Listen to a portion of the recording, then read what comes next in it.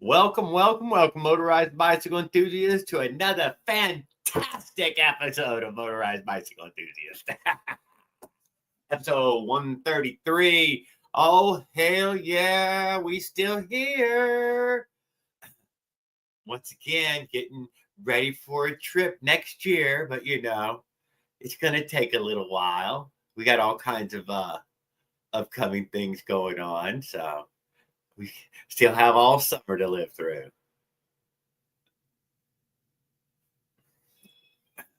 Good evening, Willard. How are you doing, sir? Glad to see you, man. Glad to see you. Glad to be here on time, ready for the live. Just relaxing. Yeah, I know. I knocked off a little bit early so I could be sit around ready when it kicked off. Good evening, Mike Miller. How are you doing, sir? Really dug the fact that you got all those Minarelli cylinders all at once. I believe you even got the heads. Did you get? I've got to go watch that video again. I think you got the pistons and the heads as well. Because if so, maybe I need to just buy that box for my upcoming trip. Maybe it needs to be a Minarelli trip because, there's a deal on 4 at once. Is that deal still going on? $99 for 4 of them? I need to go check and see. I've been thinking about that. Like, man, Jared, that's the ideal deal. I mean, I think he said they're 50 millimeters, so that's pretty powerful. 50 millimeters is way better than 47.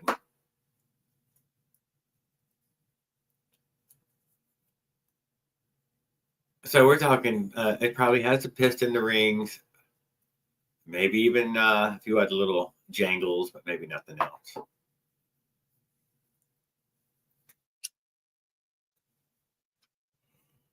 Ken Compton's in the house. What's up, Ken? Haven't seen you. I spoke to you in a while. I know you posted that ride video a few days ago. I watched a little bit of it. I did not get a chance to comment on it. I gave a like, and I liked everybody else who had already commented.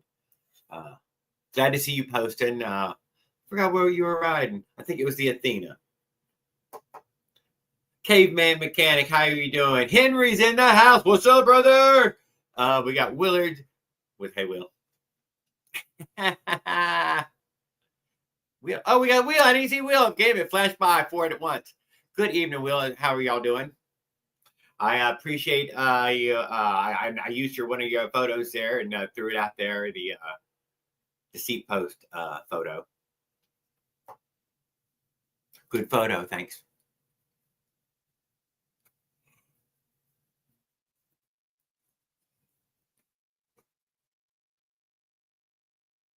Okay, it comes with piston rings, head gaskets missing, reed valve. You can't expect to get that. Intake spacer and balance bottom. And a balance bottom. What? It comes with piston rings, head gaskets. Piston rings and head gaskets. We'll go with that. What it needs is the bottom end. Yeah, what does it fit the whatever. I'm gonna stick with what I got.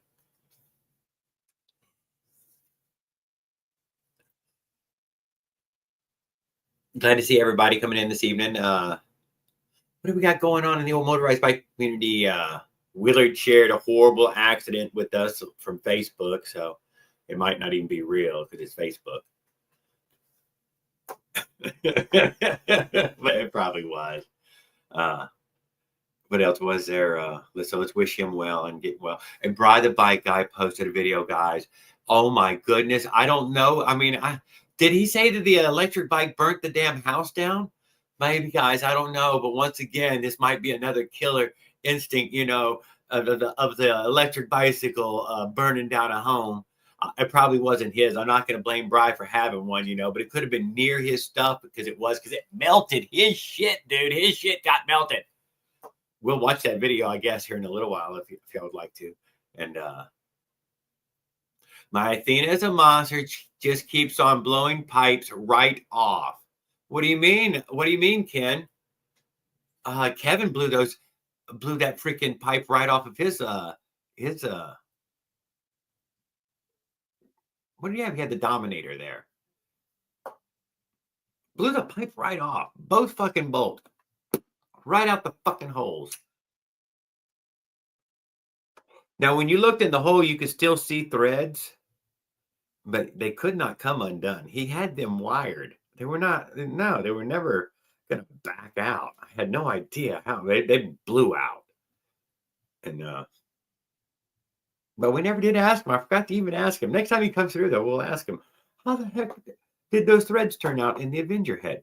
If they had any thread left in them, or if they just blew those two bolts just clean out of the hole, just by force alone. He said he just held it wide open, heading back there. I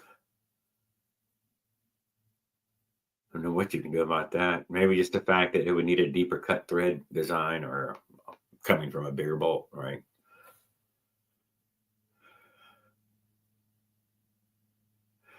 Oh, they keep breaking right at the housing header. Breaking off the heads. There was no threads whatsoever. They blew completely out. Good evening, Kevin. Okay, thank you, Kevin. I appreciate it. Yeah. So yeah, it blew them completely out. It just me and Op looked in there. You could see a little thread edges and all, but I didn't think that was the kind that would hold a bolt anymore. They would need to be drilled and moved tapped to whatever 8. Aren't they 8s that were on there though? Aren't mine 8s now? 8mm that are even on the exhaust? They might be 6. I think they're 8s. Damn. It's 8mm bolt on, but I don't think it's 8mm at the exhaust. The thing was running wide open for quite a long time. No, that's what I said. It was just pinned, and you just held it. You were going to just basically full throttle. And it just heated up and blew them out. New inserts in. They ought to be fine. Okay. Yeah, I'm not the kind that panics. I hate a broken bolt in the hole, but stripped out a hole. I don't know. That's not one of my ones that I worry about. Like that was repairable. That's the easiest of all hole repairs.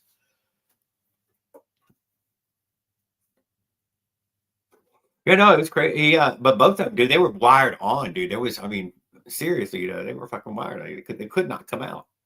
And who is it? Raul says that during the flyby on some little piece of the live, I seen them fly out of the hole. I don't believe that. But maybe he did. I don't know. Yeah, that thing was running like 45 miles an hour or somewhere in that range, 41, 45 the whole way back.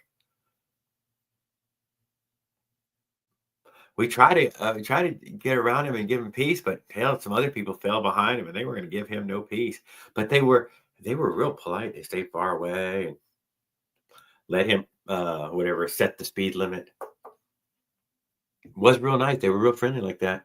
I don't know if it made him feel hurried or not, but I don't think he felt hurried. I think he just wanted to fucking pin it and see what it would do. He'd already measured it and seen that it was only doing in the 40s, and he felt fine to just pin it.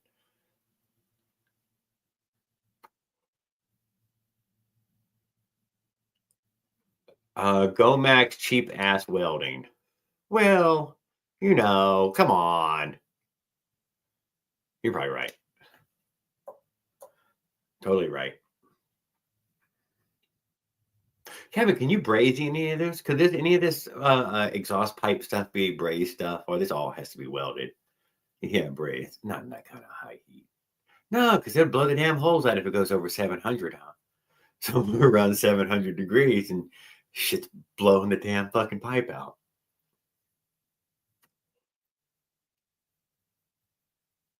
What do you think it got so, well?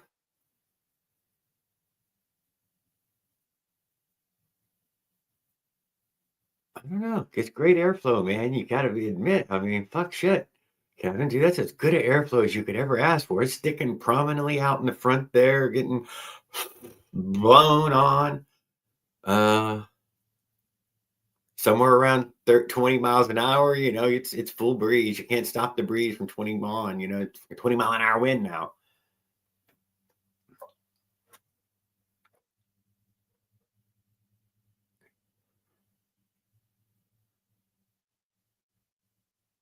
Okay, thanks, Kevin. I was just asking. So I believe that brazing is probably the most simplest way to patch most of these holes that us as people at the, you know, the novice at home, guys, that you could do. You just go get a MAP gas can and the torch tip and a one brazing rod. It'll cost you some money, like $30. There's exotic metals in there, but you know you should go braze any of these holes.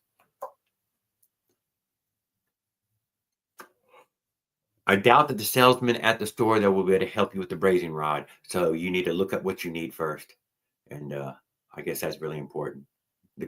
You know, it's expensive enough to yeah, they need to know what fucking rod you need.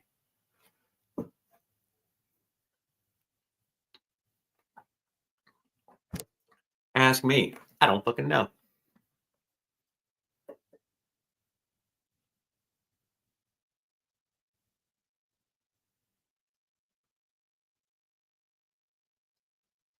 Hey, looky there, guys. See, look at this. Here's something that he says is even easier for us to use. I would use brain somatic silver solder, the blue stick. It'll work better and flow better. The blue silver solder stick. There it is, guys. That's the stick. It'll probably cost you a little money, 30, $40, maybe something like that. Dude, it's crazy. You're like, yeah, dude, but make a ring at it if you're fucking, you know, if you want to save some of it, make a ring first and then use some of it. It is an alloy.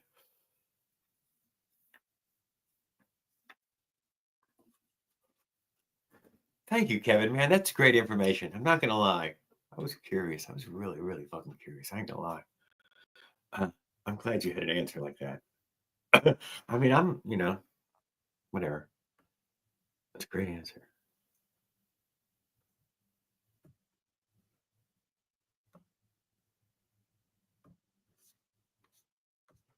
Yeah, chat isn't moving that fast. I will get this up.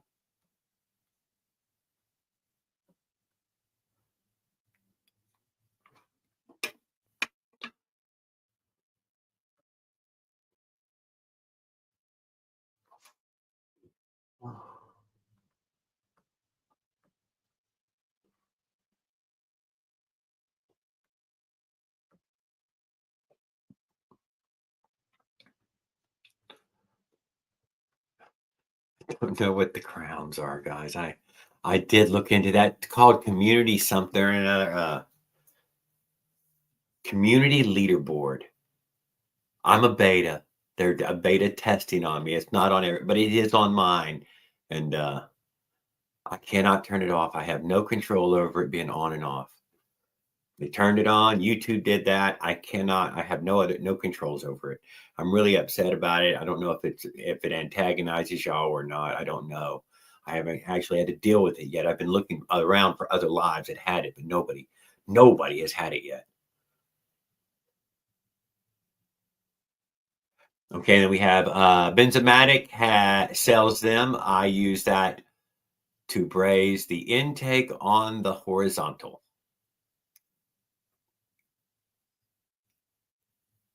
There we go. Great answer, Kevin. Great answer again.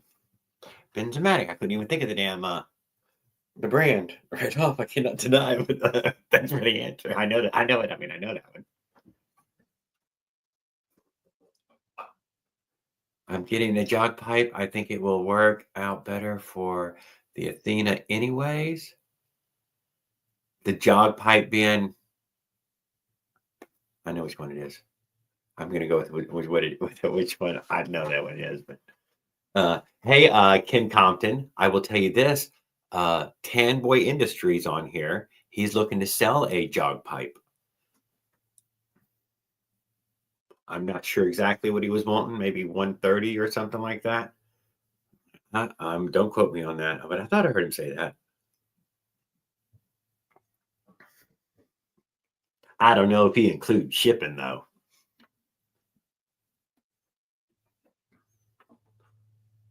But I don't buy and sell anything, so that's between y'all and them. I don't want to be part of it.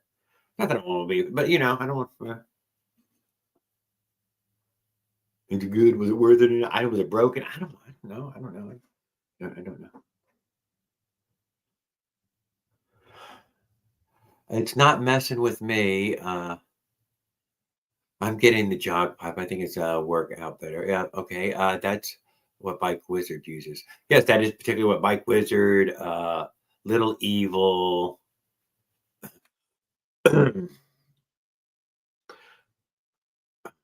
Op Onezilla. Kevin didn't have a jog on there. Who else had the jog on theirs? I think everybody wants one.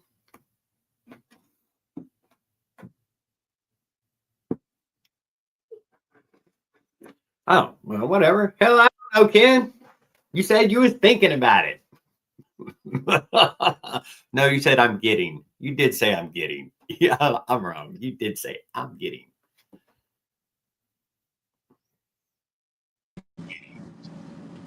All right. Good evening, Andrew. How are you What's doing, going sir? on, Jared? Doing well. Not much. What is this? Is this an insignia or something? Oh my goodness. I don't buy sandwiches. I am a Subway employee. Oh my.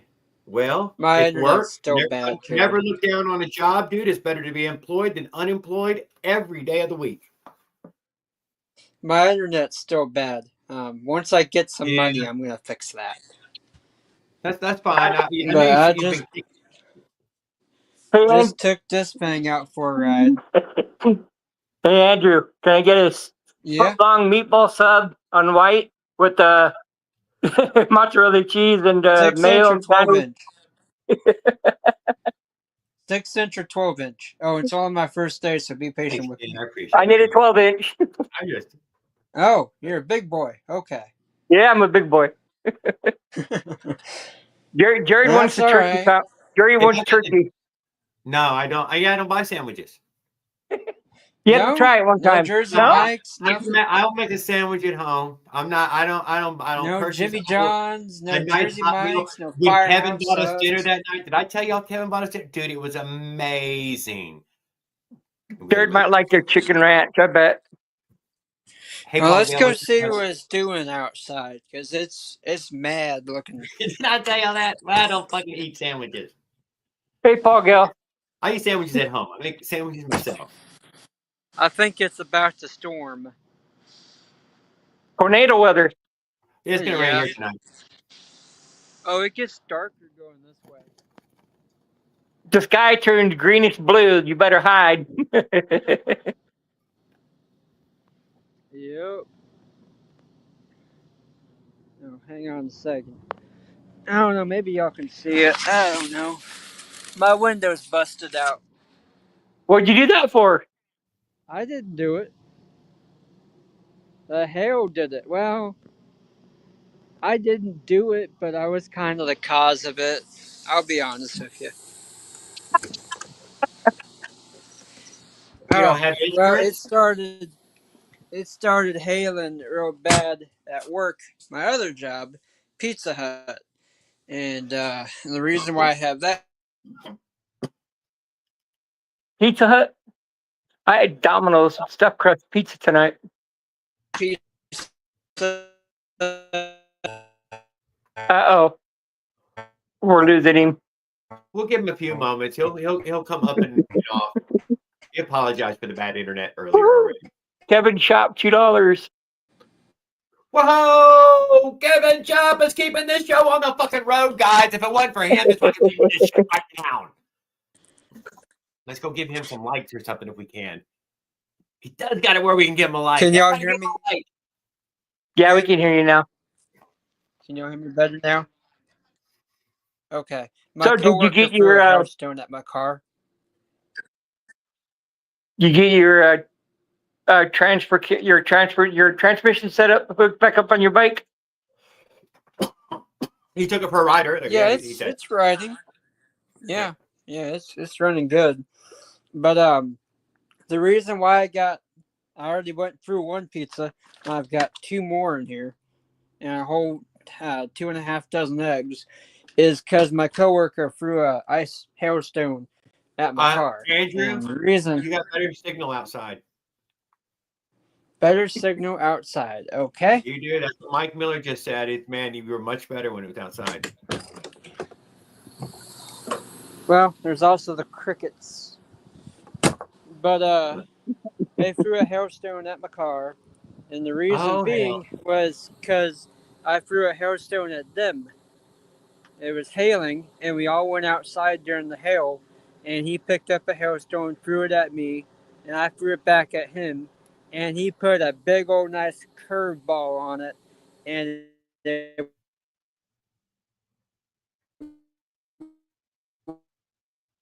went right.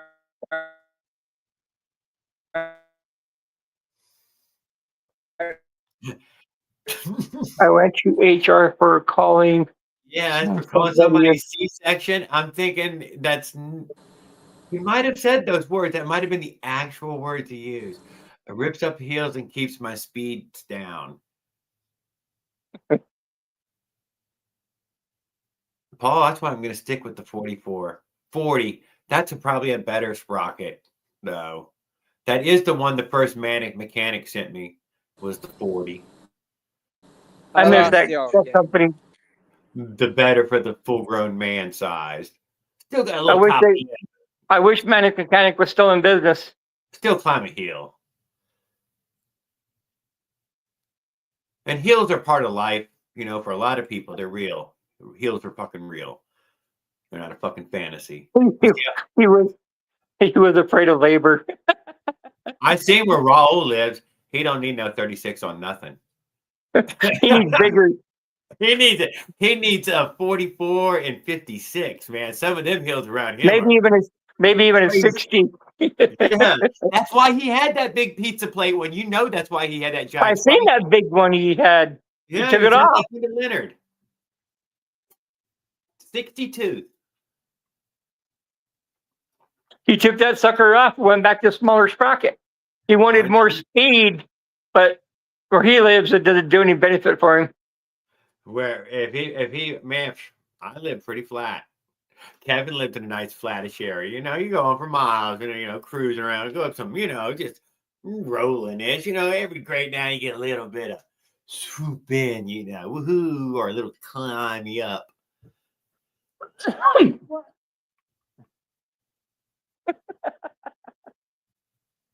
American Got Talent. Oh, jeez. And, yeah,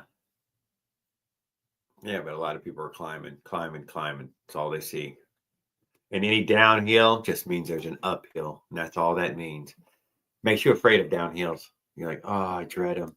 I dread another downhill. Downhill means I got to climb up out of here.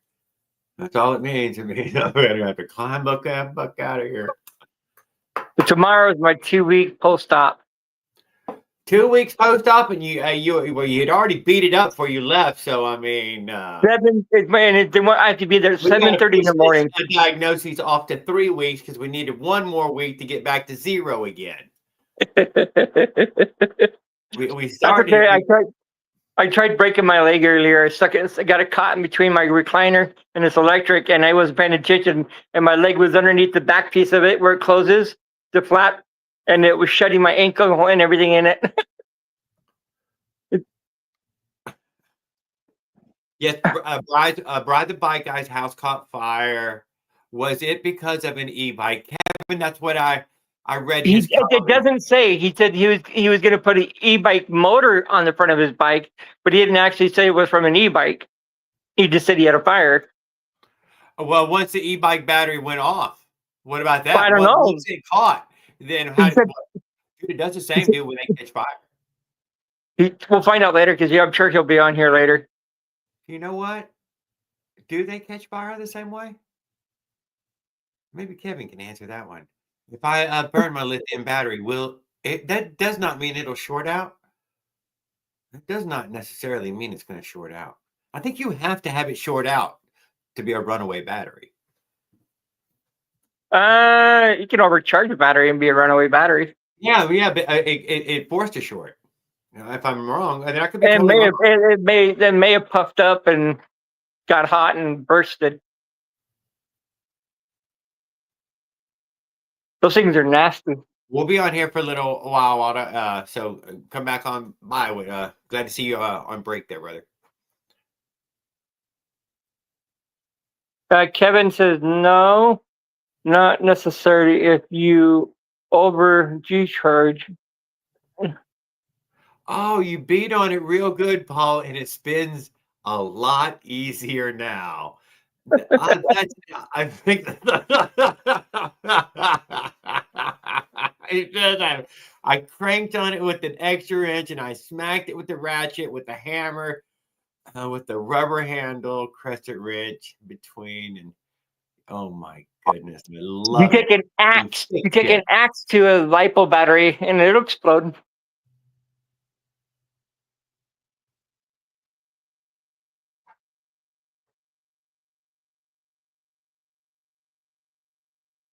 Hopefully he's got fire insurance. Bitch slapped it. No, but I believe somebody has already rented him out a house in a nicer condition than he was previously in, and that they had set him up fairly decently. He I'm not sure 100%. I should not be telling his story, but Doesn't he? Friends and family around him had helped him out, and wonder if he lives in Cat. Anything. It took his stuff. His bike was in the 60, 70 percentile. He'd lost wheels and he lost a lot of his bike, and intake was melted. It was a drip. Over discharge or charge. Life of insurance. Yes, but what if? But yeah, I don't want to talk bomb stuff either. Yeah, but what if set on fire? So don't answer it in that way. It's not. There's a lot of reasons why lithium batteries burn up. Yeah. Well, you know what I mean. Tossed in the fire, trapped in a house fire. I keep is it who's in Canada? Is it Paul? Paul's in Toronto. Okay. I keep thinking bike guys in Canada. I don't know why. Adventures.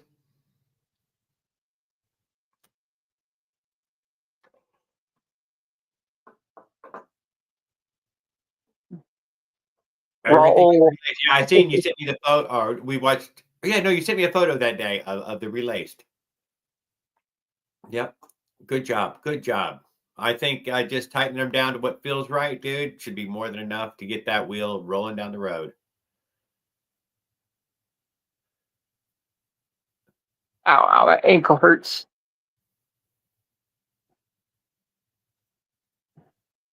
I don't know how to take it apart, but it's $21 to replace the ratchet. What? Ow.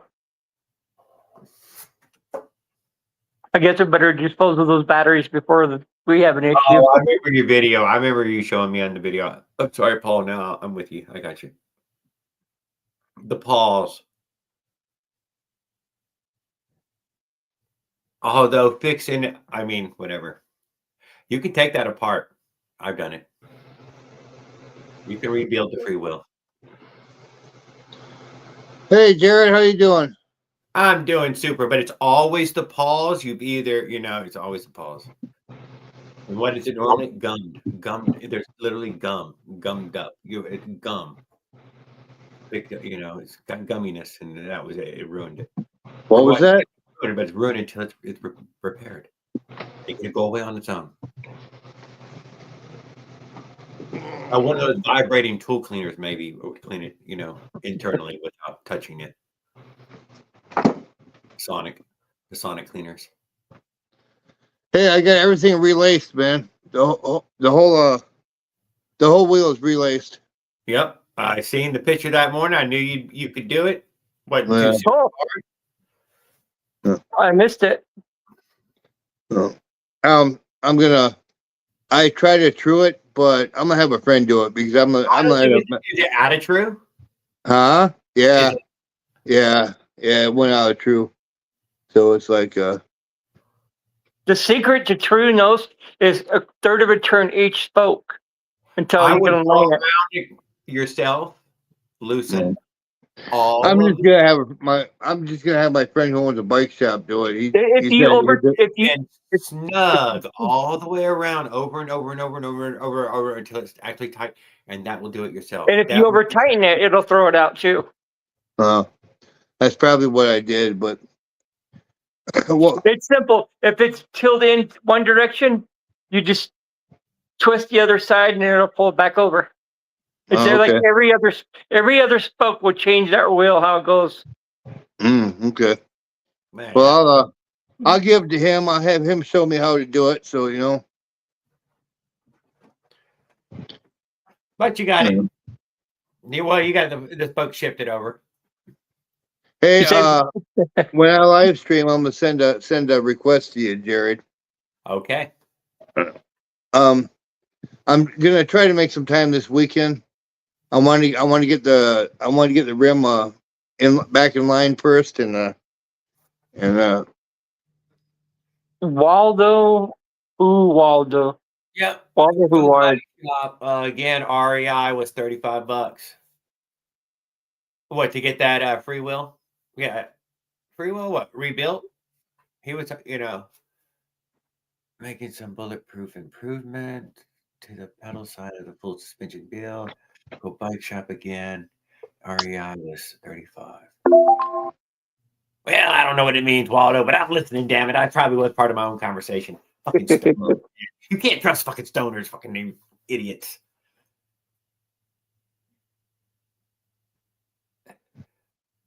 Uh-oh.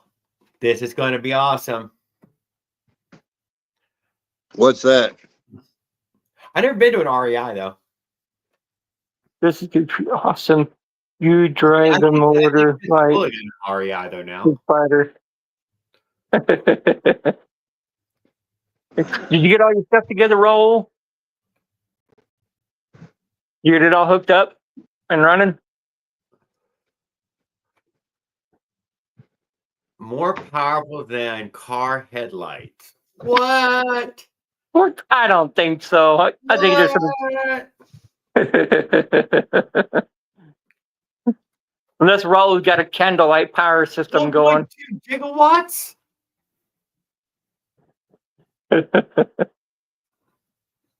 Marty, for real?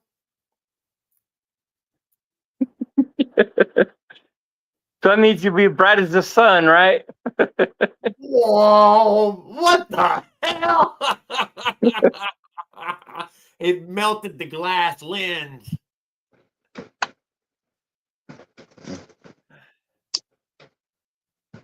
It must have started a fire.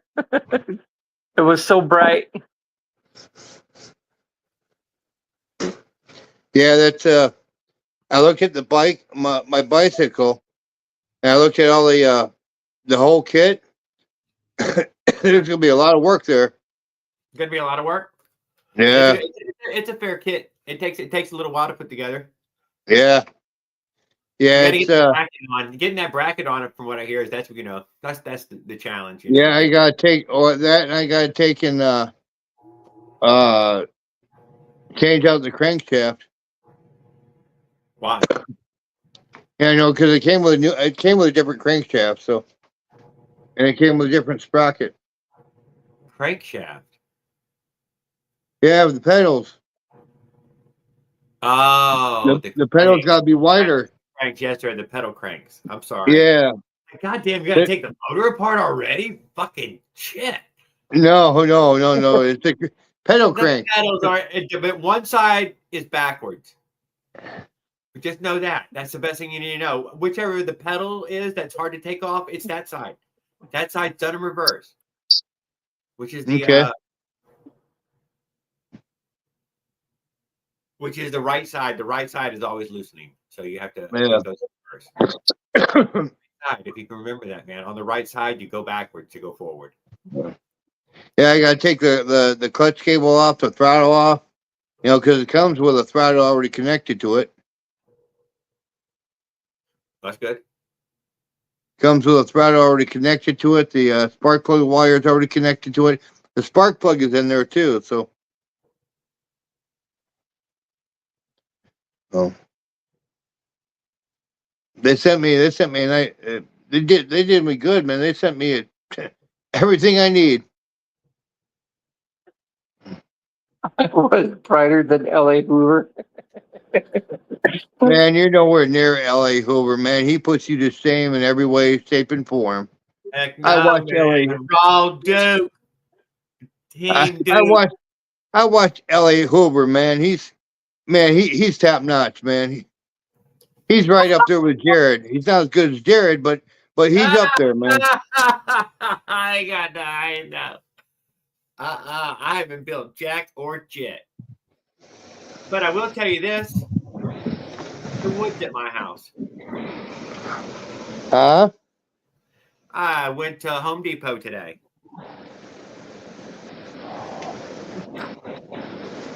Did that. So I got the wheels, I got the axle, I got the plywood, and I am the paint. Sweet. Now you just got to get your nuts and screws and bolts, and it's just gonna be nails and liquid nail. what are you using for a frame? What am I using for a frame? I'm using I don't know. I'll probably use 2x2s. What about you, Jared? Conduit pipe? A piece of plywood and 2 2x4s. Ow. Just an I-beam. I-beam construction. I'm gonna make Same as a mobile home. No different, in fact, at all. Literally no difference on the underside. What I'm gonna do is I'm gonna make a skeleton first for the 2x2s, and then attach everything to that, and then put my wheels on the bottom. I'm good to go. How tall are you gonna make it? What's your height? Yeah, the height. You gotta. What's the measurement you think you're gonna be doing? Probably 4 feet. I'll probably go 4 feet high. How tall are you? 6'8". I'm kidding. I'm 6'1", man. And Jared's what? 5'2", 5'3"? I'm just 6 foot. Oh, you're 6 foot. Yeah. Jared's about 6 foot. We're about the same height.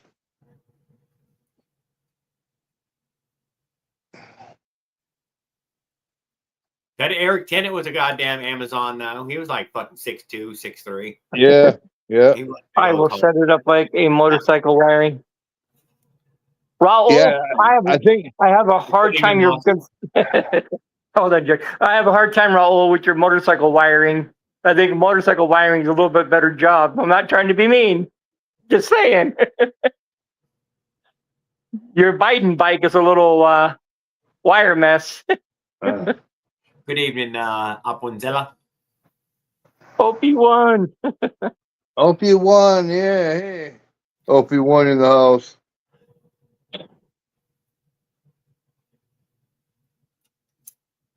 Get a fog light. You can buy a nice heavy duty fog light, Raul. This is where you're gonna get you can spend some money. 55 watt lights. 55 watt.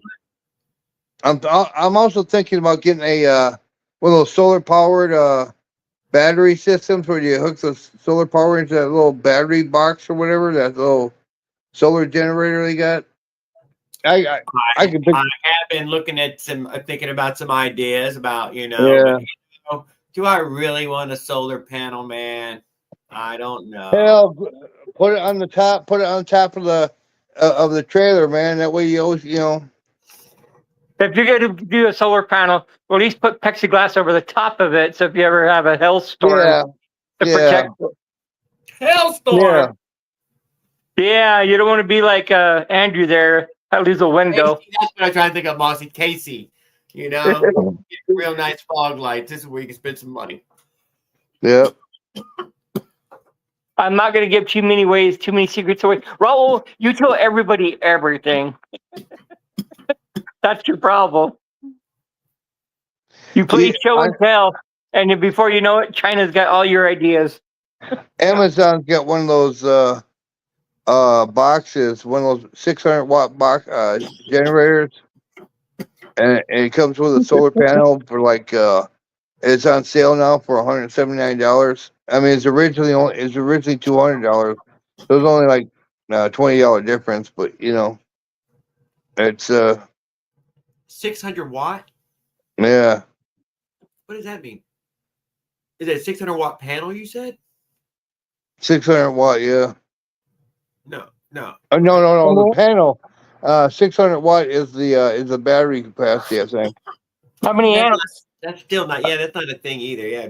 What are the amp I don't draws going know. to be? That's what it said. I'll have to reread it. That seems awful high. Might be right though.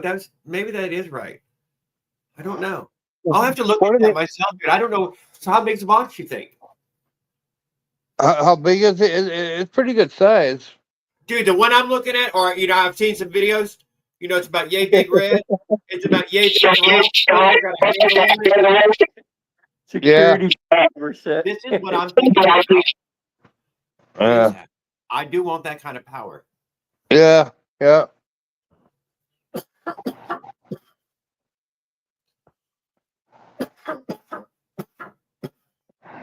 Yeah, you can charge them one of two ways. You can use a solar panel, or you can use an outlet, to charge them up. Yeah, well, if I think it. Or you Who's could always on the background. you could always for a gas generator. Yeah, but that's a little bit too much, man. Yeah. That's a bit They got too those heavy. little Honda. They got those little Honda generators. They even got them at Harbor Freight. No power trailer. What are you talking about? What are you talking So about? charge a gas What are you talking generator. about? Charge a, What are you talking about? What are you power talking trailer. about? Come on now, what are you talking about? You know how much they cost. Yeah, you ain't ignorant then. If you know where they're at, you're like, yeah, never mind. I'm going to blind traffic with it. Oh, Raul. More the stupid bicycle. You better use the proper gauge wiring, Raul. You're gonna have a melt that electrical stuff, Now, man. Harbor Freight did have a little two-stroke generator there. Yep. Yeah, I think it did. 750. But they don't have. I can never find it no more. It's gone. I think it's just gone. They still got them. You have to go online. It was a little tiny thing, dude. Little green thing. 750 watts. Now, if you had For yourself $100, I'm able to buy a Greyhound ticket. Time to order a new PK air filter. PWK air filter. Why? Did you wear one out? Is fucking Louisiana fucking clogging it up in a year? Man, God, man. You're nowhere near those chemical plants, are you? If you're next to the Mississippi, you are. How could you be away from them? They're probably up and down that thing. Let's see here. A portable power station, 600 watts, 80,000 amp hour backup lithium battery pack bank, 110 volt wave AC outlet, solar generator for camping, emergency, RV, hurricanes, whatever. It's got solar panel capacity and regular plug-in, regular AC or My mom's got one. She paid $200 for it from Harbor Freight recently. It works really, really well. I got a car jumper. One of those car jumpers. Yeah, this is for electrical. About yay big, probably about that thick. Yeah. It's got quite a bit. I think it's maybe 20,000 or 40,000 milliamps.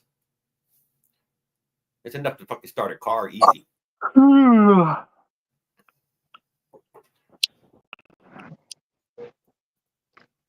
You know what? Starts the car better than my big jumper, even though it's got a big. Yeah, they're running for about 179 now. 179.88 on Amazon.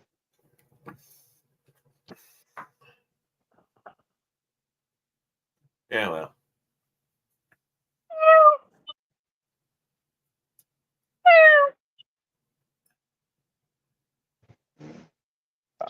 Hey. Oh. I'm gonna be back in a sec here.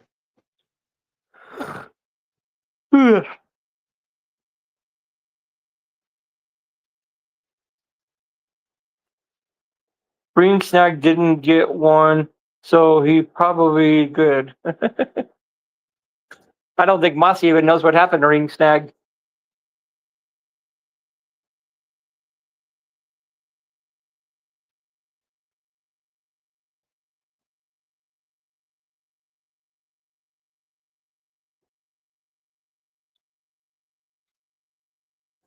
Surprised Tan hasn't come on. You gotta write more than that at once, Monty.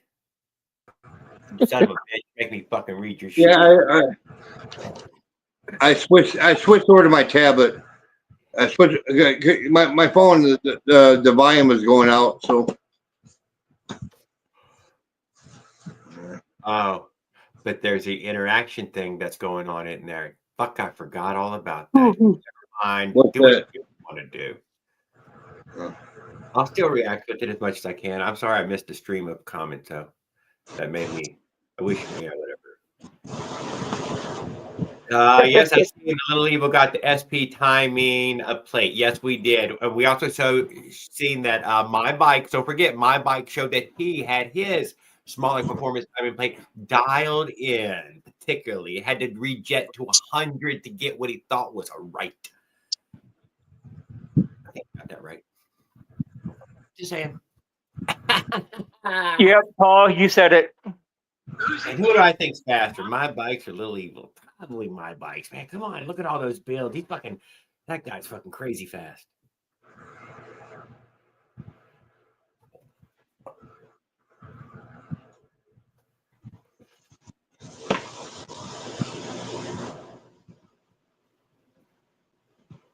I know.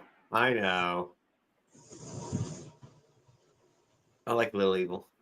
He should keep posting more. I'm glad he didn't drop out there for a little while. I was starting to worry where the hell was he. But Mike Wizard kept popping on it. I know they're good friends, so he would have said something. So life happened. That's what I figured. Life was happening. So I'm glad he stuck around with us. So yeah, he does. I subscribe to Little Evil. He's pretty cool, man. He is cool. Very cool guy. Yeah, I talked to him for a minute or so. We text back and forth a little bit on his channel. Yep. I subscribed to him. He subscribed to me. That sort of thing. So. Yep. That artwork up in the top right corner, guys. That's a Bike Wizard 45 did that for me. Wow, that's awesome, man. Yeah. Man, that's a Da Vinci, man. What are you talking about? That was years ago, dude. That was 3 years ago. You fucking did that. Where we're all just little channels, and I said, I want a little piece of art, and he did it. Hey, that's cool, man. That's cool. Yeah, that's decent. Where'd Willard go?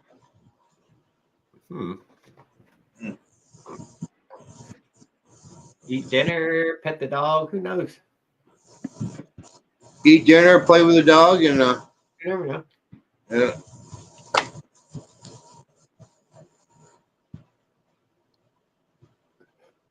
So so I got my plywood today, and I will probably start something. I don't know when because it's so early on, but I wanted to get it. I wanted a piece of plywood here. I settled in on 7 by 42.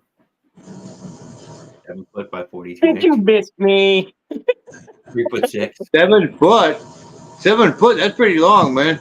I mean, I'm gonna go 6 foot. 6 foot, like one or two, maybe 6.5. But microwave for 6.5 long. But 7 foot, man. Why don't you just make a little coffin, man, and wear some bright clothes? So Angry Santa did from South America with his worm farm. Quit it now.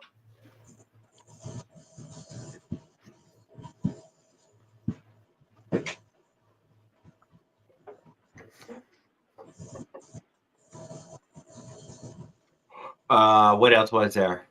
Yeah. And I bought 2.7 millimeter ply.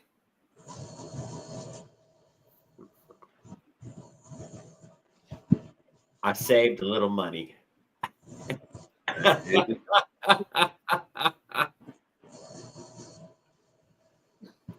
But I spent $200.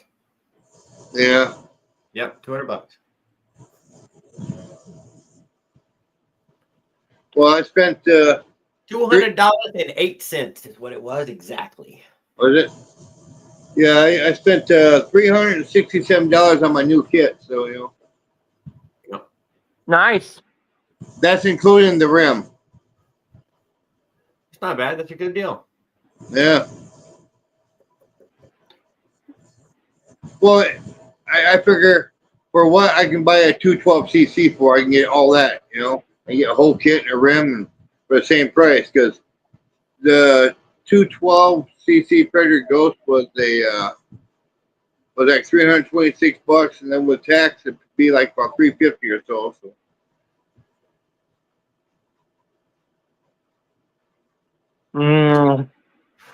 Yeah, I didn't. I guess I don't have, but I have $200 in the old Avenger kit. So let's just say it cost $200. Like I already had. Yeah. Like I had got a long time ago just for the motorization of it. So just a good score of a bike. Yeah. What I'm gonna do is when I put together the camper, I'm gonna make a skeleton first and then build onto a skeleton. Yep. Yeah. You're going to give it an aerodynamic design. You're going to give it a curve. You're going to go square. No, I'm going on a coffin shape. No, yeah, I'm gonna get. I'll give it a curve on the top. A curve on the top. Yeah. Well, yeah. In the front. Put a curve on the front. Like that. Yeah. Yeah. Don't go Don't square. go square on the front. If you go square on the front, you got a lot of wind resistance there. No, I ain't going square. Wind resistance as a semi is to not be worried about. I'm going round. A square RV. You can't. I'm going curve. I'm going curve on the front. From your front end to the same RVs you find right down the street from your house. I'm going to be a curve on the front, probably spoiler on the back. Jets underneath. Yeah. Spoiler on the back. Gonna go carbon fiber. Yeah, there you go. No, I'm make the front end curve though. I'm gonna curve the front end. Go to that pressed wood look on there.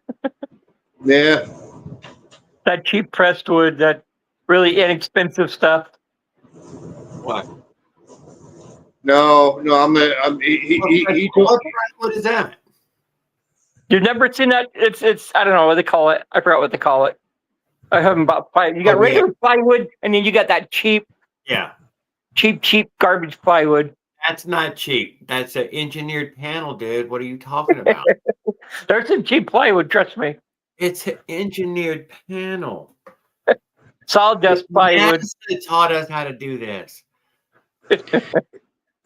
How thin is that 5 mil? How thin is that 5 mil? Well, it would be 5 mil is how thick it is, but. Oh, okay. You using a 1/4 inch plywood? Using an inch plywood? I'll figure it out. 2.7 millimeter. 1.7 millimeter. That's how thick I purchased CDX. I know, but I mean, yeah, but then you just plane it right, and you just thin it out somewhere. Run it through a planer, take a couple more millimeters off of there, You're going 7 foot by how high? 4 foot, right?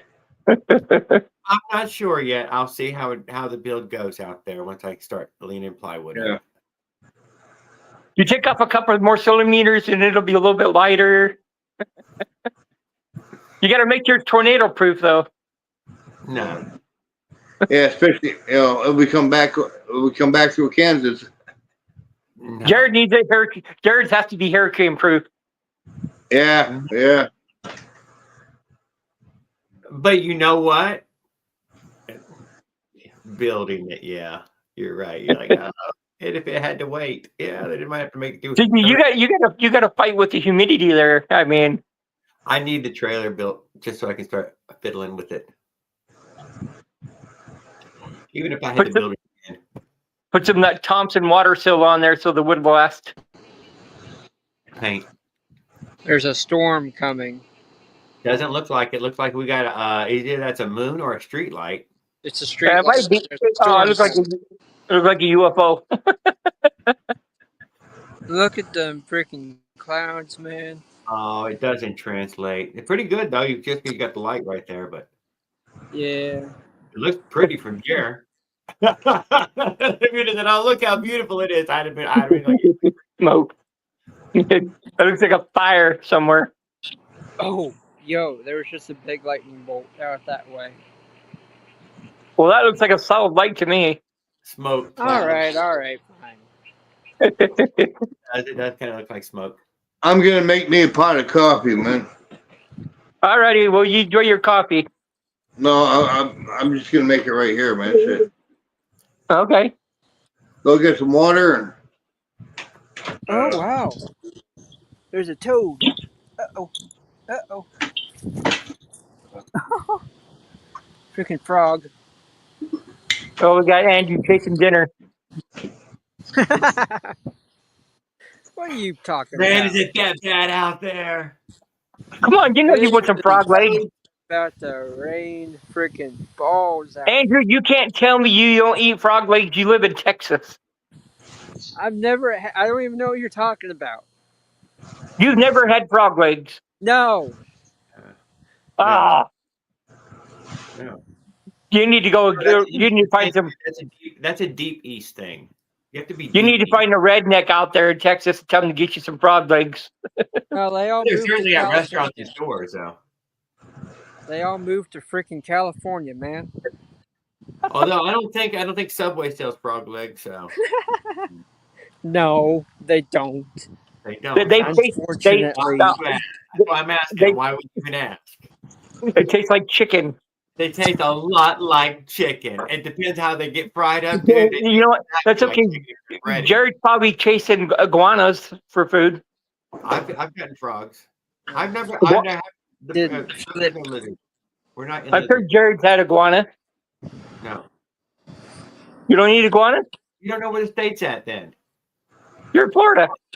I'm a long ways away from that part of Florida. And I don't mean a little ways. I mean, I'm a long ways away. You're near the Everglades, right? No, he's not. In the ballpark. Probably 800 to 600 miles from there.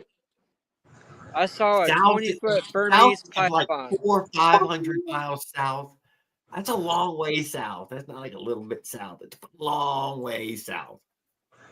So have you talked to Mushroom at all yet, Jared? Has he contacted you? You ever seen a 20-foot python? No, he did not. Wow. He's so close to you right now. It's funny. Whoa, did y'all see that? See what? The lightning. I didn't see anything. I see a light. Rewind the clip. I've misplaced my W. You misplaced your W? What is it? Last time I was in Louisiana, Canada, off one with Stacy and their boys, dude.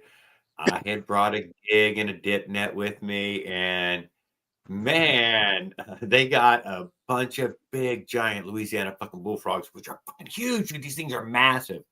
And they put them in a bucket, and they wandered off again, dude, from that bucket. And I swear to God, dude, the raccoons came over there, opened the bucket, and took the frogs, dude. It was hilarious. Hey, Andrew, you kept it. Kiss it. It might turn into a print.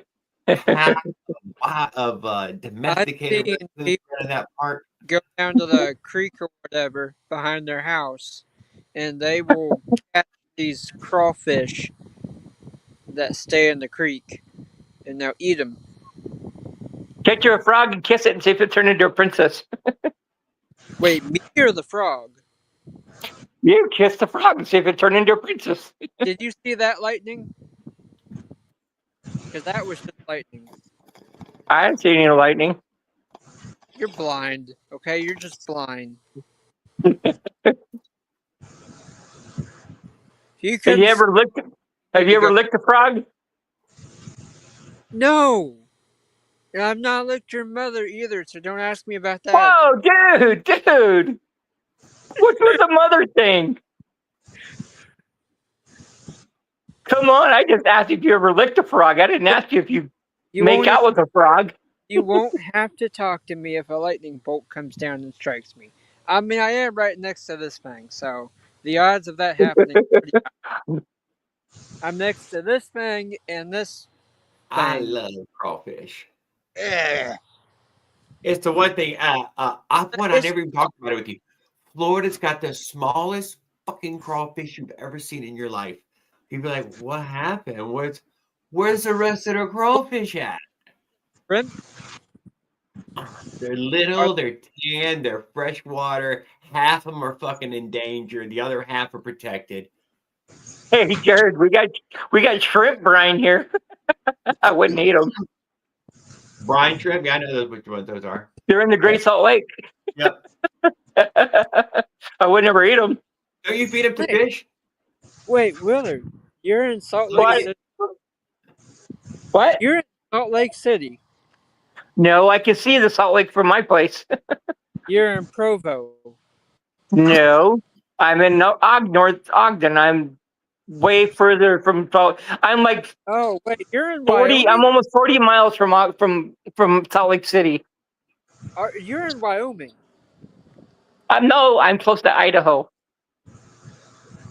Oh wait, I'm close to Brigham City and all that area. I thought Ogden was in Wyoming. No, it's in Utah. It's northern Utah. No wonder you talk like that. I'm from California. Nice try. Hey, Paul. Who? Good evening, Paul. The camera sucks so much. In the dark. Well, it's all right. You're hanging out with us. Yep, I've also been deep sea fishing.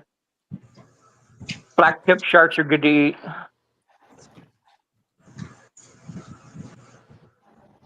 Oh no, I was trying to say earlier, me and the coworker is what I was fishing for. Jared, hey, I was trying to say earlier, man.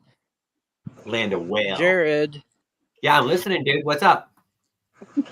I was trying to say earlier before my internet cut out, which it might try and do it again, so I'm trying to get this. But it's cutting out right now. That's life. Loud noise. Anyway. So where's your flux capacitor and lightning rod? So me and a coworker were passing a hailstone. We were playing catch with a hailstone, and he put a spin on it when he threw it back at me, and my back just so happened to be to my car.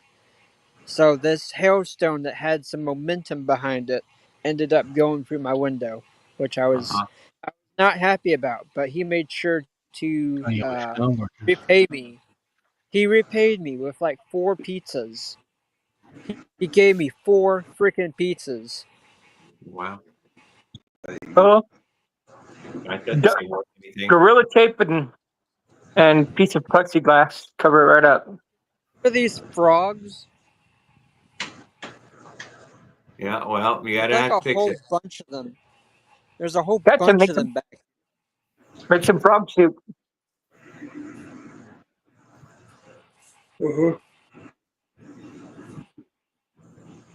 Can y'all hear that? They're what? Oh, well, they quieted down when I asked y'all. I'm too close to them. Tall grass. They need to come by. know this whole. I was following a guy right now who made They're it to usually- Shreveport. That's where you're gonna Watch out for the swamp monster. Quit dead. Like fucking man. Oh, I'm- an thanks for alligator. me. Yeah, man. I was You hear No, about you gotta- those? You have to You worry hear about about those those wild 10 boars. Y'all hear about those 10 inmates from New Orleans that escaped? 2 of them ended up in Huntsville, Alabama. You know what that's infamous for? The prison Huntsville, city of. Alabama. It is the prison city of Texas. They've got more than a dozen prisons all In around there. Huntsville, Alabama, they got Texas prisons. Huntsville, Texas. Texas. I thought you said Huntsville, Alabama. No, I said Texas. They've got a ton of prisons. And Well, they're out of prison. they've got a electric chair in a museum, and it's called Old Sparky. Everybody knows that one. Huntsville, Texas. Uh-huh. I know you can see what I'm saying, y'all. So don't bullcrap me on this lightning stuff. So Two of them ended up in Huntsville. I think So they were caught. Well, you know, But you want it? Hey, I got one for you. Bicycle topics to yourself. I wouldn't worry about it unless you got a flex capacitor, steel rod, and a DeLorean. These Now you caught. can talk about that topic with someone, but it ain't the place. And you got to have the circuits to make time travel possible. These fools were caught almost immediately upon entering Huntsville city limits. And you think that if they'd had motorized bikes, they'd have had a I'll be back in a minute. You're right. Now that's a good topic. They actually, if at least one of them had a motorized bike, they they go could out be and go get booze. Poor guys. Ooh, that's a lot of lightning. They're never gonna get out. That's how that works in America. Once they recatch you, there's no you just never ever get out again. Jared, I think this storm is going to They be don't going. gotta let you out ever again. I think the storm is headed your way, Jared. It doesn't matter. I'm rainproof. I don't think about weather like that. No, they have in the museum here. They have something called an iron lung. Oh Yeah. yeah, because of polio. Yeah. Yep. I've seen that. I'm trying to get one. Are you? Wait, polio or the machine? Either one, I'm fine with it. It's not too late, Jared. It's never too late. You know, maybe I'll catch it and be a winner. They used to check me for polio as a kid all the time. I remember that. I remember having to do the polio test and the bend over for the scoliosis test. Oh, they made all of us do that in like the 5th grade. Yeah. Man, what is that? Jesus Christ, man. What was Whoever that? that is. Out. That's life's adventure. Oh. It's lighting up the sky like a strobe light show. Y'all seeing this, right? Just flashes. Yeah. It's coming. It's going to be coming.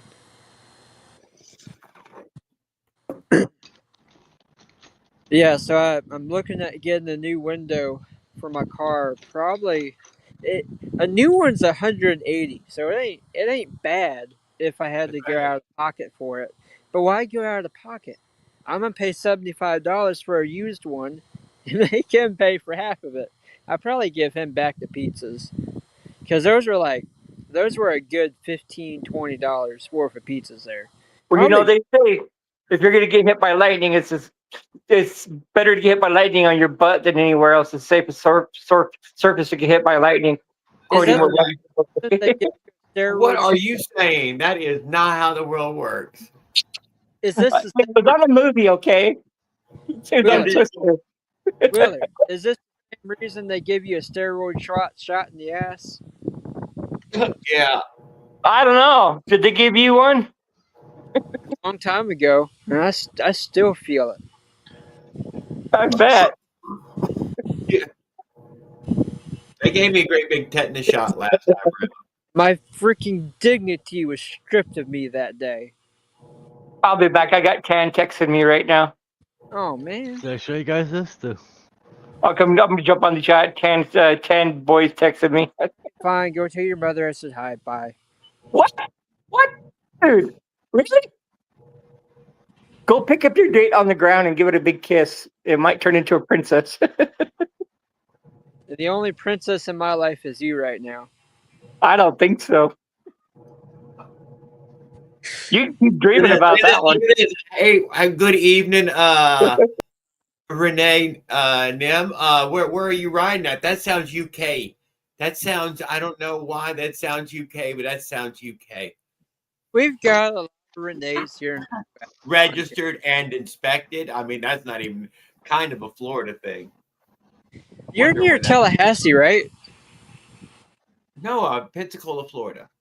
Pensacola. My mother was. Let's say Alabama. I'm in lower Alabama. No, you're not. No. Yeah, Florida. This part of Florida is a lower Alabama. I don't recommend using these unless you have to. Which one is that one? Georgia first to get to Alabama. Oh, dude. Spokebuster 5000. Where was that? Where was that at? Where all bikes got to be registered? I was in hell Georgia. no! It can't be Illinois, man. Come on, now. It can't be that way, dude. Fight the power. What? I was in Georgia for 0.5 minutes. I'm not even kidding. If you're coming from Nashville, Tennessee, and you want to go to Chattanooga, Tennessee, you have to cross into Georgia for a split second. I'm not even lying to you. You will be in a totally different time zone by the time you get to Chattanooga.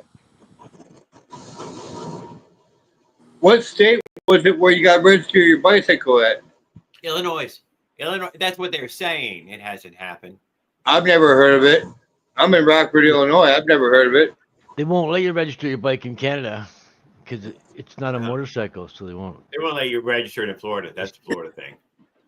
Even if you make it into like a motorcycle, they still can't because it wasn't No, designed. because I was told by my cop friend that they fall under bicycles. But in fact, that state Alabama has some real lax laws about it. It's a bicycle. You may even see some documentaries where people steal motorcycles and boats from Florida, take them to Alabama, tag them, and now resell them as theirs. No matter how much you modify it, you can't make it a motorcycle when it's a bicycle. They don't tag anything. The only big city in Alabama is Birmingham. That's it. That's all they got, literally. I mean, of course, you've got Huntsville and the others, but I mean, it's really spread out. I mean, we're on the nice part of Alabama, not here in the Gulf Shores area. Yeah, there is. That's the Gulf of America. If you didn't know that, guys, I just want to remind everyone. People are moving. Where's that?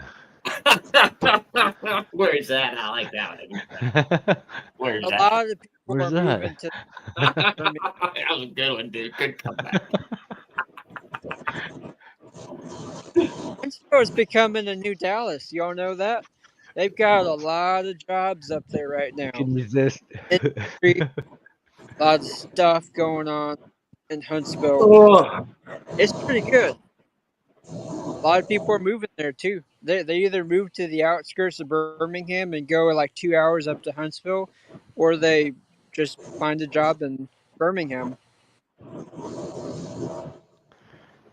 Fantastic caliper. Nice. See, those are fantastic calipers. And fenders too.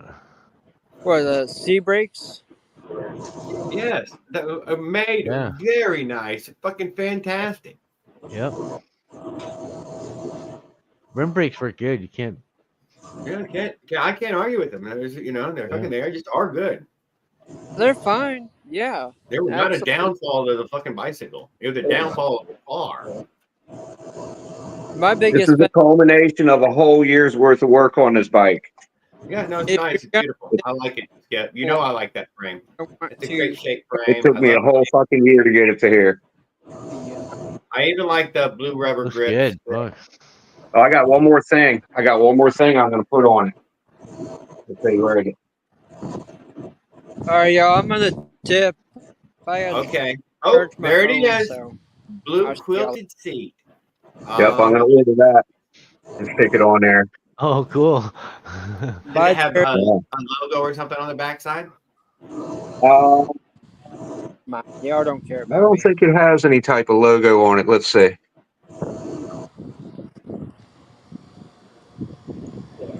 Hey, good night, Andrew. I don't know. They don't show the back, so I don't know. Somebody cares about. Darn It it. probably doesn't. I would go with it doesn't. But that's gonna look sweet on this. I like the black seat though. I can't deny. This was a boy's bike. This was a man's bike, city bike. You know. Actually, this bike is going to be for my sister to ride. Oh. Yeah, Bike. it's going to be fast, man. Fast bike, dude. It's got a 44-inch wheelbase, which is kind of long. This one here is only 41 inches. This purple bike. Yeah. More nimble. But it took me a whole year, man. It took me a whole year to restore this bike, and it's Both just of those about. are in 26, aren't they? Huh?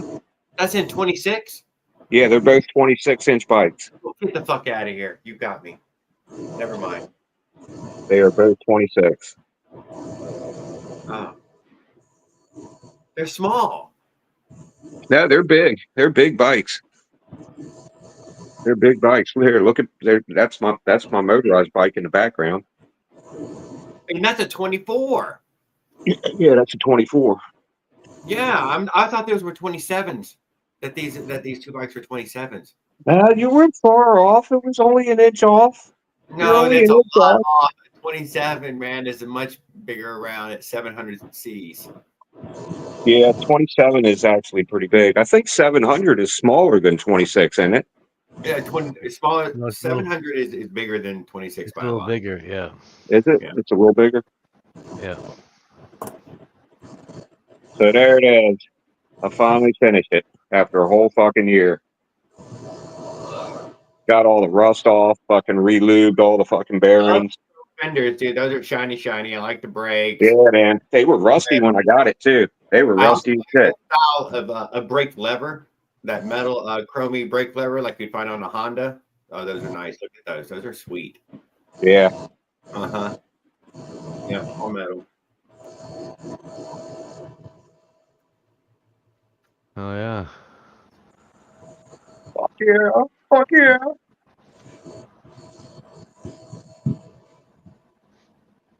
Oh, see, it's even got a badge on it. No, you got to leave that on. It's got blue on the I badge. know. I thought about that, but I'm like, well, what the fuck? I can throw it in the, I can throw it in the closet and save it if I ever want to get rid of the bike. Bullshit. Nah, man, it's gonna look good with this. It's gonna look good with that. I'm trying to make it a girl's bike. Oh, that's gonna look so good. Well, that's why I got a big wide seat on it for a girl, man. That's a 10-inch seat. Well, Heck yeah. Your bikes, Skip. I cannot deny that. It's fantastic. I'm really glad that you brought those in. You just can't let it get wet. No, I like the solid seat so you can just wipe the water off it when it gets wet. No riding in the rain. No riding in the thing. I'm throwing right back into a solid block of rust as soon as it gets wet. I'm with Paul. Mine has to be a smooth over seat like that black seat is, dude. That's smooth. That's a dry seat. That seat's always freaking dry. You can wipe it with your hand and sit down. Yeah. It's important in it. Don't lie. I Sure, like that. The sponge gets wet, then your ass gets wet when you sit down on a sunny day. Yeah, this is rubber here. This is just this is hard rubber. It's a hard seat. Yeah, I look at that style right there with the solid. All right, I'm gonna come back on later. Okay. Have a great thanks, Skip, for showing that. Skip. Yeah, definitely nice bike. Yes. Hey, what was the name on it? Please, before you dip. What was the name? Motherfucker, dip before we got to hear the name of the bikes. You know what? I could replay that if I had fancier hardware. We can see what it was. Damn it.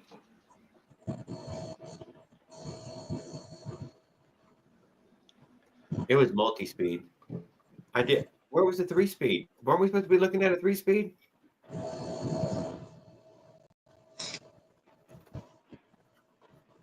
Doing a lot of Yeah, running.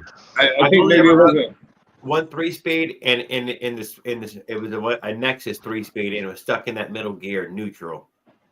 Which was a higher than the pedal. Yeah, dude, I loved it, but no, I never got to shift it. It was broken. Either got them all. We had thrown them away. But it's a pedal bike, an aluminum pedal bike, real quick.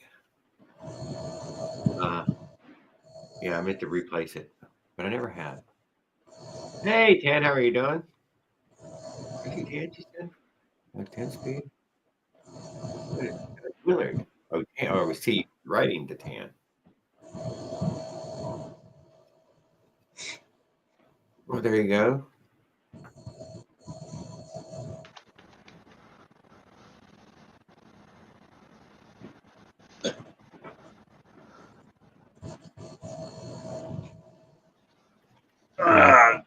Tell him girls. Definitely having a blast today on the 44 too. I've seen that. So, do you live where those hills are? Yeah, there's lots of hills around here. There is real hills, huh? Yeah. Don't be ashamed of it, man. And fucking fess up to them things, dude. Don't let these people believe that it's all flat land for everybody. I'm in a semi-hilly area. You can't even, it does not translate on camera whatsoever. You're going on a flat road as far as we can tell, no matter the fucking angle. The only thing Raul got was he was alongside that building where that angle went up the fucking building, and you're like, oh shit. Oh, damn, that's fucking steep as shit. Of course none of your bicycles goes up that hill. Holy shit. If I go south to Lake Ontario, it's downhill, and if I go north, it's uphill. It's fucking uphill. It's uphill. Pretty it's up and down, it's rolling, right? But mostly uphill. But then towards Lake Ontario, it's all downhill.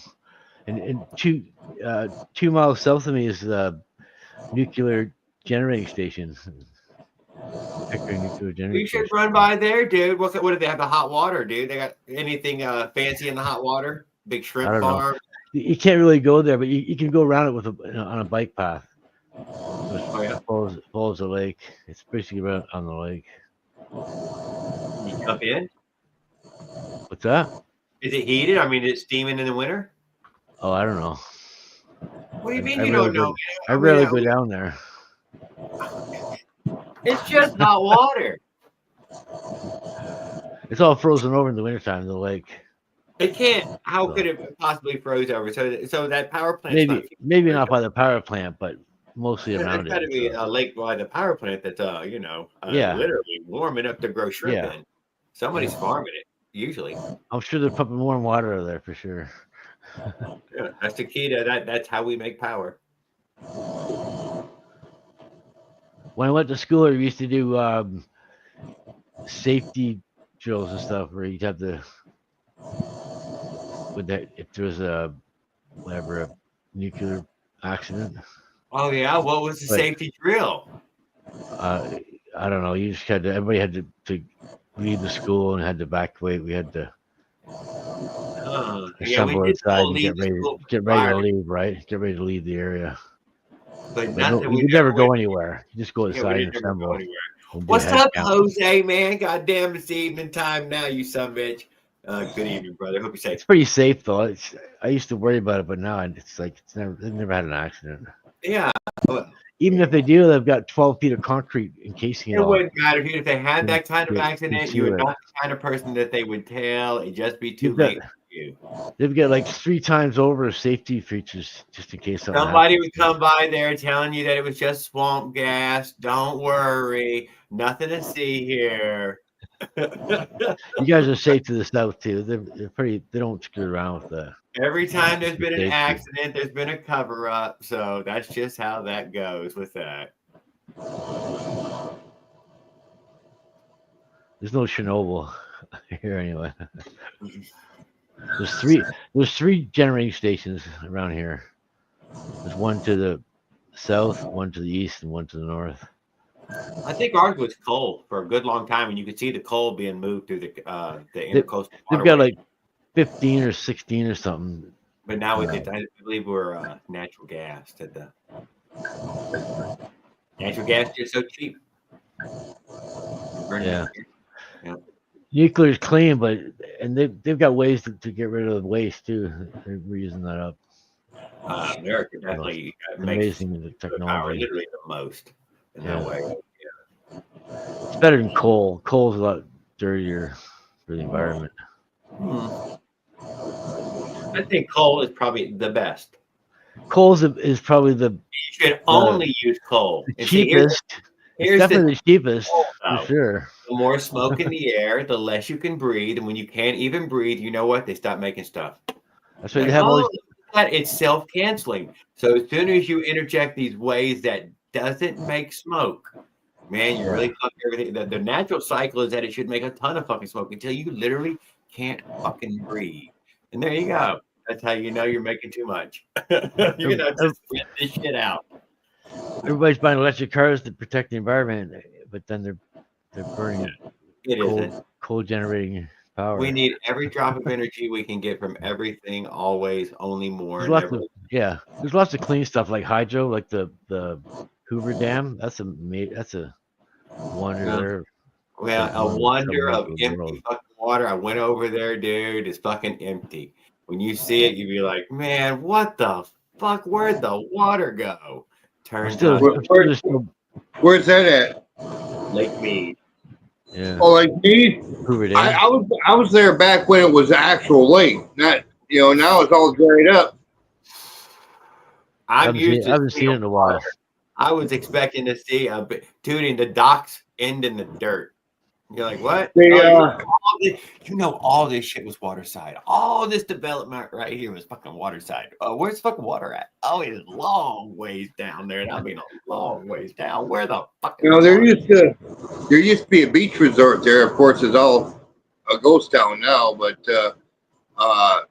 there was a beach resort. More than one rainstorm to fill it up. I can tell you that. There was a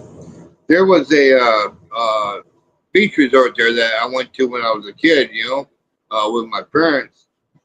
That's when the lake was an actual lake, and it was huge. Oh, where all the businesses edge, where their docks are, I mean. Yeah. It's still real nice, though. It's absolutely beautiful out at the park. They charged me $15 to fucking ride my motorized bicycle from one end of that park to the other. Really? $15, you got lucky, man. They were in a good mood. They were in a good mood because usually they don't let anybody with motorized anything in that park, Yeah, here they don't. They don't let on any trails.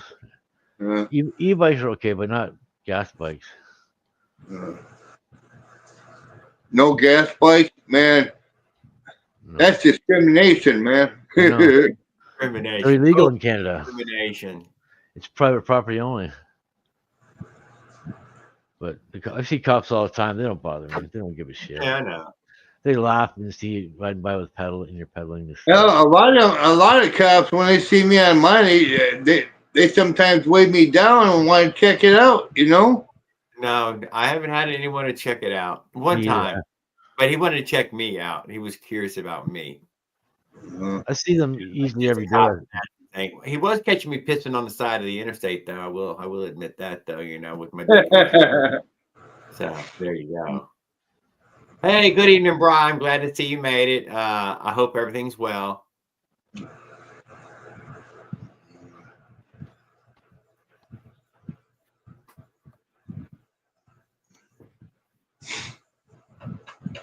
Hey, Brian. Oh, and the Google Earth picture shows it full to the top. Oh, that's ruthless, OP1. You know what? It shows around here in fantastic condition. Yeah, ideal conditions. And not all conditions are equal to the actual mapping if you know what was underwater. It's not perfect, but it's better. Yeah. Well, it sounds too loud for a freaking freewheel anyway, so it's running much better than it used to run. It's super smooth without the freewheel. Runs forever. Yeah, so good enough. But you could have replaced it with a freewheel. You should have had a few freewheels laying around. No? What gauge is that? Oh, this one's got the 12-speed. It's got a bigger disc on the bottom, huh? So it's different, right? I got one like this, like a 12-speed even, huh? Like the 7-speed one here. Yeah. This one screws on, right? Yeah, screws on. I know the other one slides on. There's a bolt. Yeah, I know the end, tightens it on. Cassette. Yeah. One's called a pre-wheel, one's called a cassette. Yeah, exactly. But I took this off and put the 24 tooth on the other wheel. And I shifted the axle over. I'm making room for the sprockets. You can't just throw sprockets on one side of your vehicle and expect to make a shifter. You gotta shift everything around, right? Make room for it. Yeah. It doesn't just happen. It doesn't just. Hear me out on this one. Just hear. What about the jack shaft down to a? Because once you put the jack shaft on, yeah, that you driving the pedal side now, and you're already modifying that to be, heavy gauge, taking that derailleur and beefing it to where it will run and shift. What do you think? When I had the jack shaft, I kept breaking this part here because when you shift, it would freewheel, and then when you put the power on, it would snap. Yeah, but what if it wasn't those discs, but it was damn?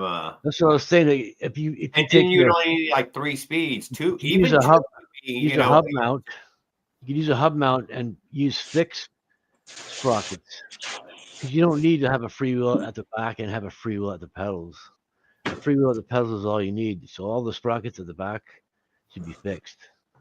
Yeah. And then the jack shaft would work a hell of a lot better. Because 8 times out of 10, I'd be breaking the freewheel or a chain. You know what I mean? So you have played with the jack shaft. Engaging so violently. But if you had fixed gears at the back, you wouldn't have any. What about just hitting a 3-speed? It would just freewheel at the front, right? It would just always spin with the back wheel and freewheel at the front. You know what I mean?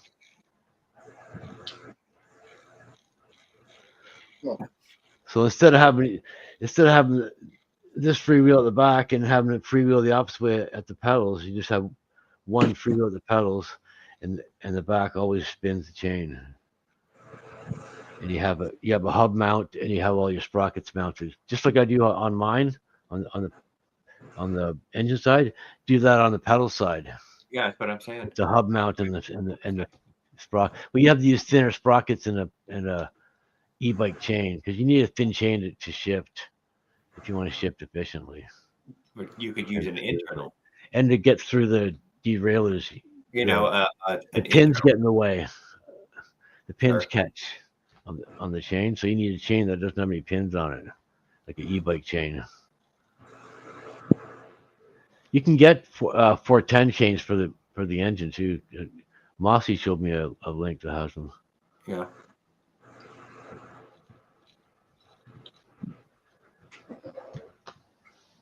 Hey, Josh, I didn't even notice you come in, sir. Sorry I missed you. But that was the most problem I have with the jack shaft was the rear freewheel braking. Because when it shifted gears, when it would re-engage, it would always violently smash in. I couldn't get it to engage smoothly. I should have just shifted without the clutch. Probably would have been better. Should have shifted with the clutch, huh? That's the nice thing about my shifter I'm making on the engine side. You can gear down too. It's not where you can't do that on the jack shaft on the pedal side. You can only gear up when you got to shift. When you gear down, you just got to pull the clutch in and shift up. You can't use the engine to gear down. You'll tear the derailleur off. I've done that a few times too. Trying to gear down with the jack shaft, bad idea. Goodbye derailleur. on my pedal side. On my pedal side, I have a just a single freewheel. Yeah. I just use it to get the bike started with a 2-stroke, but now I got a 4-stroke, so. I had like 20 days of hell with the jack shaft, walking home and braking every day, and oh man, breaking chains, breaking freewheels, Yeah, mine tearing derailleurs off. mine comes with a jack shaft. Not same thing. Is that the same thing? But it's similar, but it's very similar. Yes, it is. It is the same thing ultimately. It is. Let's be honest. It is exactly. But I understand how his was set up. Yes. I kind of thought about it. Yeah. But you seem to think that there's some magic in the e-bike chain. I love that. Well, the e-bike chain is stronger, and I hear magic talk. It flows through talk, dude. Get out of here. That flows through the derailleur without catching. That's the whole key to. That was part of my biggest problem was the pins. Maybe you can get a much higher quality steel for. That's why I only have one roller on my shifter, because you can't do an S when you have pins sticking out of your chain. It catches on the derailleur and tears it off. When you try to shift, when the chain shifts over, the pins catch on the edge, causes an issue. But you don't have that problem with the chain sticking out. Yeah, it's smooth on the side. So when it goes through the derailleur, there's no catching it. When you're shifting sideways, it's putting side tension on the chain, right? It's got to be smooth on the side of the chains.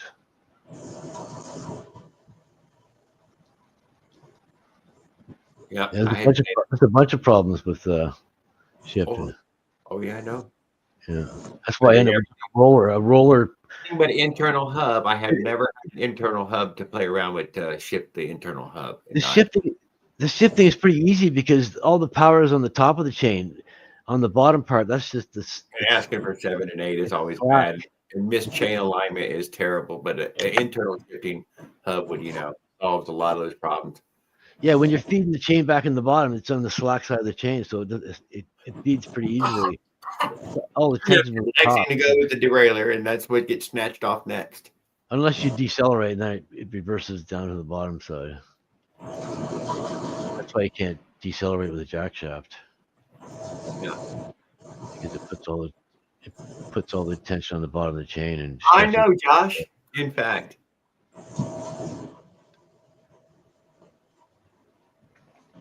Fancy electric shifting. They do work though. I've seen guys have them and they work great, but yeah, they drive them properly. They shift them properly, and they have high quality parts. They don't have any junky parts. The bikes are $1,000 bikes and shit, right? Oh, I'm gonna head out of here, Jared. You guys have a good one. Yes, sir. You have a great one. Yep.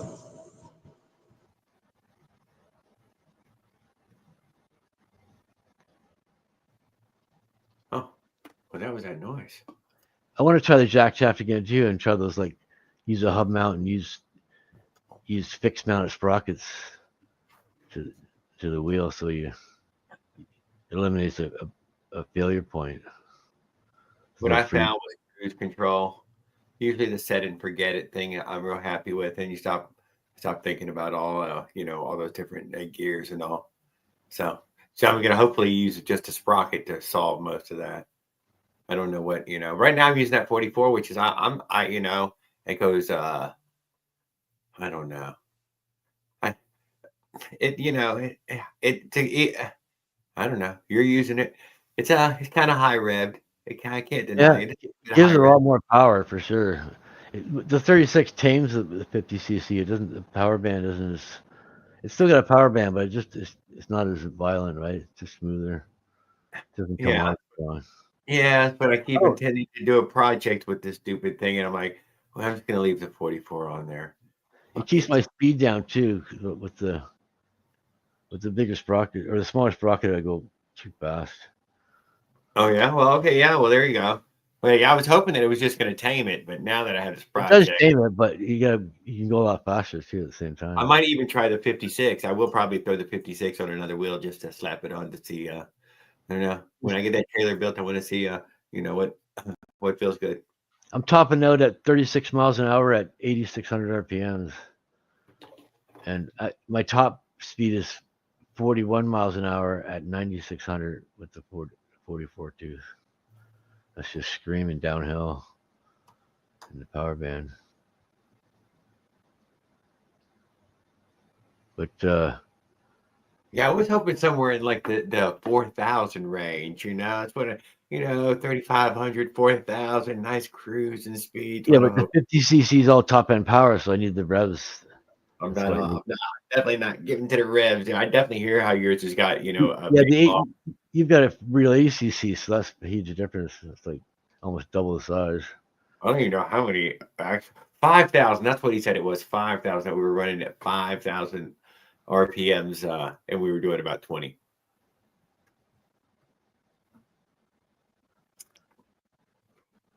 I'm getting 51 miles an hour with a 1032. That was what OP1. I don't know what the actual math was on it. I mean, it was something like that. He said, "Oh yeah, as fast as we ever went during that was 5,000." Well, that was my kind of riding around.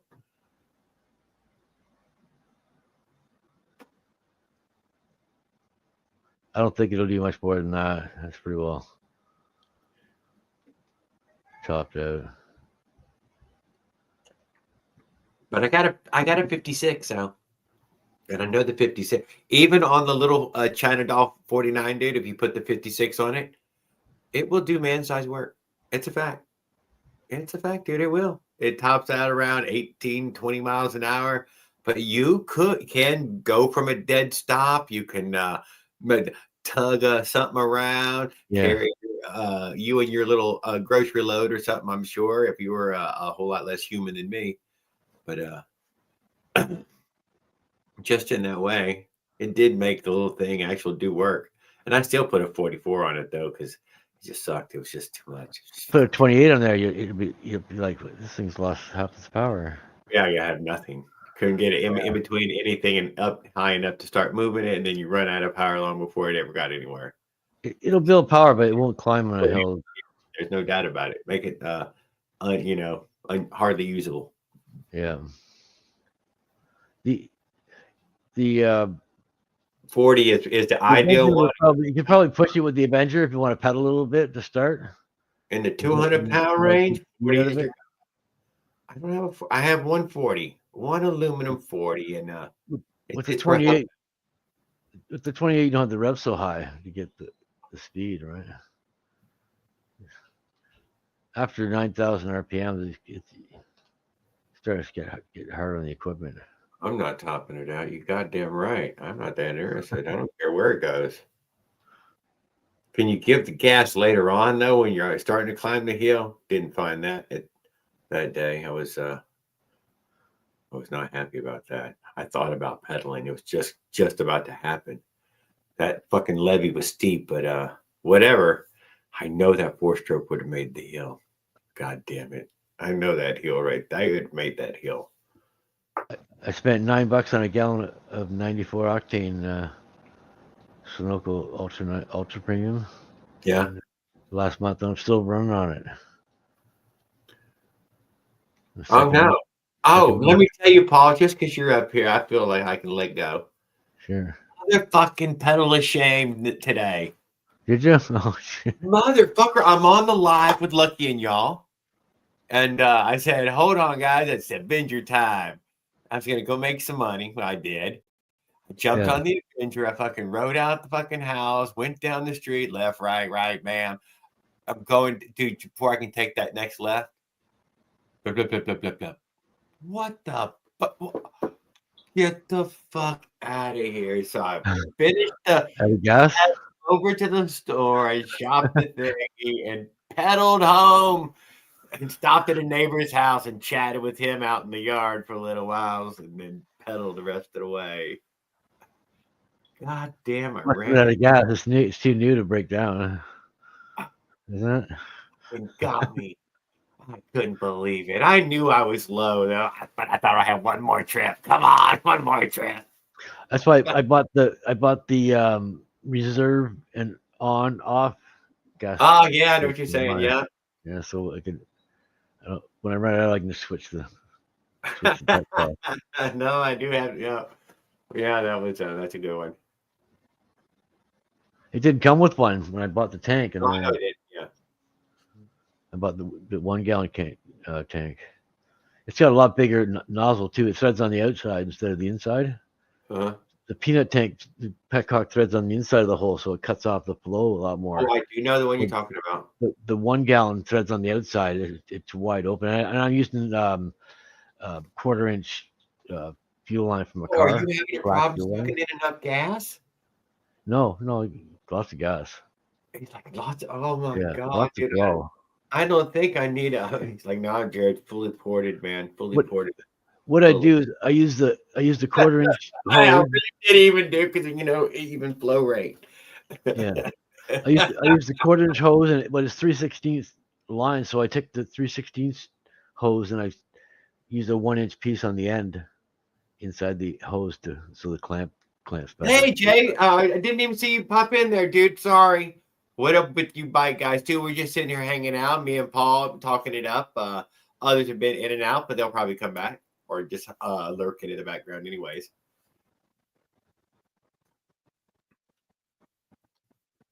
Sure. Hot diggity dog. I'm glad to see you hanging out with me, Paul. That's really cool. I'm glad you come up here.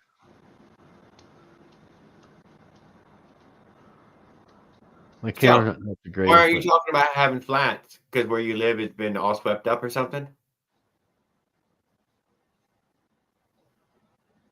How are you getting away with not getting all these flats? No? Hello?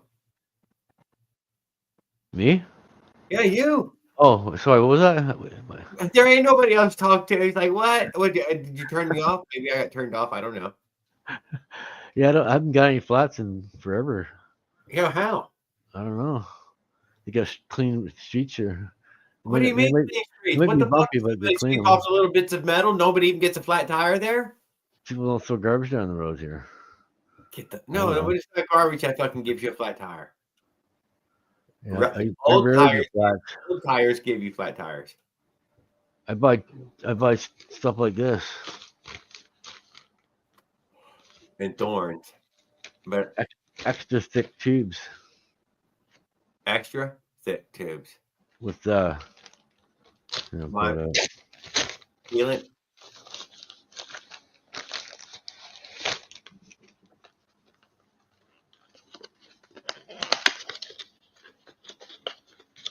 Extra thick rubber with metal. Metal Schrader valve. Metal Schrader valve that bolts on. Yeah. And it's extra thick rubber. Beetle rubber. You can tell this by the way it's sitting. It's thick, right? Heavy? It's pretty heavy, yeah. Yeah. Good. It says yeah, good. That's all you can ask for. YUNSCM, however you pronounce that. I have some inner tubes that are made from just the skin of your eyeball. It's my road bike. 26.175 to 2.25. You can see through this thing. Is it latex? But I like the metal Schraders so you don't have any issues with them cutting through the rim and stuff.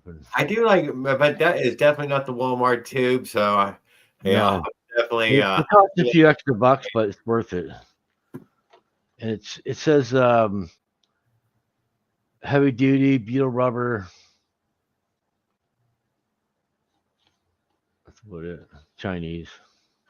Prestigious Canada, eh? You dirty dog. And I also use my old tube that's flat. And he's like, fucking give it to me. I'll pop that motherfucker right now in a second. Here's a Come trick. on. This thing's working fantastic over there. It was a decent tube. He said like $8, right? You said for the tube?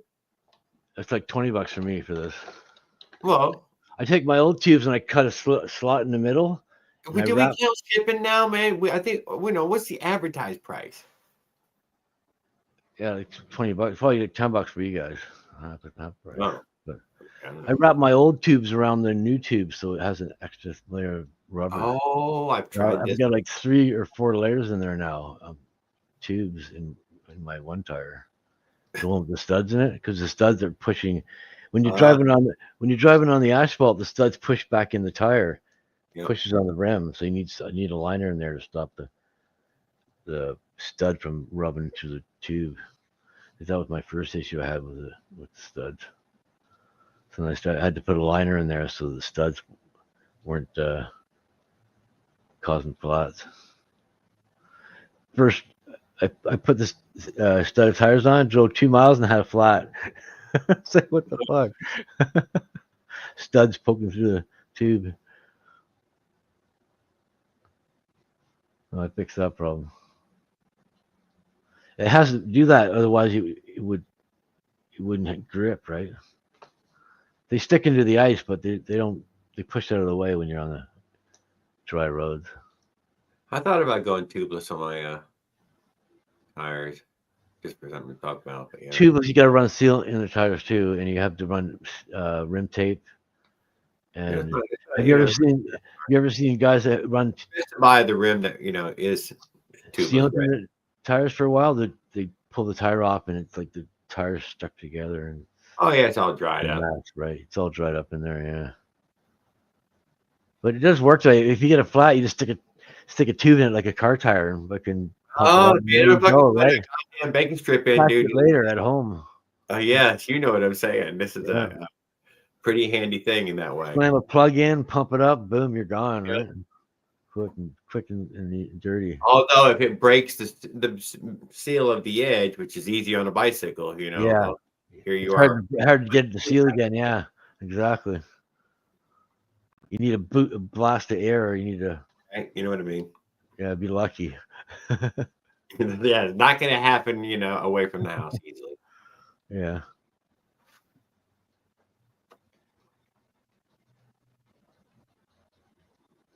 I thought of going tubeless, but I thought no, it's too messy. It's too much. It's too much. Although, let me tell you what, dude, I run slime, and when you do blow a tire, it's a slime bomb, dude. As long as you keep driving, it'll keep catching the leak and stuff, but it won't be a permanent. You can.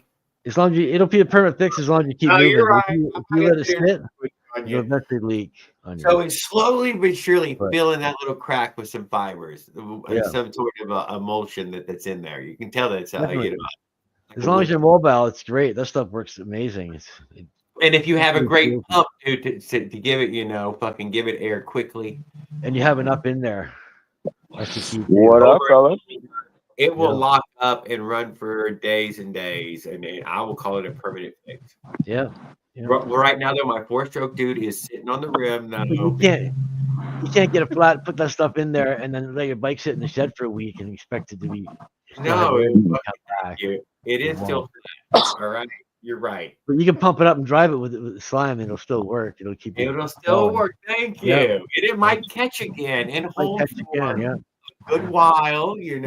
But, it good may. Stuff. Sure, I'm not again. Yeah, I'm not knocking it. It's just messy.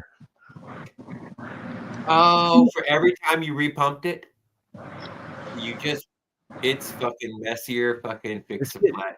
Just keep it in there. You don't have to worry about it, right? Oh, it makes it slimes everything. I mean, fix my tire. The slime? Oh hell yeah! I haven't pumped it up in 3 days and it's still holding up. Yeah. And you're prepared to pump it up too. That's all. You just have to know that. Yeah, you have to be prepared to pump it up. There you go. They don't catch again. I am stuck on a bike trailer. Stuck on a bike trailer? Yeah, man. I've been looking and I don't know, man. Freaking weight compared to what we're pulling on a 2-stroke, including my big boy, my big self. Come on, man. Oh, come on, for real? I was looking and I was thinking electrical assistance on the trailer. Oh, pushing it. Nice. I like this. Yeah, good idea. Yeah, I was looking into it. Some guy has a trailer with two 3,000 watt tires on each side, or 1,000 watt, 3,000 watt each tire, and he's running. I And see this 3-wheeled, right? yeah, And then the little Asian guy pulls up on a fat little e-bike with it behind it, and you're like, it's like what, like 3 and then 5, 10. Dude, that's a lot, man. That's a lot of goddamn power between that trailer and that bike right there. Holy shit. I was thinking about throwing a generator in the back of it if I couldn't figure out the solar panel thing. I don't think that would take. I think it's gonna need a generator, dude. I'm thinking like a 4-cylinder. Well, yeah, I was thinking, what's it called? It's like but it's my camping one. It's 2.6 horsepower, and it got the 110 outlet out of it. Oh yeah, I know the little 4-stroke that's on it. Yep. I was thinking about using that because I'm stuck. I was looking at the miles. Jeez, Joe, you're talking about 2,000 miles, easy. Oh yeah, for power. I mean, I'm not. I mean, I work hard. I have to come up with it. You know, I'm gonna know within just. I'm gonna have this built here shortly, and be able to do some testing. You know, there will be some prior testing. I will say this: by the time I get to where you're at, though, you could do anything. Anything we pulled around, you be like, oh my god, I didn't bring it. It's not big enough. I could have anything, any size out here. It's if the bigger it is, the better it would be, man. I got nothing. I'm just a bicycle. It's fucking man. I wish I was, I wish I was huge. I could bring any size trailer out here. It doesn't matter. Side of the, you got to be on the side of the shoulder, don't you? Yeah, but y'all's shoulders are huge. I started my bike today, and somehow the throttle cable got pulled up out of the boot and was on top of the, and the throttle was like stuck halfway open, and I guess I started with the choke and I turned the choke off and then it just ran away and I pulled the choke out and I'm hitting the kill switch and trying to stop it. I'm glad I had the kill switch to stop it, but and I found man, I cut the wires on mine. And then I pulled the cable and pull it back into place, and then it was like,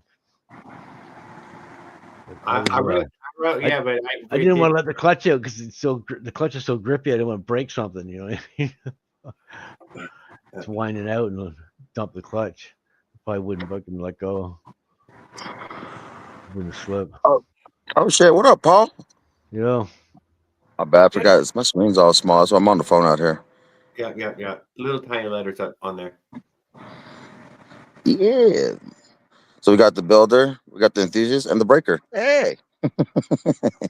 Matter of fact, if you're on that laptop or whatever, like if you're on a computer, I'm getting the same screen as you in that way. But how big is your screen? 40 inches or something? Mine's 16 or 17. 7.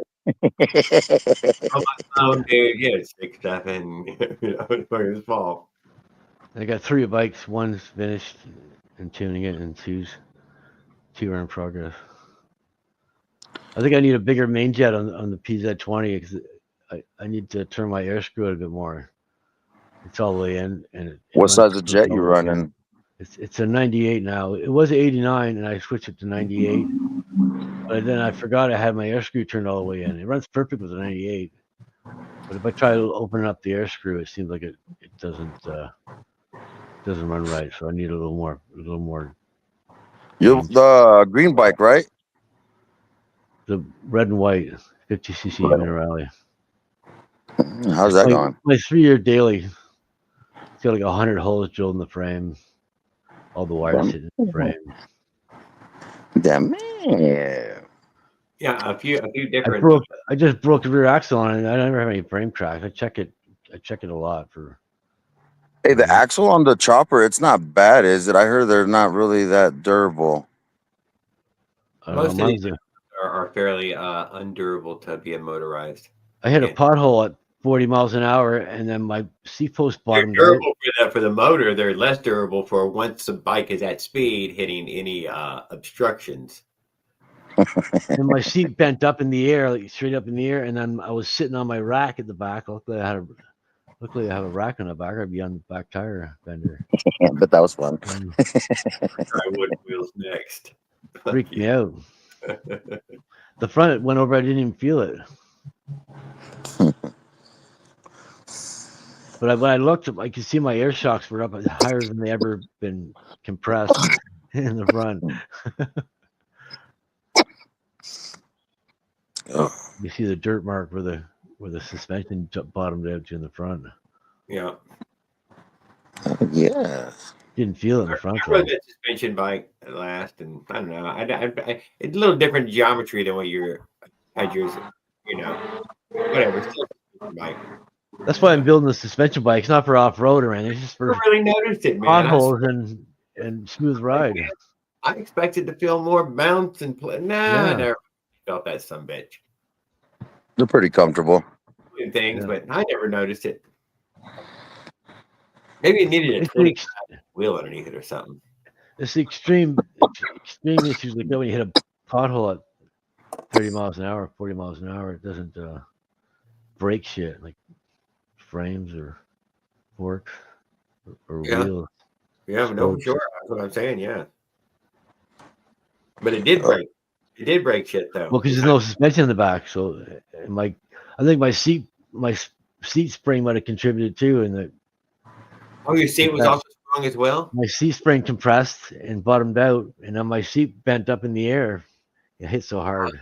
And I was sitting on my back rack. Yes, catching myself on my feet. Oh my! I wasn't ready for it. You know what I mean? I didn't even see it, so it kind of caught me off guard. I knew something was wrong. That's why I took it apart at home. I was like, "Oh shit, something's gonna be broke." Have you ever thought about using a drop seat? I think it's called.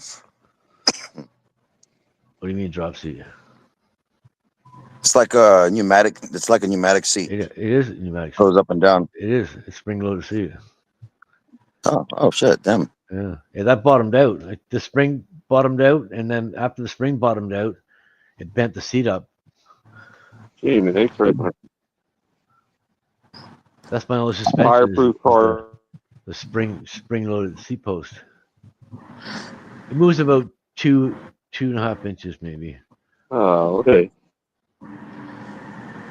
Yeah, it's definitely nice.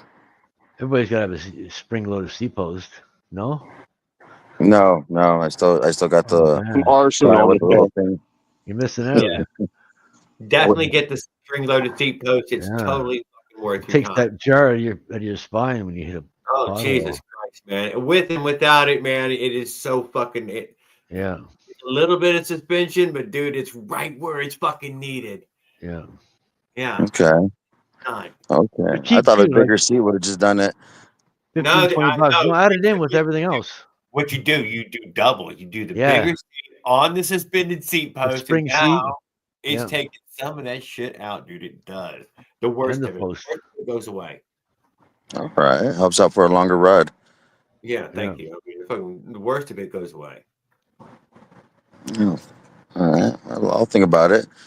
I don't know though. For a chopper, I mean, I got a banana seat on that thing. They've got some really sophisticated suspension seat posts that are like $100 or $150. I've seen. Yeah, that's what I was looking. I was looking at those for the mountain biking. Those ones that are like actual shock absorbers. Yeah. Those are like real shock absorbing seat posts. Mine's just a spring in a rubber boot, but it helps though. Yeah. Oh yeah. Because I like to actually my mountain bike, but I mean I wanted to put a motor on it, but then I figured out I couldn't. It's got a shock for the back piece or half of the bike on the back, and then it's got a shock in the front. So basically, back of it actually takes a good shock absorbent, and the front does too, but not like the back. And the back end not flex is just real good. You can jump sidewalks, you can get up little hills, and you don't feel them. I mean, but you can't stick a motor in it because it's too much flex for the chain. I got a full suspension with the motor in it. I do it with a friction drive. You need to have the chain come down and then come up so that when you put power on it, it tries to straighten the chain out and pulls the middle of the bike up. instead of pulling the ass end of the bike up normally. Oh shit! Yeah, that's the whole trick to. I'm like, oh man. Yeah. Yeah, I thought a friction drive would have, but fuck, man, no speed with the friction drive. I'll be driving like Gerald, fucking 6 weeks just to get 100 miles.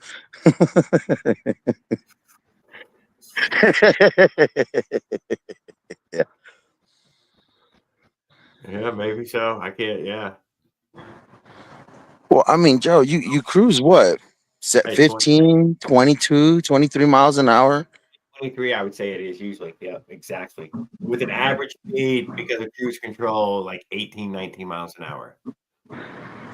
At 23 miles an hour, how long would it take you to cover 67 miles? Put it that way, or like 65 miles. 3 hours. Jeez. 3 hours to get to a fishing hole. But you'll see where you can ride and where you can't ride, when you could go fast and when you couldn't go fast. Okay. Somebody's starting a fire. Can't ride. Is that outside? Or fireplace? What are we cooking? Just burning. It looks like burning yard debris. I don't know. Are we on the East Coast?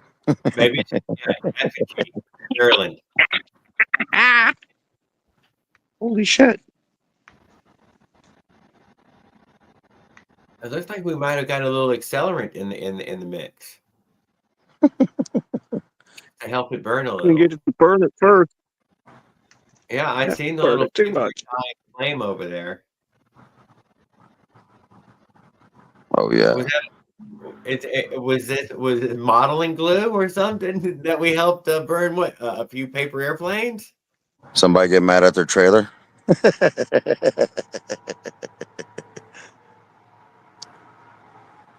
I think the hardest part of a full suspension bike is fitting the motor and the frame. Yeah. It's always a shock in the way or something in the way or not enough room. Actually, yeah, that's actually true. Tight, it just makes it like you're cursing the square and like you try to bolt something on. Like it should be easy. It makes it an easy job difficult. It's kind of why I went with the Schwinn, because it's got some big forks in the front, almost motocross forks. It gives me the option of switching it out too. You just got to hone out the top part so I can squeeze it up to a 92 and a 117 on the bottom. Man, you know what I mean? It'll take some good hops and everything, but no real room inside the frame. If you look at the pictures and the videos I got going on, I squeeze the shit out of that little 100cc. I find I laid the motor forward a lot to make it fit in there, and it made the exhaust, like I had to put the exhaust on half when the motor's halfway in, and then it made the intake easy to hook up, but then it made it hard to tighten the exhaust up. You had to basically take the motor halfway to tighten the exhaust up. That's right, about drive your motor. Now I've got it almost straight up and down. Yeah. I had to do my intake flange upside down, and then I ended up ordering an offsetted one. So that part is set. The exhaust, though, I still can't heat that thing up right to bend. Oh. I got the fill it full of sand as well. You need to heat the sand, pour in hot sand, and then you heat the pipe up to blazing fucking hot, and then it should bend. Fucking pour sand in it? Yeah, it needs something to hold its shape. Oh shit! Okay, I was just fucking heating the damn thing and trying to bend it. How much did you have to bend it? Millimeters? Honestly, I probably only have to go in like a 1/4 inch, just so it gets away from the side pedal. Oh, that's not a lot. No, it's not. Propane hot? I've stuck a blowtorch that I heat up and melt aluminum cans, and that thing wouldn't even freaking budge. I got it glowing hot, stuck the pedal, gave it a little bending, and then I tried to push it in with my hand, and nothing. Is Rocco Nacho? A little more. A little more. I felt like that thing was gonna start melting a hole. Well, Well, maybe the strike needed to be a little more precise, like a 2x4 type of, bam.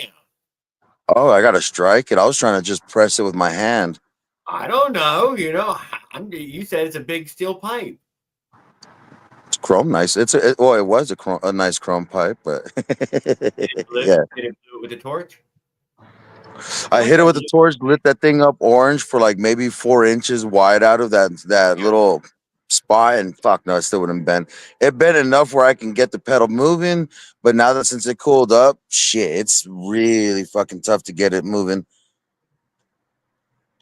Yeah, the jack shaft would work with suspension, but still fitting it in a frame forces you to practically make a frame. I don't want to make. Don't tell me I have to make a frame. I don't want to bend my frame. That's an aluminum frame. Jack shaft looks like it. Oh, yeah. I'm looking at the messages. You're basically gonna have to fucking make half the goddamn frame, the under half or the top half, or one of the fucking halves have to be made by you. I don't know. I want to front against the jack shaft. I really do. Jack shafts work. You just gotta be careful how you shift, and you gotta have really good quality parts. You can't be messing around with junk. I was just me being a little bit knowledgeable about motors. I was just knowing a secondary pulley is gonna at least drop down or retard the motor out a little bit. You know what I mean? Going from one pulley to another. That is good. I love to hear something like that. Good luck. He's got his own little foundry going, dude. He's gonna cast something. Hell yeah, hot molten aluminum. Oh hell yeah!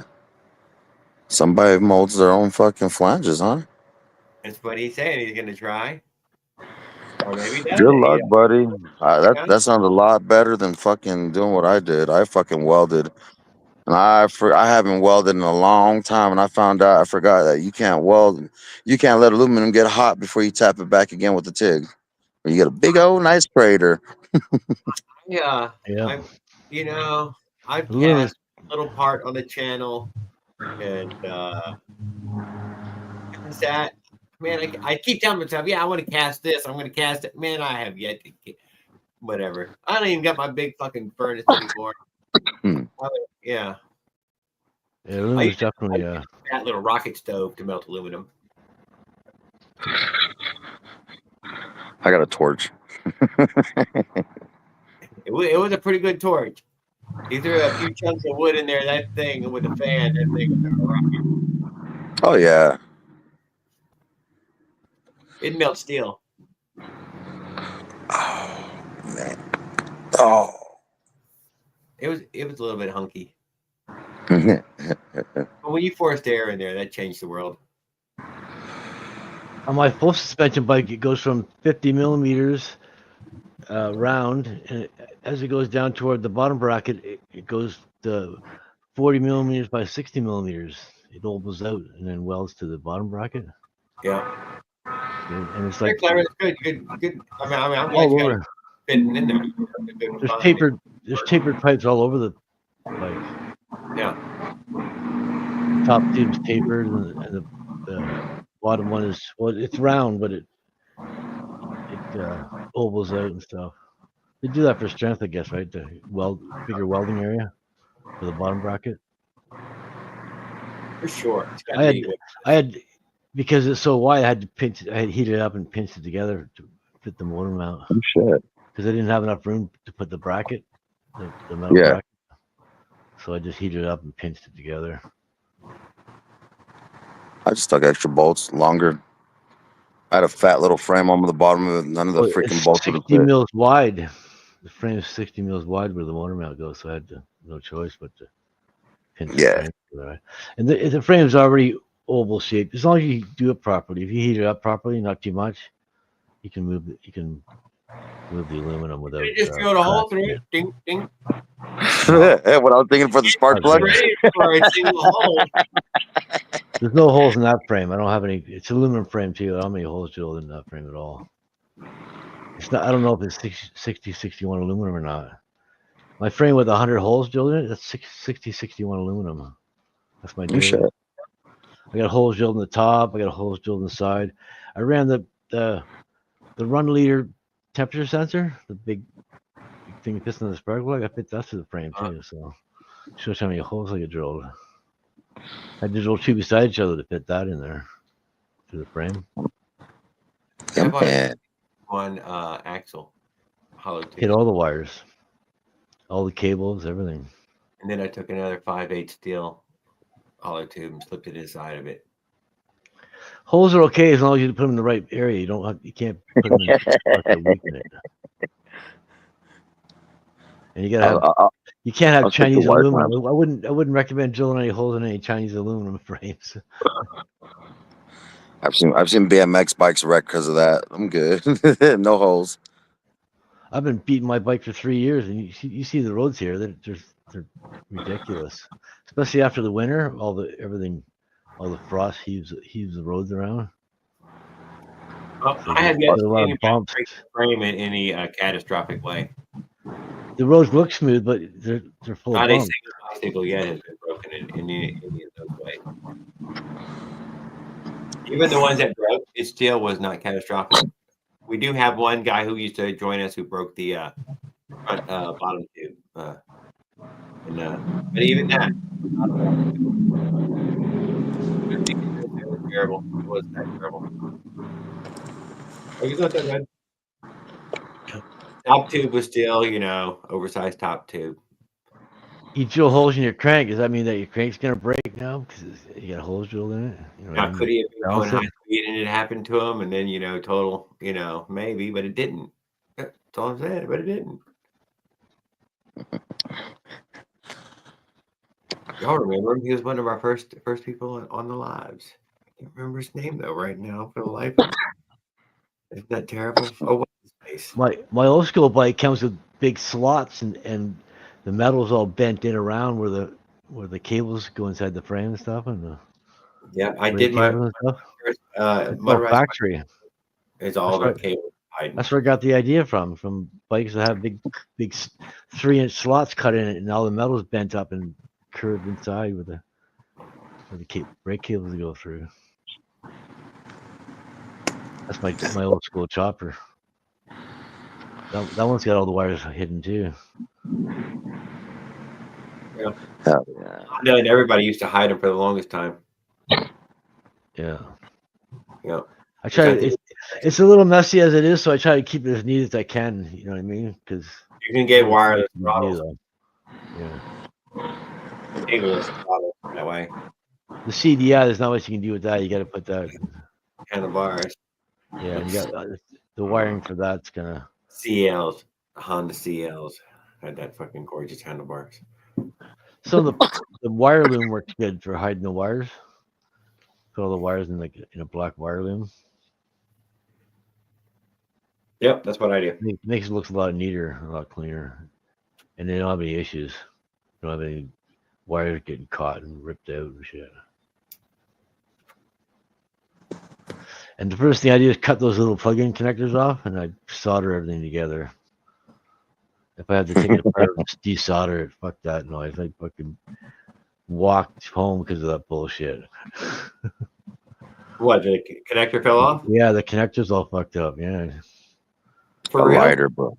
Yeah, the connector's all inside the connector, and the wire's all ripped out, and it's just the connectors inside the pins inside the connector, and the wires just fucking loose, right? Okay, well, no, I believe it, dude. I believe it. It's a lighter and a wire cap or a wire nut. A wire nut. It does work, but it can cause issues where you might as well just solder it together, and then you don't have to worry about it again.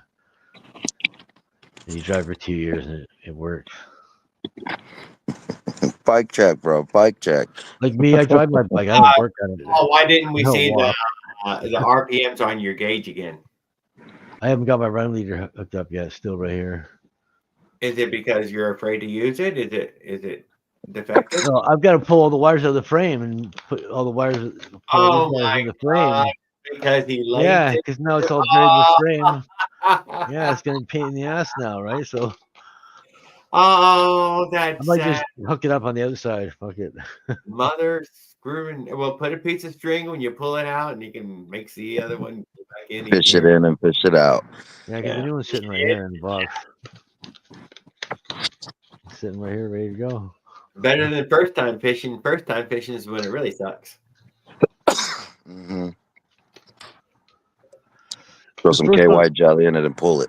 the first one I had, I didn't know that you had to turn it off every time you use it. Right? It turns on automatically, but you have to turn it off. Turn away. The run leader, you have to hold both buttons down for 5 seconds, and then it says off, and it turns Oh, on. I'd kill the batteries in the first 2 times I used it. Then Damn. damn. Yeah, so I'm used to turning it off now because the first time I used it, it was on for like a week or something. You know, And I seen OP1 turn his off. I'm like, damn, that's how you do it. So I went and turned mine off, and it said one bar on the battery left. it was on for a week. Okay. It's actually a good runtime. Holding up for a week. How I fried it was I had my spark plug wire off because I was checking the plug and I forgot to put the plug wire back on. And I tried to start it and it was like hit it about 20 fucking sparks down the sense line with no plug hooked up. I think I sent power up the sense wire and fried because everything else works on the run leader. The temperature works, the start counter works, clock and everything works. And is it difficult to install that? No, it's simple. There's nothing to do. All you do is there's one plug-in that plugs together, and then I've got one instead of the spark plug, I've got the temperature on the head bolt, and then the other wire just wraps around the spark plug wire. It's super simple, and they're both plug in place. Yeah, there's nothing really to do. You can buy one, hook it up to your bike, wrap it around the spark plug wire, and it's already set to single cylinder, and it'll work. You don't have to know how to do anything. I didn't. I just hooked it up and it worked. I was like, oh, nice. And then I learned how to use it after. I have it out there. It's super simple though. There's only 2 buttons on it. I have the damn thing. One button goes to the modes and the other button changes. I never hooked them up. Colby put his on his. He bought 2 and gave me 1. Still in the little white box. It's super simple to use. You don't even have to know how to use it. Just hook it up and it works. I think you didn't tell it to be 2-stroke, didn't you?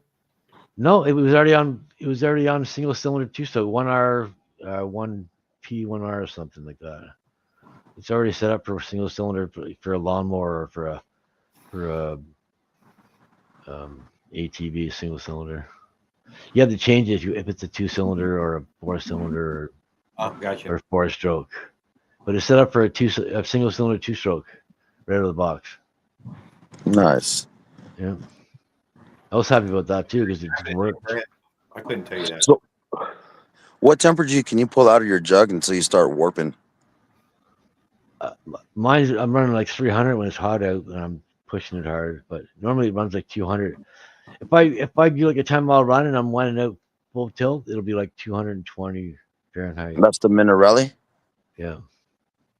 Ooh. It takes me forever to get it to cold seas.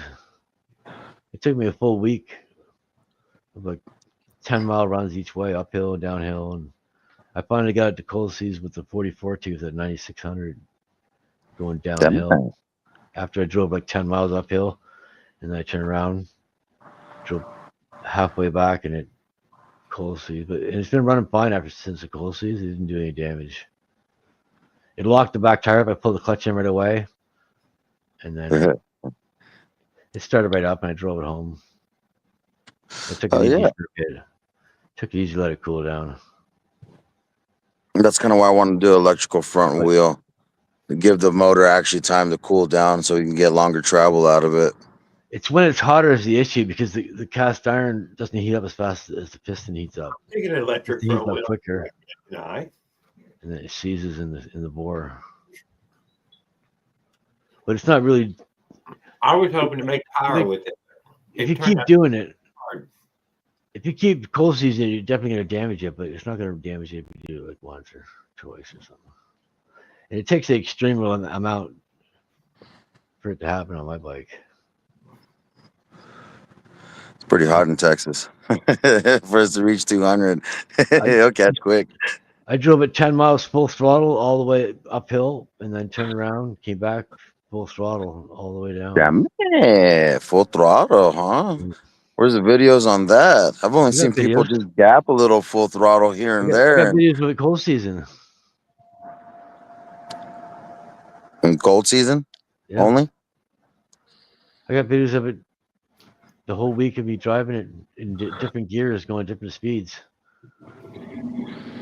And I broke my axle, and then I switched to the 44 tooth, and then that's when it cold season. Are you keeping it snap back? It went out higher. It only revved 8600 with the 32 tooth, but it revs up to like 9600, 10 grand with the. You're more likely to snap an axle with a smaller gear than a bigger gear or a sprocket. Well, I had a pothole. That's what broke it. Oh shit! That's how you broke an axle completely. 12mm axle. Yeah. Damn it, boy! How fast were you going? 40 miles an hour. It bottomed out my seat post. My seat bent, and then it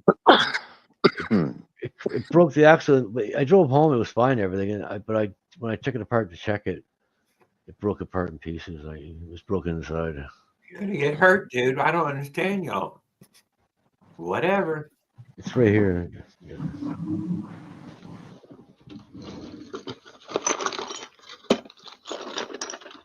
I was going 40 and I hit something.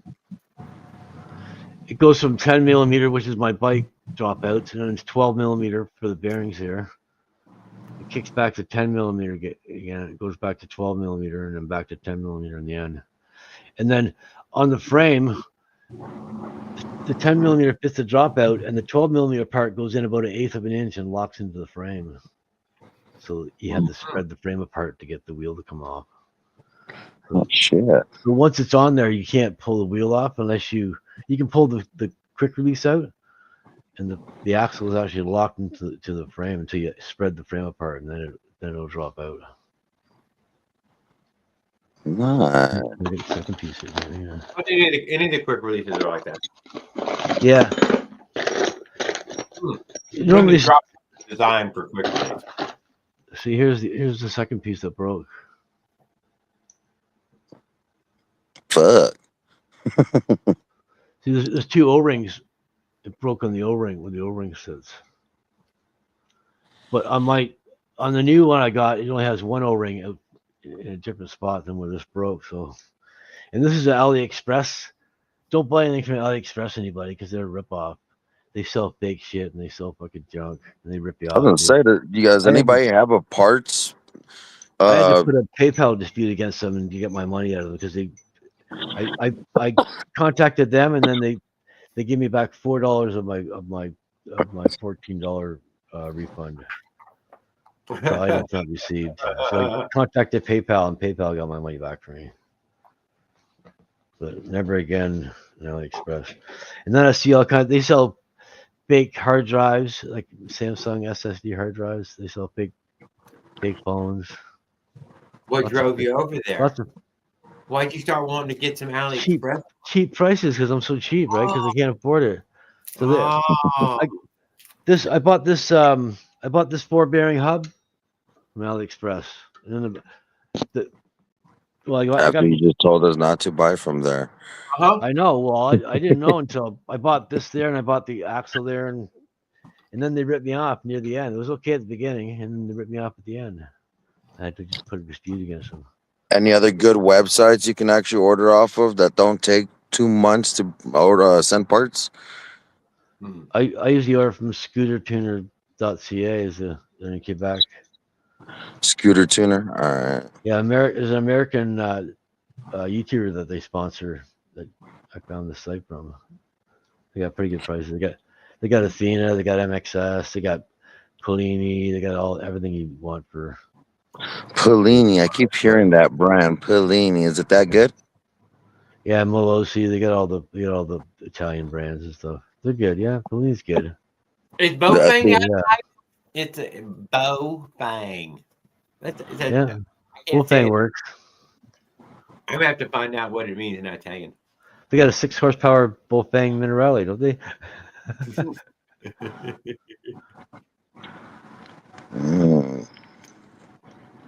I was thinking about trying the Athena 47. I was seeing some nice reviews on it.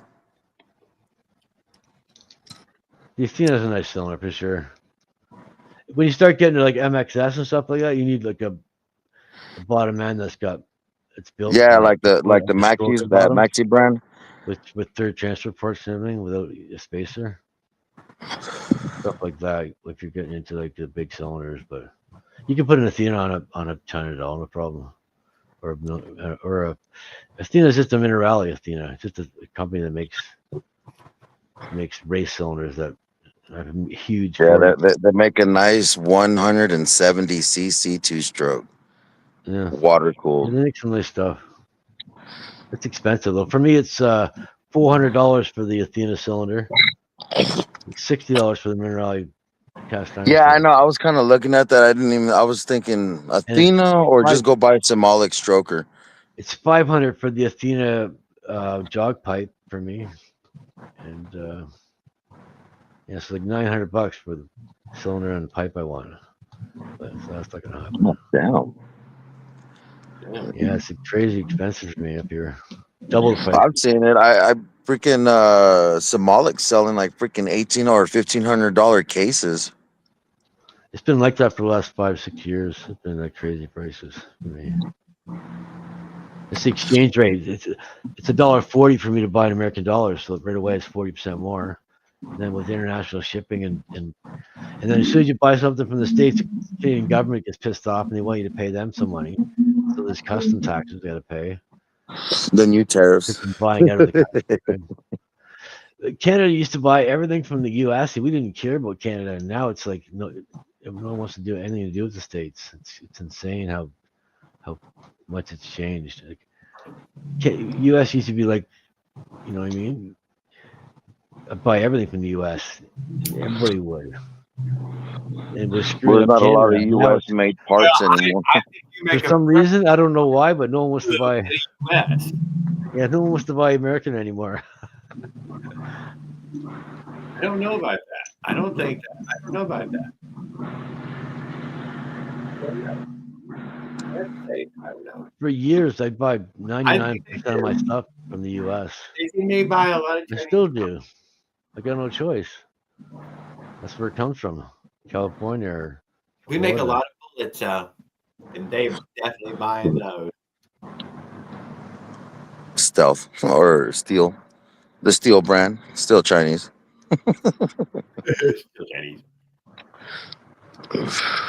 Joe, where is that 85cc? I haven't got no notifications of your Avenger or nothing. Who, me? Yeah. Oh no! I just been posting on the lives only right now. I was gonna post it on this trailer build. When are you gonna start up on the trailer? I bought the wood today. How thick of wood are you using? And are you gonna use styrofoam? 2.7 millimeter. 0.7 millimeter. 2.7 millimeter. That's what 11 gauge spokes are. Panel. Let's call it paneling. Basically, is what it ended up to be. It was paneling. What are you gonna use for a frame? One buys. You can go. Wait. What do you? Wood or aluminum? Wood. What? Why? Why? I'm not. Yeah. Wouldn't aluminum be a lot more sturdier and a lot more lighter? No, I mean, what do you mean? Wouldn't it be exotically expensive? Yeah, way more expensive for sure. I mean, just not even in the ballpark. Well, I mean, here we might be heavier. We get a discount for residential buys for freaking metal. Aluminum probably heavier because wood's more airy and more lightweight. Aluminum's more dense. I was thinking about that. Aluminum's pretty light, but when you're putting sheets of it, it gets heavy. Well, I was thinking more just for like the framing, just to keep a good structure. My bike's all aluminum. It's 80 pounds with the engine on there. Give or take what mine weighs, about 45, I think it was. I tried to put it on the scale. The bike itself was, I think, 28 pounds. It was a nice fucking little lightweight bike. I think my triple twos are lighter than the Zoom forks that I got there. Light bike. Because they're made of magnesium and aluminum. I got a swing. It's all Chinese aluminum. I bought downhill forks for the front. They're air adjustable, and they're adjustable dampening and oil rebound adjusting. Dampering. Yeah, you can adjust the dampening how fast the shock drops down. You can adjust the rebound too. It's got an adjustment on the bottom. You can adjust how fast it rebounds back up. So I can set it so it rebounds slow and then comes back up slow, or I can have it so it like a dump on a hydraulic slow and comes up really fast. Yeah, I'll have to do a video on it showing it because it's pretty cool how much of an extreme. And you can also lock it out too. It's got a lockout so you can have no shock. Starting to sound like a lowrider. You want a rigid feel, right, for doing speed runs. Yeah. Definitely, those forks feel awesome. At 50 miles an hour, they feel completely solid. There's no wobble or no shake, or I feel like I want to do 60, but the bike won't do it. The motor won't do it. What kind of motor are you pushing? It's a 50cc Minerali with the 40 millimeter. Yeah, okay. I just thought about that. Yeah. Well, damn. That's actually not bad. That's actually pretty good speeds for that. It's got a heavy duty internal spring clutch, and it's grippy. It's never slipped on me. When the power band hits, it just pulls. It feels nice when tight on. Like people have, I got a violent power band. Yeah, because the thing's fucking, the clutch is slipping and the thing's free revving. No wonder it's the violent power band. What kind of clutch pads are you using? Just whatever came with the Olin bottom. I never took it apart. I just threw it together. I had a 47 millimeter top on it, and then my G-clip broke and it fucked up my cylinder.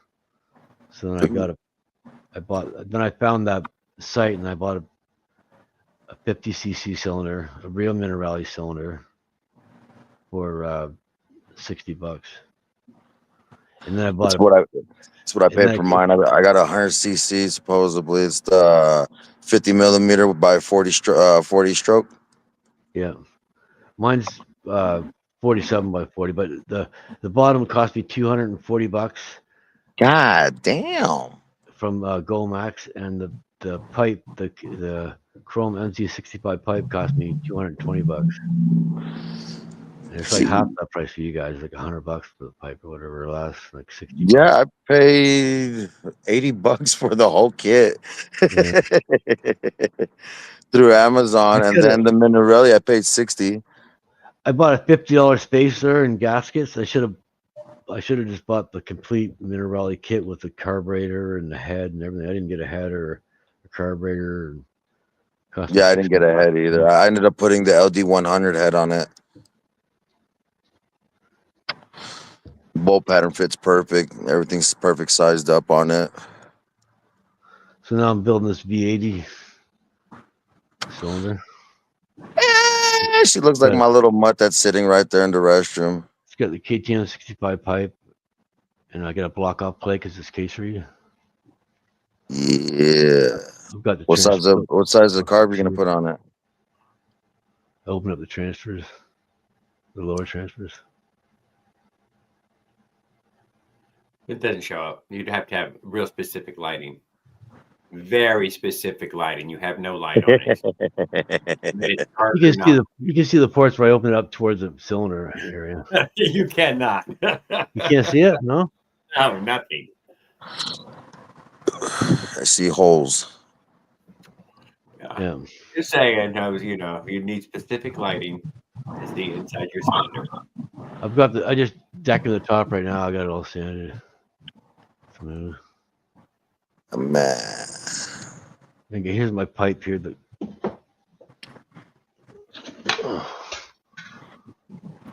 2007 KTM 65 pipe. Recommended by Mossy. It's beautiful around the frame and everything's awesome. Uh-huh. Yeah. Hopefully, Looks like you ain't even got to bend nothing. It's just gonna go right under. It's just like this basically when the frame comes through here. Oh shit! And Is that gonna give you leg room? yeah. It's just like this beside the frame. You don't even doesn't even come near your leg. What's on the It's bike? a very long header. So it's just like that. And the frame comes up through here, and the top of the frame's sitting here. And this basically the head. This is right on top of the head. Shoot, all you're missing now is just an injector and a spark plug on that thing.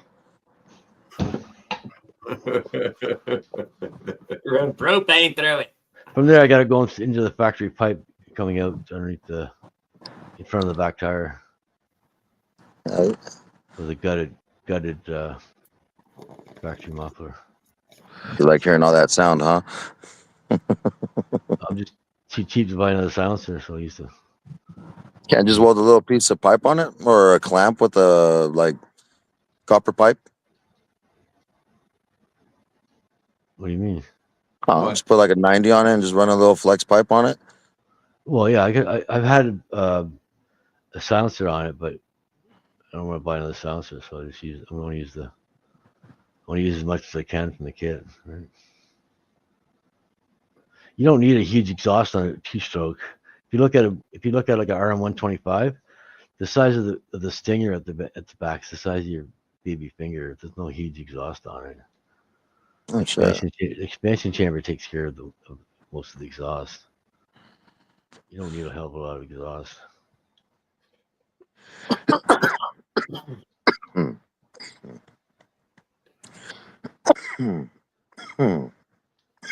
I might use the factory pipe if it works. I don't know, the factory muffler. I don't know. See how it goes. If it works good, I'll use it. Factory muffler. If not, I'll just put another expansion or a silencer on the back.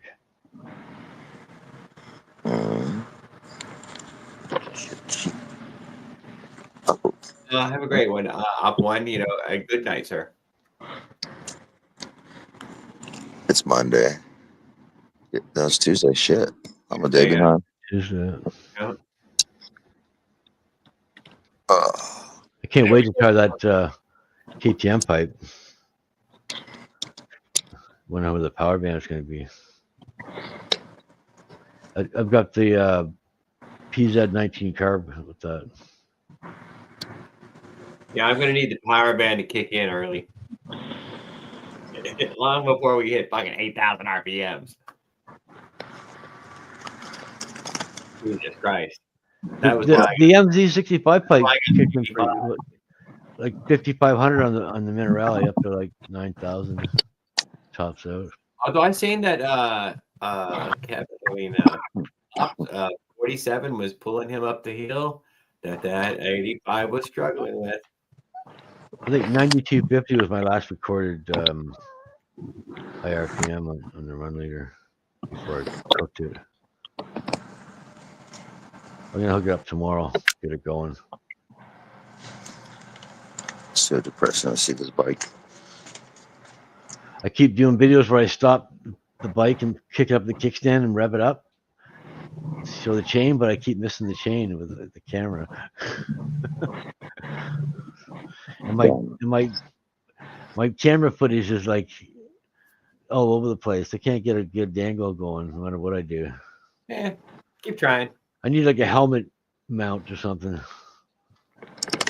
They got those clip-on GoPros. Yeah, it takes money though. Buy all this shit. I think actually like Canada makes them. Just think Leon's no money miracle. That's me. I gotta make it as cheap as I can.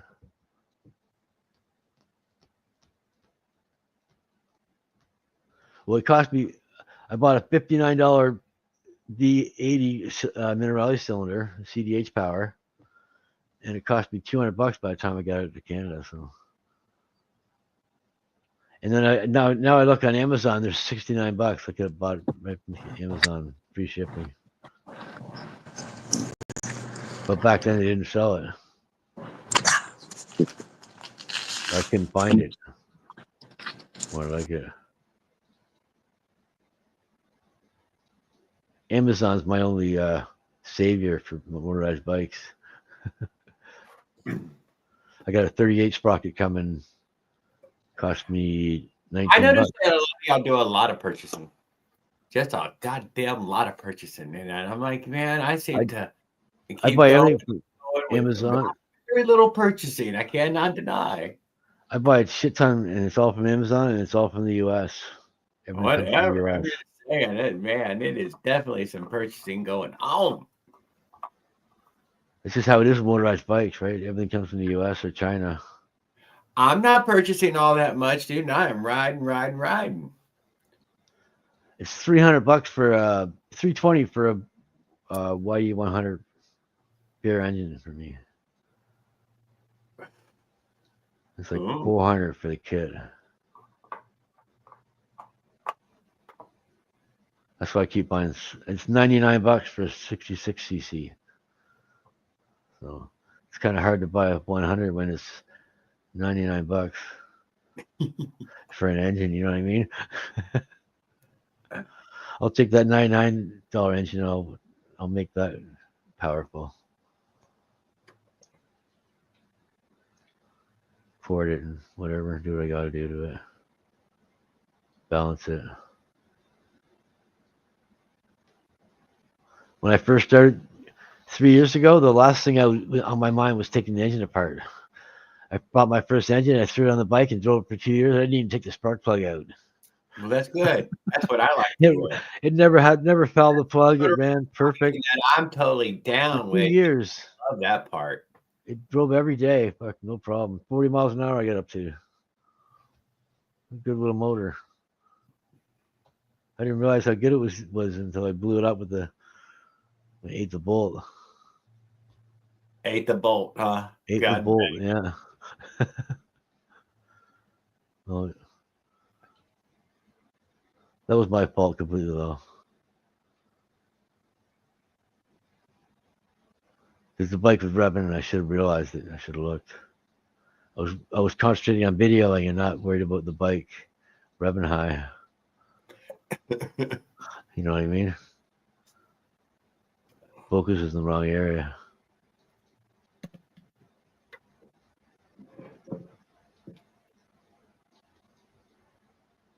Well, I waited for the 85 to come out before I ever count back in, and I'm just going to stick with this one for a good while.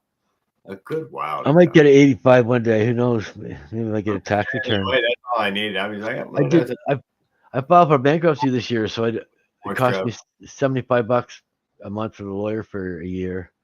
In December, I'll be paid up.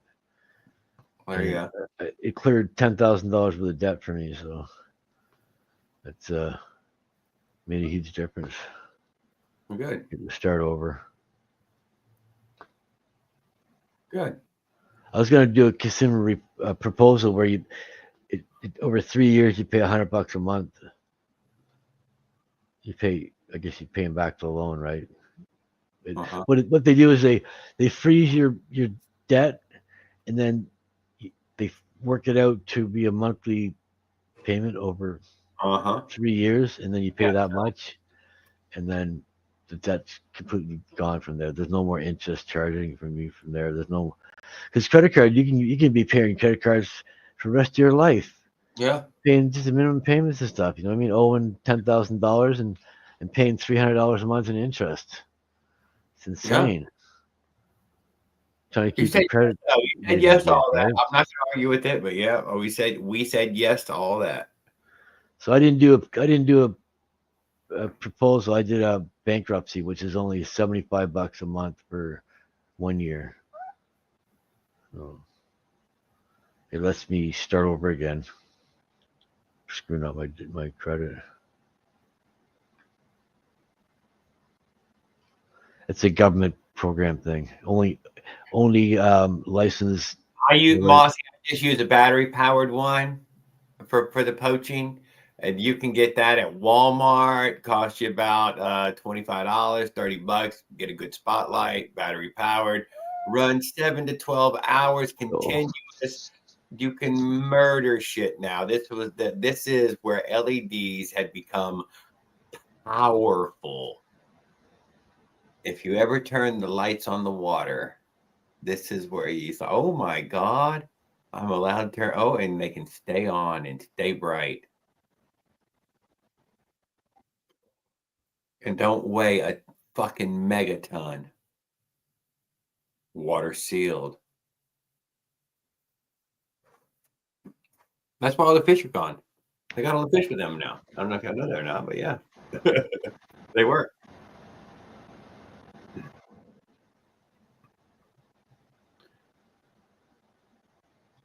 You ever done any spotlighting, Paul? No. Nothing? Spotlighting, what's that? Outside in the dark with the spotlight, looking around. Oh, for shit. no. God dang! How could you have not? Too many bugs out. Spotlight ever? Bugs out. Bugs will attack you. Bugs will attack you. out in the dark with the spotlight, you mean? Yeah. Yeah, no, there's too many bugs out at night. Stay inside of the screen, there's windows. You do a lot of. It's all. Do you do any canoeing? No. You know that 75% of the Canadians live within 100 miles of the border? Yeah, for sure. And it's only a few million people. It's like 26 million or 27, something like that. 38 million. 38 million. Yeah. The size of California. Just less. Just a little bit more than Florida. Yeah. Like Texas size, I guess. Yeah, I believe Texas size now. Yeah. So we're the size of one state, the whole country, right? And we're all stuck right to the border, the big line all around. Yeah. The rest of it's just trees and fucking moose and tundra. There was the word tundra. Don't forget about tundra. Yeah.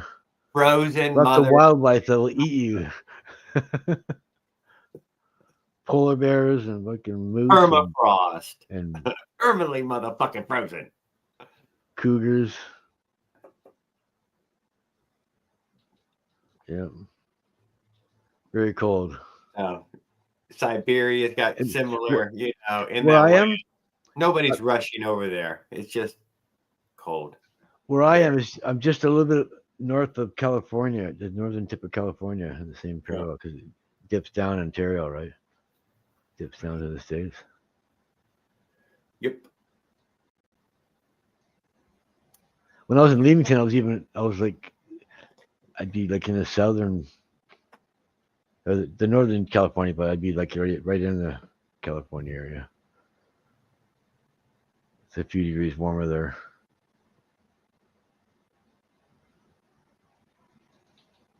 Yeah, it's hot here now.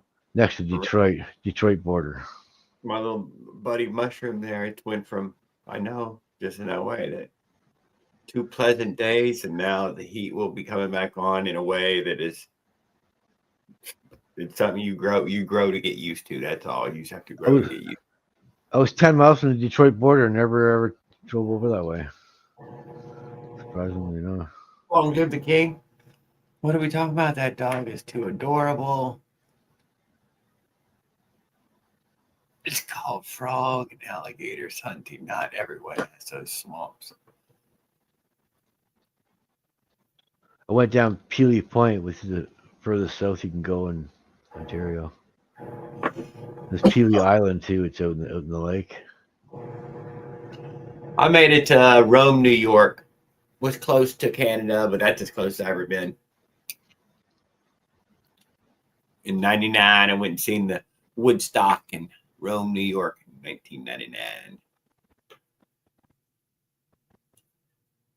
A real fun time. Should have went to Niagara though while I was sitting there, because I was there, that was close. Should have went ahead and drove a few more miles. But it did not. I've never been to Niagara. It's really close to me too. I've driven by there a few times, but never really went to Niagara Falls or anything. Yeah. You probably get the best view of it from a picture. on video now, in that way. Worked in Stony Creek. That was pretty close to the. And the fact that you could see them turn it on and off, at some points, it'd be really cool to go there and see it turned off and then being turned back on. Be like, yeah, that's probably pretty spectacular. Light show and everything.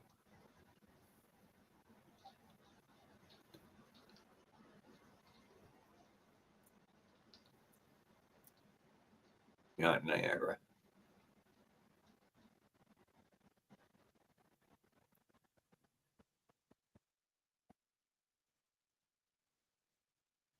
There's underground. I think I'm gonna buy a 44 tooth sprocket for the 50cc. I'm liking the 44 tooth on there. You should have a stack of them already. And I'm running the rag joint with the adjustable rag joint. If it hasn't moved, with a bunch of 44s laying around because it comes with every kit. I'm beating on it. I'm fucking snapping on the throttle. I threw away a whole pile of them. Plus, I still have a stack of those little 44s. Spokes. Oh yeah, the spokes don't. I don't think the 15 gauge spokes like it too much. That's an old school tire I got there. Loose bearing, 10 millimeter axle, 135. I've been breaking a lot of spokes with the rag joint. No, I've never broke spokes with rag joint. Oh, okay, yeah. No. But I feel like putting the rag joint on, the damn spokes even tougher on that side. All that stress is on one side of your spokes instead of being on all your spokes, right? If it's on the hub mount, it kind of goes through them all. But when you hook up the rag joint, all the stress goes from one side to the other side, kind of, right? You hooked up to one side of the spokes instead of the hub.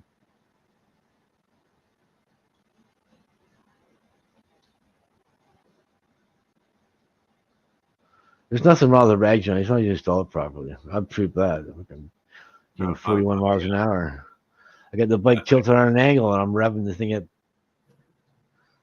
the red line, and the thing's changing up, coming off. I don't have any problem with it.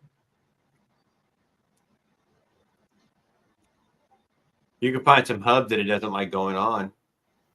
Then it can be a problem.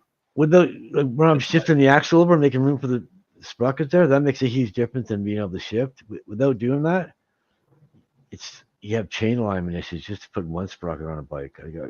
When I put the single sprocket on the dismount without shifting the axle over, the first thing I did is have alignment issues. Right? I'm like, why am I having alignment issues with one sprocket? I've got like 5 sprockets on that wheel. No problem, right? So that's where the Taco Bell dog went.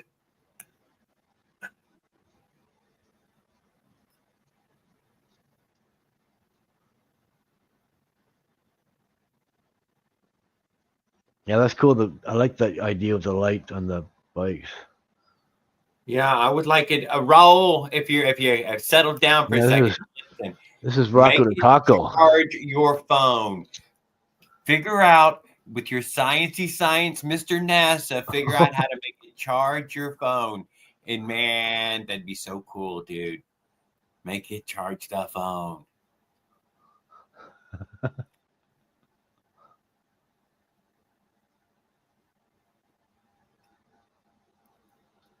He's a pretty good dog.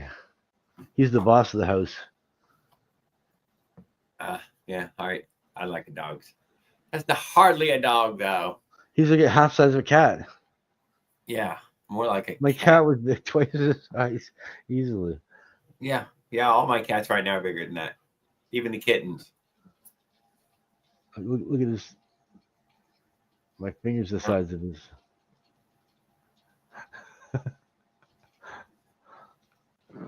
Oh my God, Taco Bell dog got deported to Canada. That's what happened, Eduardo. I know. Trump done deported everybody. He's American. He's American Chihuahua.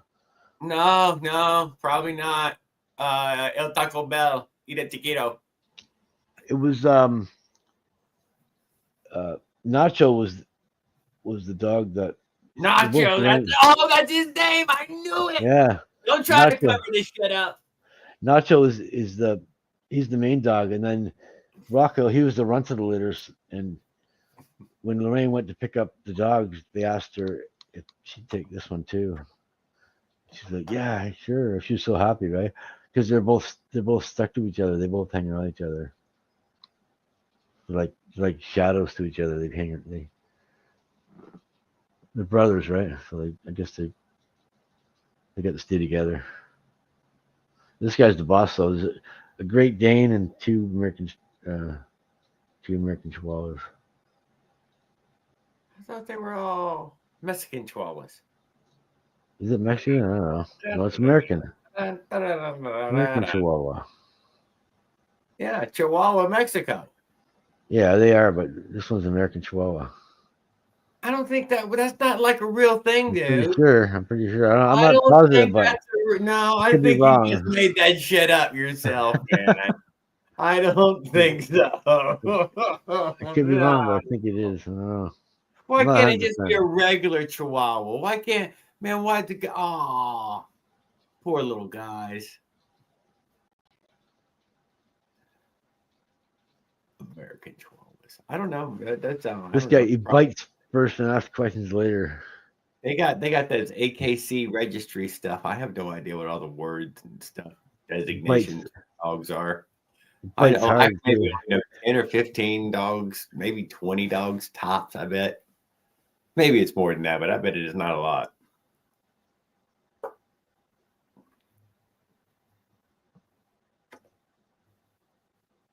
Yeah, gotta have a phone charger on the bike. Come on, that's my next project. Come on. I know, Raul. That's what I thought you were heading towards, dude. The power on the bike. Yeah. Just having lights on, you're more visible. I don't need lights during the day. I needed to charge my phone during the day. Well, you see, I wear a fucking a safety vest when I go out, or a reflective shirt with it. So if you hit me, it's like you're hitting a road worker. You know what I mean? You must as well just keep on going. Because I'm pretty well visible. The ones that get hit, dude. How many times we've almost died? You draw them in like fucking flies. He'd only been just drinking a little bit, just a touch, and then he seen that sign, and he ran that sign over, and he's like, "Oh shit, that wasn't a sign." I went for a ride to the grocery store, and I had to cover the brakes and get ready to turn in case someone was going to pull in front of me.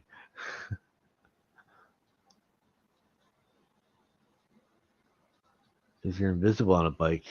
Oh, you could run a car horn. Yeah. Yeah, I definitely need a horn.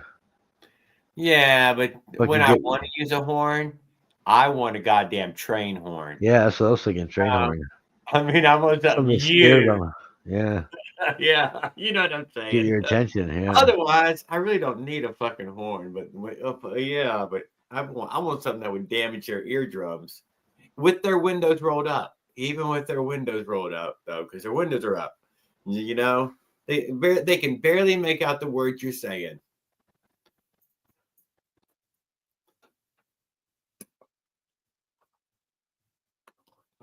Are y'all allowed to curse in Canada? Oh, yeah. I'm just teasing. You're darn cheating. You're darn cheating. That's in Minnesota, isn't that?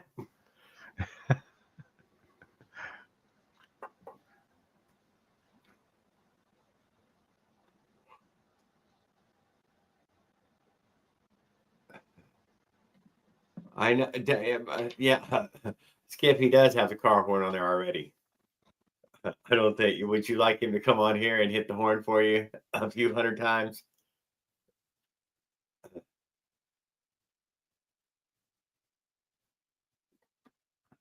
My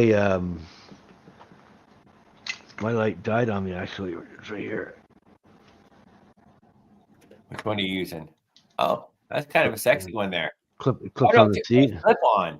What's it clipping to? Clips on the seat, on the back of the seat. Oh, I know what you're saying. Just up high. Just up on the seat. But it won't turn on anymore. Oh, she got her vibrated it to death. It plugs in USB, but it if I plug it in, it lights up, but it won't. Oh, dude, let me say this about the bike lights. This is what, dude, on all the two-strokes I've tried to put bike lights on, it kills them, dude. It kills them. I can't tell you what it is. Something the vibrations? Man, I don't. Come on, this is fucking solid wire. There's nothing to shake loose in there, dude. That's fucking solid. Don't lie. It's a chip. It's a goddamn chip. It ain't a fucking light bulb. Yeah. It's an Yeah. LED light, exactly. You're like, oh, well, what the fuck is fucking ruining it now? Because it'll ruin every fucking one of them, dude. I swear it'll ruin a ton of them. You may find a good one here, you know. But otherwise, man, it fucking ruins them. This one, the battery died. It won't. Yeah, well, probably because they got mixed up the circuitry or something, moved atoms. Fucking, what'd you say? 10,000 RPM?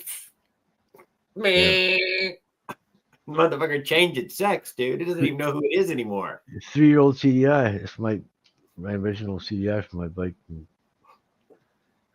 3 years ago.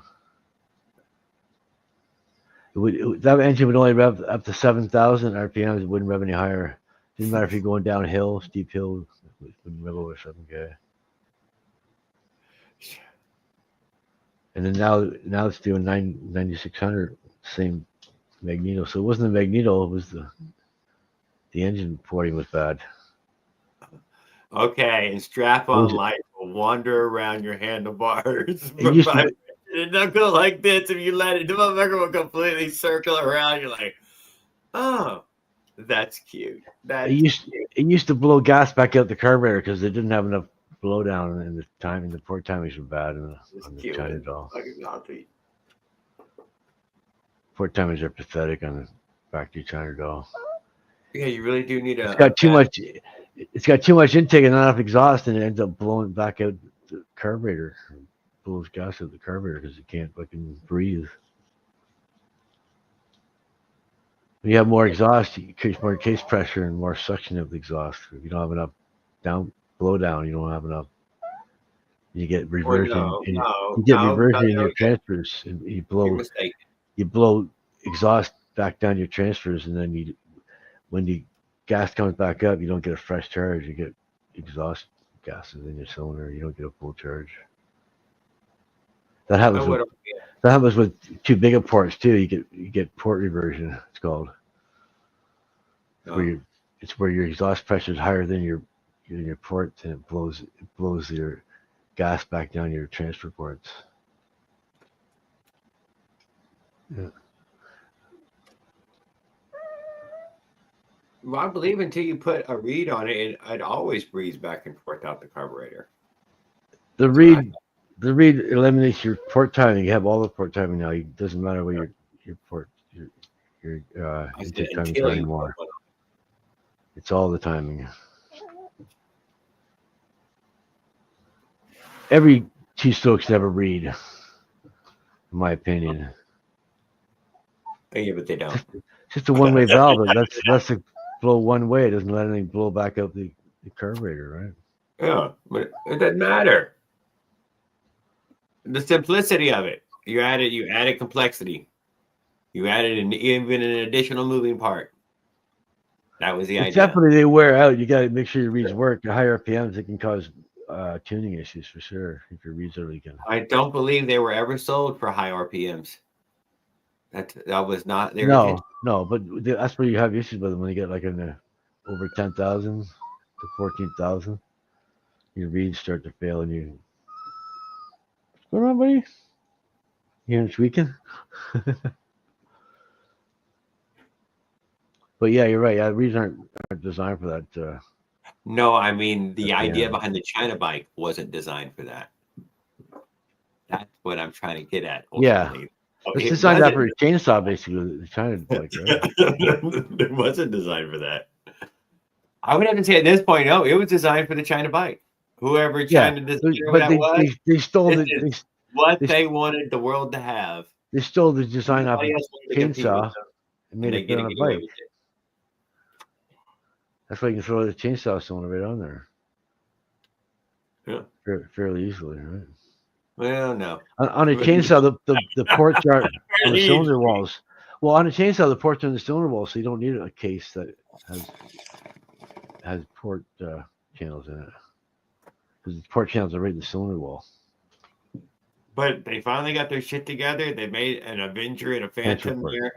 And Now you can go get yourself a real motorized bicycle motor. Direct from China. Many of the problems have been addressed. Chainsaws are designed to be running 24/7, cutting trees down all day, right? Yep. Heavy duty. Yeah. China number one. China doll is designed for cheap as they can make it. Every single engine is passes quality control and gets sent to the door. It doesn't matter how bad it is. Yeah. Right? They get 100% quality control. All their products are good. Whose? Meanwhile, the China stuff, but meanwhile half is defective, but they don't care. They just ship it out anyway, right? Yeah, no quality control. We have to have it. They What just do you make mean? it. They make it and then ship it out. It took more than a few days to get there. Defective or not, they don't give a shit, right? It's all good. Well, no, you did pay. You didn't ask for your money back. Yeah. Yeah. And the market will bear what, people will pay. But some people like to pay $5 and some people like to pay $10, and that's the way it is. And they're like, fuck it, dude. We sell the same thing for $5 and $10. You can buy it. We don't mind. It's all made with high quality recycled American aluminum. Absolutely. How can you go wrong, right? I'm sure of it. Recycled though, maybe. I don't know how much. Yeah, it could be a whole bunch of recycled aluminum, I would assume. But aluminum's not, the foundries for aluminum are still all over the fucking world right now. It's not like a Chinese thing. No. I'm just saying. I doubt we send them recycled aluminum. Yeah, you do. And steel. That's yeah, we send aluminum. We send them a lot of steel, but steel was not the one that we were at, having, steel is a problem. Nobody wants it. You don't want it in your country. We ship steel to the U.S. Nobody wants it. Canada has steel, gold, uranium. We got everything here. We got oil. You ship it away. Second amount the manufacturing of steel away. We got the second amount of oil, most amount of oil in the world. A third. Next cheaper. Trust me, you'll be complaining about how all your shit comes from Vietnam. The U.S. has a lot of oil too. Definitely a lot of oil. There's different oil. Canadian has heavy oil. It's like bitumen. It's you get a lot of products out of it. Just mountains. In the South, they've got it's a thinner oil. It's different. It's more ready to go. It's more ready to go. The oil in the South is more ready to go. The Canadian oil needs a lot of refining to make it workable, make it usable. Yeah. It's all oil sand. They have the steam to extract the oil out of the sand. So it costs a lot of money. Costs a lot of money to get the oil out of the sand. Yeah, they're scooping it up. Where in Texas they just pump it out of the ground and it's good to go. It's ready to rock. You know what I mean? There's no screwing around. There's no extracting it out of the sand bullshit cost that Canada has. They have lots of holes in the ground too. Every country does. Yeah. Everybody done poke lots and lots of holes in the ground.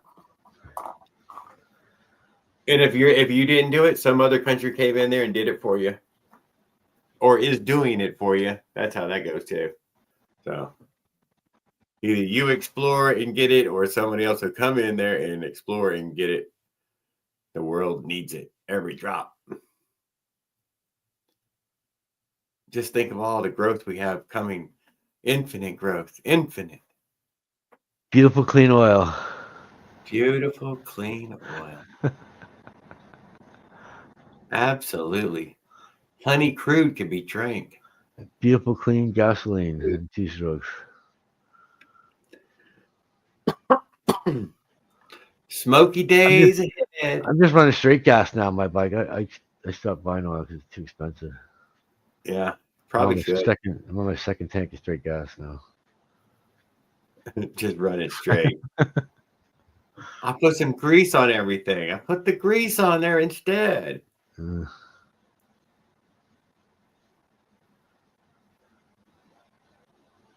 Yeah, I do believe you're going to get to the 1.21 gigawatts, dude, that you're going to need for time travel. That, or the lightning rod going past a particular moment in time, whammo, jammo, slammo, and you're fucking leaving fire on the road.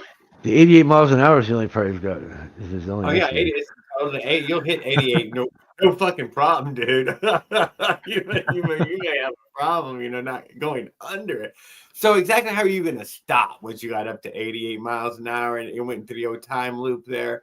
Then there, he did have to kind of lock it up when he gets on the other side.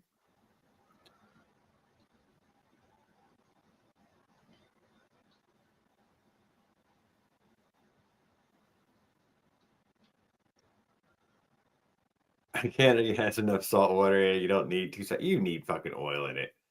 That shit, it'll run better than it ever ran though. God damn, I cannot deny. You've taken that oil out of it, and man, god damn, it's just.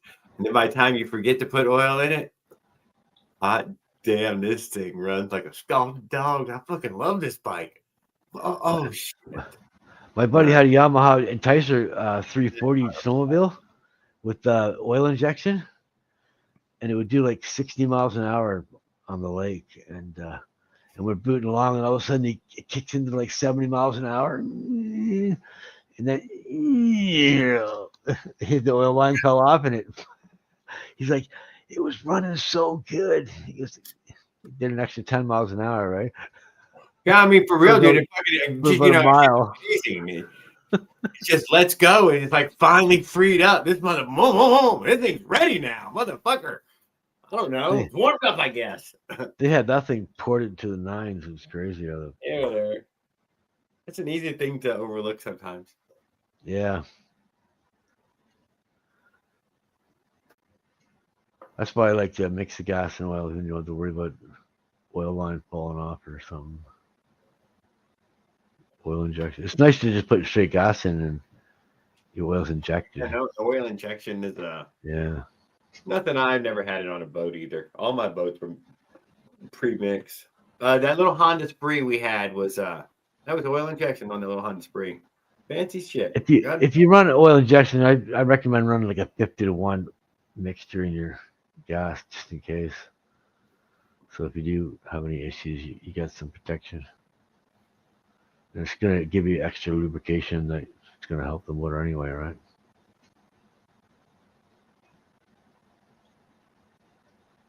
Dude, don't. Oh, are you thinking about sending me one of these devices? Raul, are you sure it'll fit in a box? I mean, will this pass through scanners or something? They're gonna think it's a freaking a device. And I'll go on some FBI fucking most wanted watch list or some shit.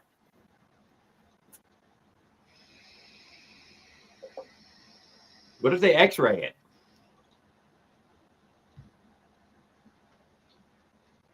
They're like, oh, stand back, clear.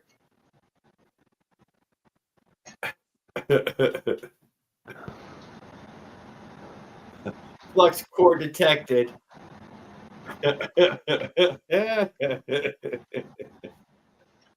Definitely got to get a better camera. My cameras suck. Yeah, I'm using a terrible one. I got a good light above me. In the daytime, it's not bad. If I don't, probably need a good light. Probably help. Yeah, that is probably all you're missing. Just some light. Yeah. How much light? The light's behind me. Bulbs. Fucking decent size. I put two of them, 200s, and one's already yellowish. These LED lights, dude, they're not. Whatever. They're not good in the house, man. Shit. I'd rather a regular 100-watt light bulb. Yeah, I know what you mean. They burn 1/10 the power though with the LED lights. Well, yeah, you got 1/10 the fucking light too. Yeah, a 100-watt light bulb was fucking bright as hell. They've got them for headlights that have heat sinks on them, and they're like, you burn yourself on the thing if you're not careful. I do know we were using these fishing, but using them underwater. Yeah. They're cooled, water cooled in that way. Super intense light. This is when I said getting the fish. This was the other side of Spotlight, and if you've ever put lights underwater. I used to use the cheap Chinese metal halide, I think it was.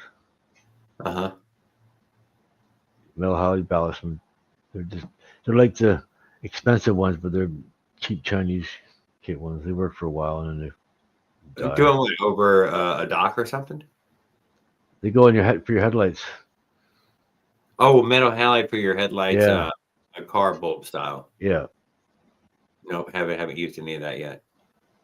How does it fire off? Actually, I think they're Xeon lights. Yeah, I think they're Xeon. Yeah. I still don't know how those They fire off. got a ballast. They got a ballast that There's a little built-in ballast in that. that ignite the bulb, and then it takes a second to build up the. You know what I mean? Just in that way, I'm sure They've got projectors too that block off the light above a certain line, so it only shines light at the bottom. It's enough to grow a plant with, dude. Because you'll blind people. Oh yeah, definitely enough. You could grow a plant with that. You don't need much to grow a plant. When you grow a plant, 24-hour lights is in growth cycle, and then 12 hours on, 12 hours off, and you're in bud mode. That's pretty simple. And you gotta be consistent. You can't be fucking up. You gotta have it on timer. Yeah. Because you'll screw things up if you're not. Yeah. But that's what we used to do. 24 hours light for 2 weeks. They get about 6 feet tall, and then we'd throw them in the next room. 12 hours on, 12 hours off, and they'd go like 6 feet tall and buds everywhere. And we had some good lights and some shitty lights, but it all was good. It was all good weed. Yeah, no. I grew weed for a while. Yeah. I used to grow it in BC when I lived out 93, when it was illegal here. Before it was legal. Yeah. Did it for a couple of years. Not long. I've given up. I've long since given up on it. Because I'm not a farmer. I got tired of taking care of it. I didn't know. There is no more drug dealers in Canada. It's all government. It's so cheap, right? You're like, I don't know. You don't know. You're like $3.5 grand for $20, and it's all like 30% fucking THC weed. Where at? At the dispensary, anywhere. What if you're 14? No, you can't. You gotta be. No, you gotta be, dude. You gotta be 18 years old in Canada to smoke weed. Come on now, what are we talking about, dude? You hear what I'm saying? When you're 18, you're an adult in Canada. It's not 21. Like when you're 16, you can get your license. When you're 18, you're an adult. You can go to jail for life. I don't need any. Yes, but before you're 18, you're a young offender, and you can kill somebody and you won't go to jail. Yeah. Well, when you turn 18, you have zero criminal record, even though you killed someone when you're a kid. It's called the Young Offenders Act. Your juvenile record can't come back to haunt you as an adult. Yeah, BC had really good weed. Because most people get in trouble when they're kids, and then they're fine when they grow up, right? They go out of that stage. And they grow like crazy under 24-hour light. And I mean, then they become responsible people that pay their taxes, and you know what I mean? They're good people. But I found that just, going straight from fucking clone to 1212, that's a big enough plant. It's already going to be fucking 4 foot tall or so. And I don't know. That's probably going to deny. I was trying to dwarf to grow down towards the end there. I was not trying to grow the biggest plant. I just wanted the fullest screen. I was using the screen, and I just wanted to fill that screen in every fucking square. We used to have lights on tracks where it would stop on the ends for twice as long. The middle would get twice as much coverage, so it would stop on the ends for longer to get the ends for longer. That's a good one as well. More plugs, though, more shit. We'd grow in dirt. We'd grow in dirt though too. We wouldn't grow hydroponically because if you screw up hydroponically, you can kill everything. Where in dirt, it's a lot safer. The plants go into shock instead of dying. You know what I mean? If you screw up. I went all out, dude, in every direction you could possibly think of. But this is all high times. This is, in that way of, not much else to lean on. It definitely takes a green thumb to grow. It's not an easy job. Yeah, it's a fucking job, dude. That's what I started with, didn't I? I think the growers here get like $250,000 a year. I was not interested. What's their salaries at a dispensary? Like the head the head horticulturist, I guess they call No, fucking smoking takes care tail. of everything. Smoking. 2-stroke smoke. And you know what?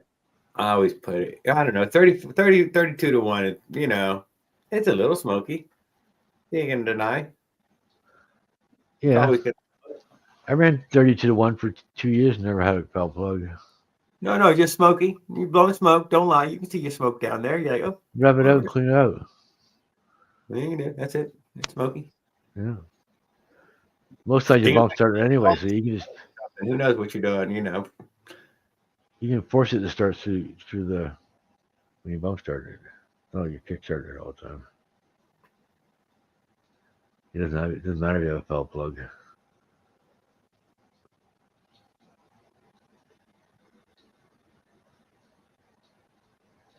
Did you get weed trim ticket?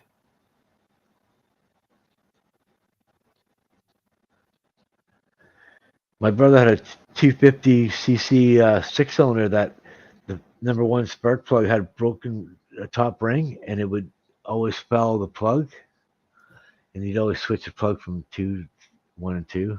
Come on, Mo. And it would clean up the plug at number 2, and the dirty plug. Fucking roots I found, dude. The dirty cylinder would run with the clean plug, and then the good cylinder would clean up the dirty plug. Right for a while, and then switch them around, keep switching them around. And then eventually you took it apart and put a new top ring in it, and then the head cracked on it, and it fucking was a big cloud of white smoke behind it driving down the road. Yeah. The straight 6s are prone for head cracks because the head's too long, right? It's better if it's 2 pieces, 2 3-cylinder heads. Why? It's less stress if you have a long 6-cylinder head. I know what you're saying. Big long. They make it all out of cast iron. Warping stress, right? Where if you have a 3-cylinder and a 3-cylinder head, it can flex in between the two and won't have that stress of a long. Well, the block's a big long stress casting too, right? 6-cylinder, straight 6. Straight 6 are good balance motors though. They're perfectly balanced motors. Yeah, I understand, man. Yeah. They're the run forever motors, the straight 6s. Yeah. But mostly because they were cast iron. Yeah, the way they're in line, they balance. Not a lot of steel involved. They cancel each other out. The weight cancels each other out, so you can have the side weight can be balanced out by the cylinder beside it, split in the opposite direction, right? You get a nice balance going on. The durability comes from the fact that the parts were fucking cast iron and they lasted. Yeah. And could take the stress of, simple. Even the Slant 6 was a good motor, and the Dodge Slant 6 was a really good motor. But not known for very high RPMs. No. Known for reliability, though. It would run forever. Very reliable. Great in a boat. Yeah. This is the kind of, boat motor you want in a shaft boat. That's like the 302 is like that. Really reliable motor. It would run in disrepair forever. As long as you keep feeding it gas and didn't have to do emissions, you're fine. Yeah.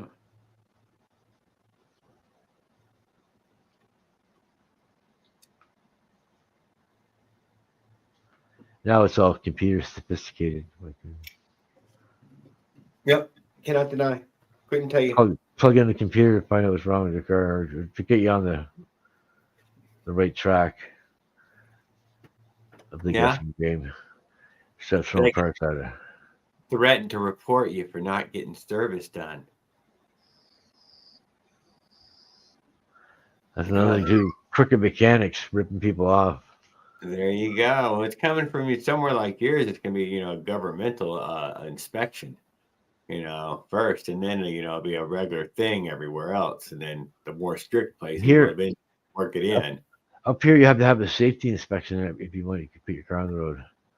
A lot certified by a mechanic, and then if something happens, it's like it's got no brakes and you run over a family, they go up to that mechanic that just certified your vehicle as safe. You know what I mean? Oh. So mechanics will not. They will not do a. Here though. They don't screw around. If they're going to do a safety on it, they got to go over it. And they but won't. Florida is a run what you brung. Yeah, because it's not like here we're in the salt belt. Everything rots to death, right? It rusts out. Yeah. Yeah, it won't wait It's on a you. complete difference. It'll wait in New Mexico for you. My You can brother's set got a broken shackle on his truck. years later and pick it right back up and be like, oh my God, it waited for me. Totally, that shit will wait. It'll sit there, lay there, wait. In Florida, if you laid that thing down, dude, I don't care what it was fucking made out of, but I mean, I don't care. That's gone, dude. It's gone. Disintegrated. It fucking, it wouldn't make fucking 10 years, 15 years. It's fucking, it gets the salt, the sun, the fucking Yeah. My animal. brother's truck, the shackle rotted off, and now he's got to replace the shackle. But now the bolts are all rusted in the springs. And if you try to hammer them out, it's rubber mounted with a steel sleeve. It's cutting torch time. Yeah, I well, we saw should it take all. a sawzall and then take the springs down and beat on the Yeah. ground. Beat them on the ground and get them apart. Yeah. I've seen a trick where the guy took an air chisel and wedged it between the spring to open the spring up so you can push the rubber out easier. Push the rubber out and then pull the steel sleeve out and then work at it from there, right? You went out? Move this guy out. Well, he just went it down. I'm gonna grab some tea 1 second. Did you hear him whining? No? Yeah, a little bit, yeah.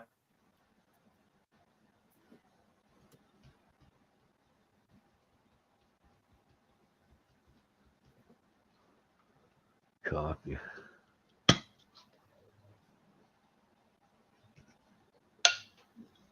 Got my spill-proof cup.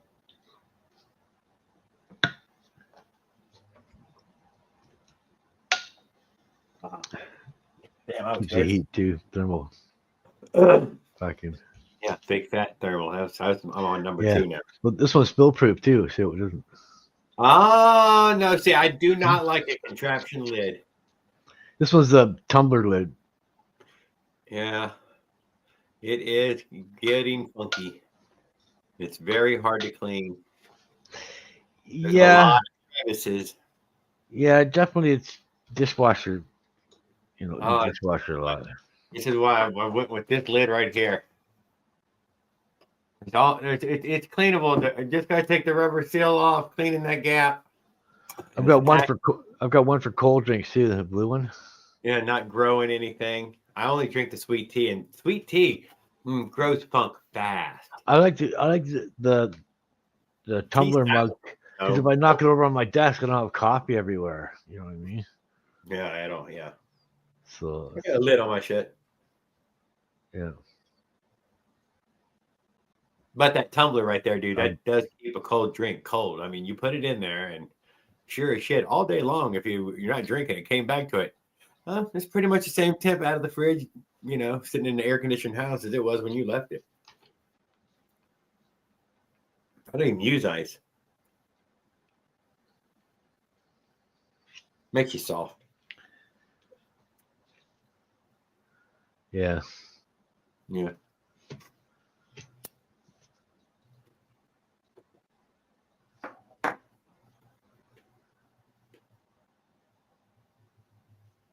Most mechanics rip women off and say, oh, you got to give more money to fix your car. But all I needed was an oil change. Yeah. Yeah, I don't trust mechanics. I try to do everything myself. But then you're like, no, I need him to do a fucking front end alignment. You know what? Right. Just try yourself, dude. Just go ahead and try yourself, because that motherfucker's gonna send his son over there, dude, and he's gonna fuck it up, dude. And you're just gonna over fucking pay for it anyway and get so goddamn mad he runs you off. So it sounds like the engine's blown up, and all it is the exhaust hook came off the rubber mount. You hook it back on, it's perfect, right? I read the oil change one. I've seen that before.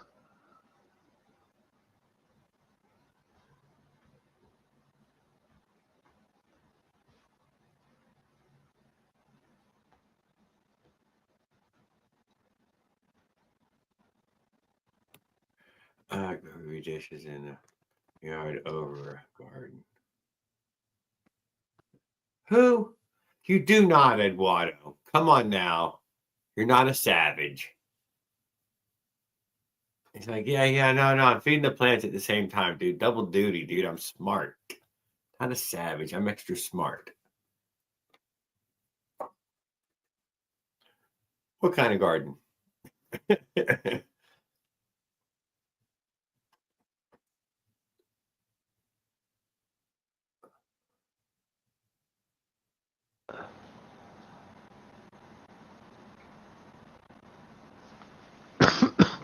Spring eyeballs. Like my desk is a mess. Got a piston here. Yeah, our buddy Lucky dude was struggling today. Did you? Oh, come on, it's a good conversation. I caught him at the end. Yeah, it was. Oh, Raul, try to come in there and help Lucky. He's like, man, let me see the hole. Let me see the ball. Let me see the bucking bar. Yeah, he's gonna jam a screwdriver in that hole and ream that. Like, just ream that thing out. Yeah. Until the ball slips. You need to take a drill with a Phillips bit on and just spin it in there and chew all that burr off that he's got created.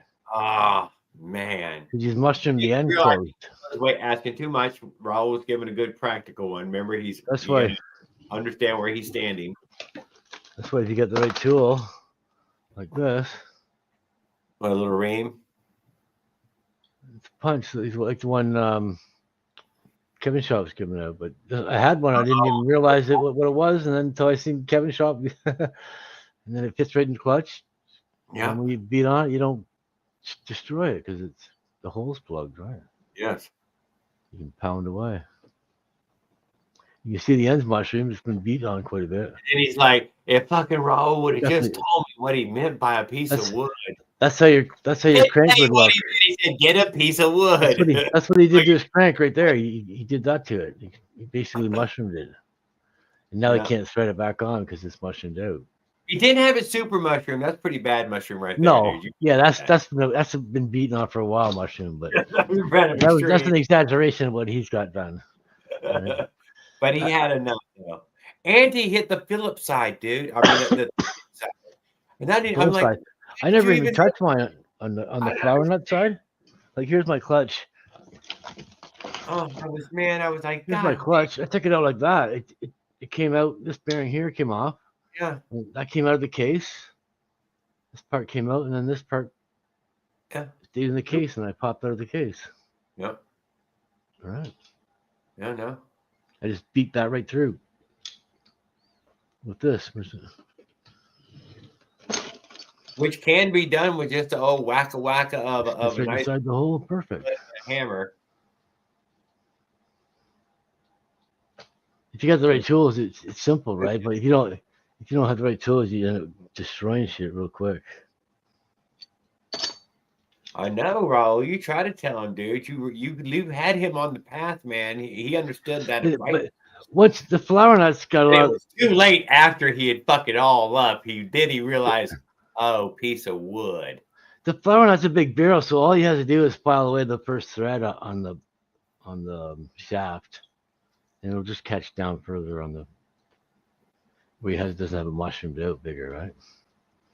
Plus, when you mushroom the thread, you can break the thread, and then you can put it together, and then when it's together, the thread might break when you go to disassemble it, and then you can't take the flower nut off because you have threads busted off, jamming the hole. And then you're in a world of hurt. I've had that happen.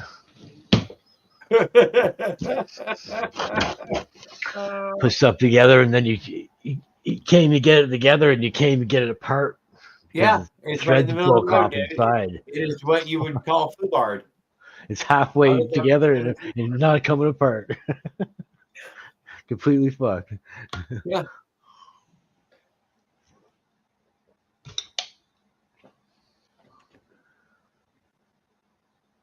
Especially like a flower nut where there's not really much to grab onto, right? Well, I know, Raul, you'd have got that thing fixed this afternoon. You'd have been riding that bike before dark. Yeah, I would have too. They've got a file too for the threads. It's It's like that little good final shaped. kit with that. I like the half round. Yeah. I see you said the triangle.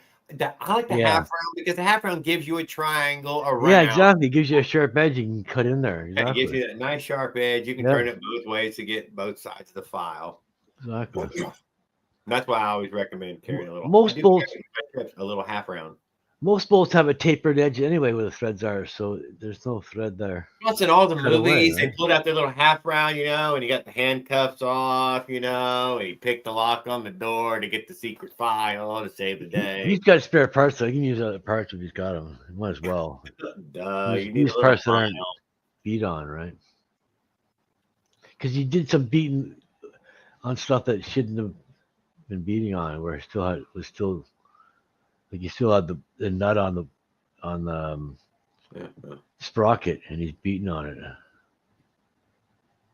You gotta take the bolt out first. Well, he actually took it up. He took some vengeance out on it on one side, knocking it out, and then the lining up of it, instead of turning a little bit of just a little bit of sand, just sand the shaft just a little bit, 15, 20 turns, get it nice and smooth, so it'll just slip right through there. He just started fucking whacking it, I guarantee you. When I took my clutch apart, there was no screw for the flower nut. And if I pull this off, that's all I can guess. I don't know though. We weren't there for that part of it. But at some point, man, they were fucking. So he was swinging that hammer. He was letting it rip like fucking old John Henry. my 2-year-old clutch, it's still clutching. Sitting on his mama's knee, picked up a hammer and a little 2-year daily. Well, I pedaled to start too. Hammer me the death of me.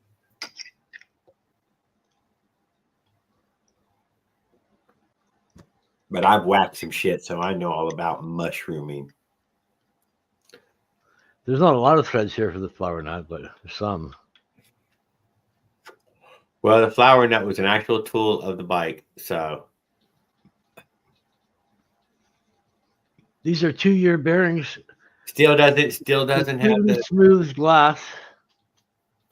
Still completely smooth. And the 2 bearings that were on the crank from all the vibration, they were completely seized, and when you turn them, they would jam up, and you had to back up and work it free, and it would spin for a bit, and it would jam again. It was like they were full of dirt or something.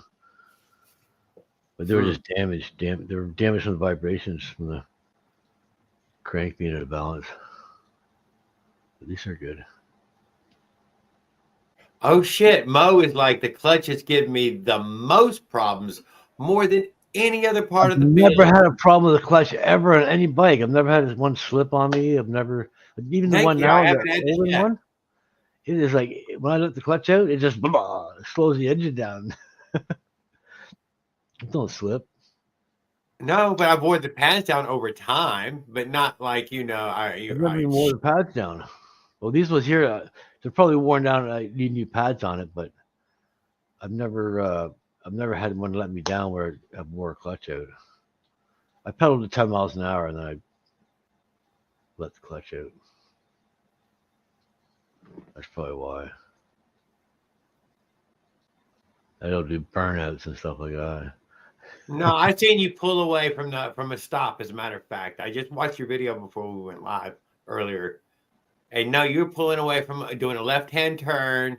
If you were pedaling, I certainly did not notice it. But no, the 44, you don't have to pedal as much. You just dumped the clutch on it and moved forward. Yeah, the 44 is a lot more powerful. I don't need to pedal. But like the 36, I definitely have to pedal up to 10 miles an hour every time. You can just dump it on there and it just fucking goes forward. 44, yeah, just go. It can do like 5 miles an hour and just go. Cool. It's really nice. It's way more powerful with the 44. I'm going to keep the 44 on it, I think, because it keeps my top speed down and it climbs hills beautifully. It's got lots of power, the power band. If you don't have a power band, then you're missing out. So make sure your bike has a power band. Everybody should have a power band.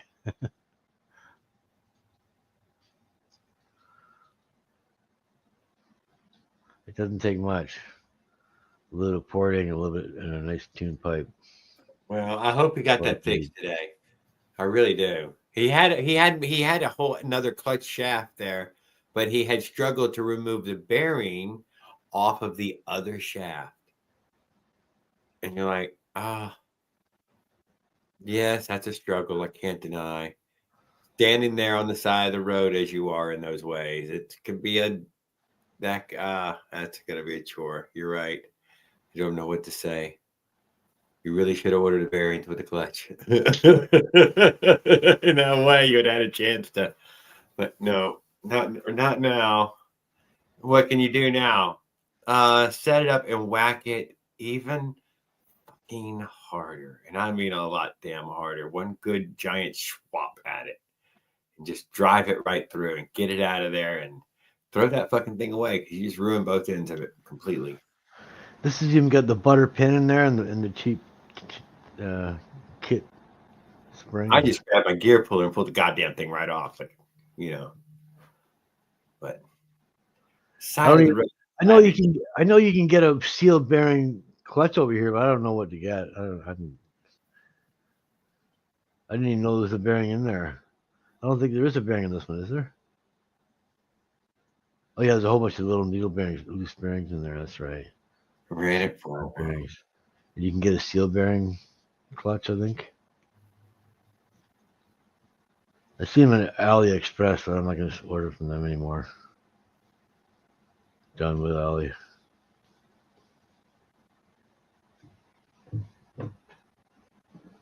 It's too unpredictable. Mo sounds like he gets a lot of riding in. They say, oh, if we don't deliver your item, we'll give you a full refund and we'll give you a voucher for 20% off or 10% off or something, right? Oh. But if it's not quick shipping, they don't give it to you. If it's slow shipping. The quick shipping. And there's no control of shipping. 6 to 8 weeks, dude. 6 to 8 weeks. That's what they would tell you. Well, say you get 6 to 8. You long since forgot about it when you finally got your package. If you go to AliExpress, if it's 6 days, 6 days. What do you mean? Why are you fucking me like this? You go to the AliExpress site and they show you the $50 cluster, and they show you the lowest price one. And then if you actually click on the different picture, it'll show you that, oh, that was the expensive one. Now I'm on the right one. You know what I mean? They show you the expensive part and then they give you the cheap price. Because I bought stuff there and there's like, that wasn't what I bought, but yeah. So they do that a lot. They show you the expensive part and then they give you the price for the cheap part. Have you noticed that? No, I've never been on there. I've eBayed and I've Amazon. Be careful if you go on their site. You got to click around on the pictures and make sure that you're getting. I'm not going over there. If you click around the pictures, you'll get what the price is for that item. Otherwise, they'll just show you the really nice expensive part and give you the really cheap price right beside it. That's insane. Like I said, I have never had a slippage problem. Yeah, me either. I've never had a clutch problem. And I'm 240 pounds, and I haven't since I've been riding the 80-pound bike. It's 320 pounds. Maybe I've never made enough power, though. But here's the other one, Paul, when I pulled this trailer. Yeah, I never had enough power before either. I think I might have some clutch slippage problems with this fucking trailer. I might have had 1 horsepower with the 6060 before my first bike. Yeah, maybe probably one and a half, maybe 1.6 most. Yep. Now I've got like 4 to 6 horsepower easy. I need 51 miles an hour. I was like, it's obviously not.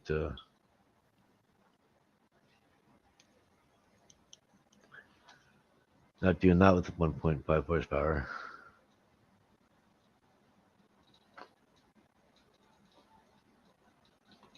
I hope this V80 cylinder does as good as the fucking 50cc, because the 50cc transfers are twice the size of these ones. easily twice the size, Yeah, wider you and should buy deeper. the 50cc China Girl one so you can see if you can make it go faster. I do. I have a 66cc. I bought. No, the 50, the 49cc, the 40 millimeter. You should hold I that wanted to jug get 100 and then make it. and hold that jug compared to what you see now in that way. That was the first one that they offered. Was that 50cc. I wanted to buy a horizontal minerale cylinder because there's no intake on the cylinder. Is it? I think the 50cc is still 6 millimeter everything, still 32 everything. Yeah, 6 millimeters. If I have 6 millimeters, I'm like. And the crank is balanced always. I torqued my head. I torqued my studs. It was the engine that this bottom end was made for. Yeah. I torqued my 6 millimeter studs at 12 foot-pounds, and I check them once in a while. They stay at 12 pounds. There's no leaks. They work. Everything else we've adulterated and begged them to build for us, to send us more and more and more. With 6 millimeter, you got to have it tight enough, but you can't overdo it because you'll easily strip it. So if you think you're going to have that much pressure built up in your little? Oh, I like the thought of it, huh? Well, there we go. Let's see how it happens. But I have yet to see anybody play with it. I'm sure many country else's have played with that. You haven't even had the actual 50cc yet in your country, where you're not allowed to have anything other than the 50cc is the only it's moped class, and you don't need a driver's license. It's the only one you haven't had, though, isn't it? Me? Yeah. I got 50cc now. Oh, that's right, because the Minarelli is a 50cc. Yeah. Is it really? Yeah. 49.9 it says on the cylinder. It's 50.27 with a 40 stroke and a 40 bore. That's 50cc. I'll go with that. That's close enough. Yeah. That's in the range. I'd even accepted 1 or 2 over. It says 49.9 probably because on the cylinder for legal purposes. To sell for U.S. market type of thing? Yeah. It's under 50cc, right? Yeah. It probably is. It's probably not a 40 bore. It's probably like 39.9 or 39.8 stroke. And the bore is only 40.2 millimeters, and pistons are 38.8 or something like that. They're not 47.6 or whatever point. Yeah, which you can see is the first upgrade. It's just over 47, barely over 47, the bore. And then the jug. I think the Minarelli's got a slightly bigger bore and bigger piston. The Athena, I mean, sorry. Athena's got the 47.6 millimeter bore. And who those car guys? The British one, that British car show. Top Gear, yeah. Top Gear jumps on them in Vietnam. And there's an episode on them in Vietnam. Ride our motorized bicycles.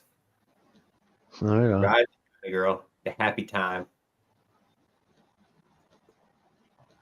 I have so much fun on the bike.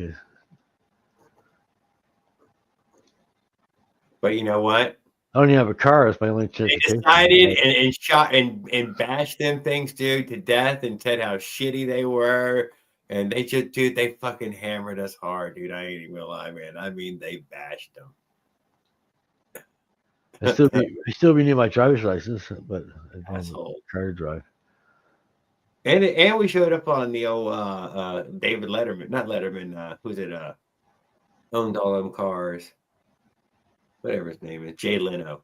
Jay Leno, yeah. Jay Leno makes cars. An episode on motorized bikes. Oh yeah. A segment. Yeah. I think he's got some old school bikes from the 20s and stuff, right? Yeah, I'm sure. Steam bikes and stuff like that. Yes. Well, yes, the actual motorized motorcycles. Yeah. Steam powered bicycles. A stupendous collection of vehicles. Rocket powered, fucking rocket powered. Yeah, I know, it's insane.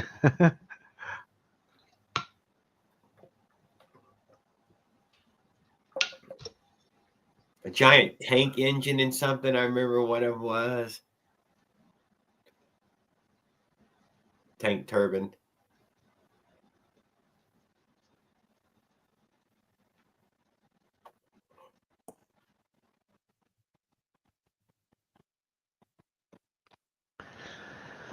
Yeah, I was thinking about getting this is the clutch for the case feed. I was thinking about getting a seal bearing Yeah. plate here with the Yep. Opposite that was I don't know, something upgrade going on over here. I haven't got a clue what's going on with this shit, but I know there's a couple parts here that improve it. And probably a spring. a lot of shopping around though. Smolek spring. Shopping. You have the splurge on that. Fuck that.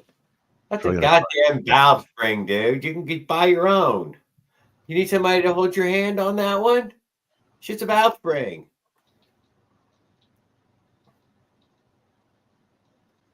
Yeah, you probably just replace the pin. Oh, So tighten and up. the pin, oh my God. Roll, send Pins, fucking Paul a couple of pins. Just tell them it's an empty envelope. Put a few metal shavings and 2 of them pins in there and send them to Paul. You might get away with just change. No, probably not. You can't have a fucking a customs on an envelope, does it? Here's my custom intake for the PZ19. Bolts on. I had to drill 4 new holes in the GT reed cover. Oh, GT reed cover. Oh, no. That's for the case reed. That bolts onto the GT reed. And I JB welded the 2 intake pieces together. One fits inside the other. I slid one on top of the other, and then I JB welded all around it, inside and out. JB weld is pretty permanent. So it's got. I was going to use the aluminum intake, but this one's got a bigger hole in it, so I thought I'd use this one. So it's steel here where the gasket is, and then it's aluminum here, and then it bolts on. Bolts on regular. Well, with the other intake, I put studs in the intake because the reed was there, right? Well, this one here bolts on normally, bolts on from this side that way. Looks good. Looks nice and clean. The filter doesn't fit on there, but that's just. Is it going to fit in the bike? What's that? Is it going to fit inside the bike? Yeah, it fits inside the frame without the filter, like that. Without the filter. Damn, we lost the filter, but it fits in the bike. Filter. Yeah, it fits in the bike like that, perfectly in the frame. I like it. I extended the rear mount to make it fit in the frame. Okay. So it just fits. I like to have everything fitting in the frame. I don't have. I prefer it. I don't like it sticking to the side. The one on my full suspension, I bought a U tube, and then I cut it in the middle so I can have a nice S for keep the carburetor tight to the frame as I can, facing back. Nothing sticking out toward my leg. Crap. And I'm also gonna bolt the carburetor to the seat post, not just hang on the rubber. I understand. Give a rack piece for doing that. Yeah, give it a bit of extra support, so it's not going anywhere.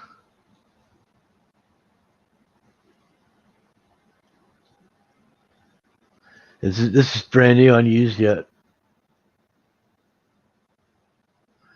The throttles and the slides on the bikes already. Thumb throttle. I had to extend the cable about inch longer. I had to cut the outer cable I scratched it with a file and then bent it a bit, and it broke, and then I unwound it. Oh. So I could extend the cable without cutting the end off and making a new end and all that shit. Not super hard. You can You there's can an buy a adjustment. barrel. There's an crimp. adjustment on the cable to make it shorter, but you can't make it longer, right? So I had to cut some of the outer casing away without cutting the inner cable. So did that because it was holding the throttle up about halfway. Actually, that happened to me today. I left here and I tell you, the throttle got caught up and the thing ran away on me. Huh? I'm hitting the kill switch, trying to figure out what's going on. There's no way I could have let the clutch out.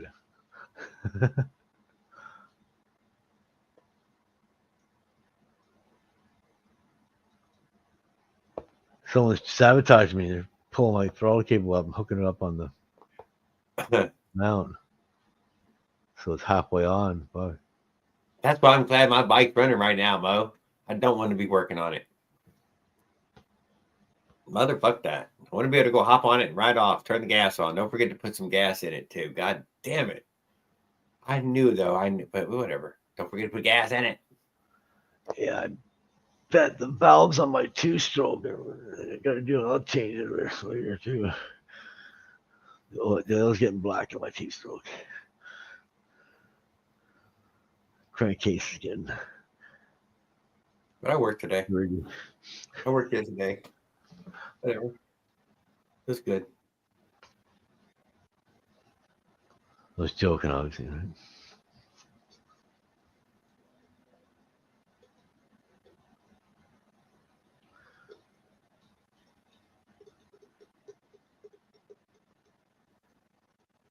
Just to change the plugs. Fucking leave them in, dude. The plugs are fine. They wouldn't have buried them down there if they thought that they were going to need to be changed.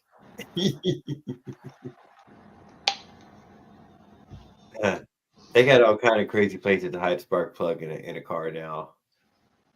That they would whatever run exhaust fucking manifolds all over them. You're like, what the hell is all that? Why would it be so? What is all that? Yeah, the fucking intake. Fuel injection rails and all. Who knows what's in the way? Hey, Eunice, how you doing? Glad to see you. Hope you're doing well. Yo, yo, yo, yo, yo. We're up late. I see you're coming in late. Not late for you, though, huh? I think you got an hour. I think you're an hour different than me. I don't know. You might be central, though. I think you're central. Yo, yo, yo, midnighter. What's up? 1 o'clock. How's the bike running? 4-stroking? We're doing wheelies yet? You're Eastern, right, Jerry? Have you bought a motorcycle? Huh? You're Eastern time, right? Yeah, I'm Central. Central? Oh, you're Central? I thought you were Eastern. Nope. Are you Eastern? I'm Eastern, yeah. Oh, you jumped the line. Yeah, I'm on the other side of the line. Just on the other side of the line, dude. Just a couple hundred miles on the side of the line. So, yeah. I didn't know that. But I can see it. But it looks, yeah, you're definitely over there. I see it's got the clocks on my map. Anyways, what am I saying? Newfoundland's got a 1.5 hour difference. We got a half-hour time zone. So they're 1.5 hours ahead of us. So it'll be 2:30 in Newfoundland right now. That's where the East Coast.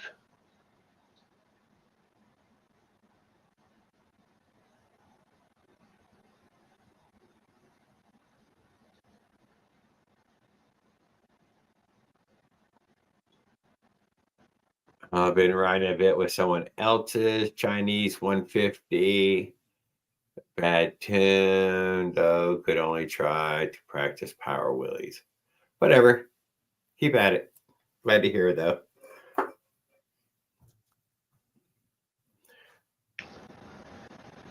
Are you working? Making some cheddar? That makes the world feel better.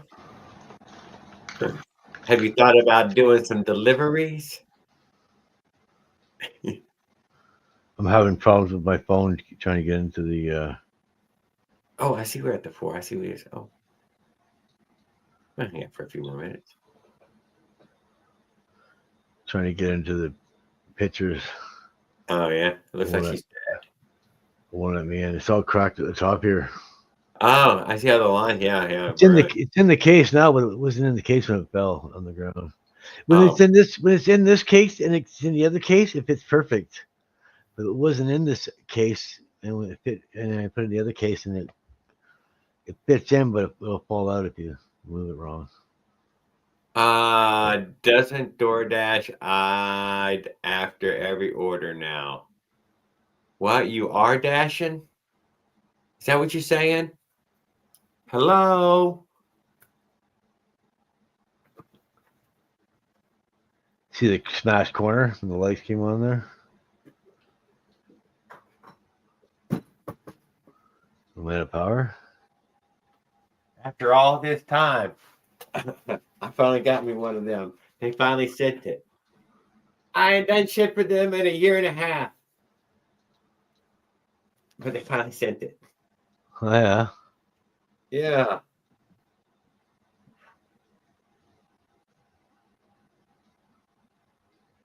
I was trying to use this as a speedometer, but I'm So having a hard time. photo ID. You ain't got a photo ID? What's wrong? Oh, whoa. You're too young to not have an ID. What the fuck? Don't fuck up your ID already. God damn it. Oh, guess what? The scammers called me again yesterday, offered me another phone. Well, there you go. It happens all the time to. And I said to them, I go, I just got scammed. I can't trust that this is a legit offer. Click. Uh-huh. It's like, really? I'm on a list or something because I buy a lot of shit online. They probably.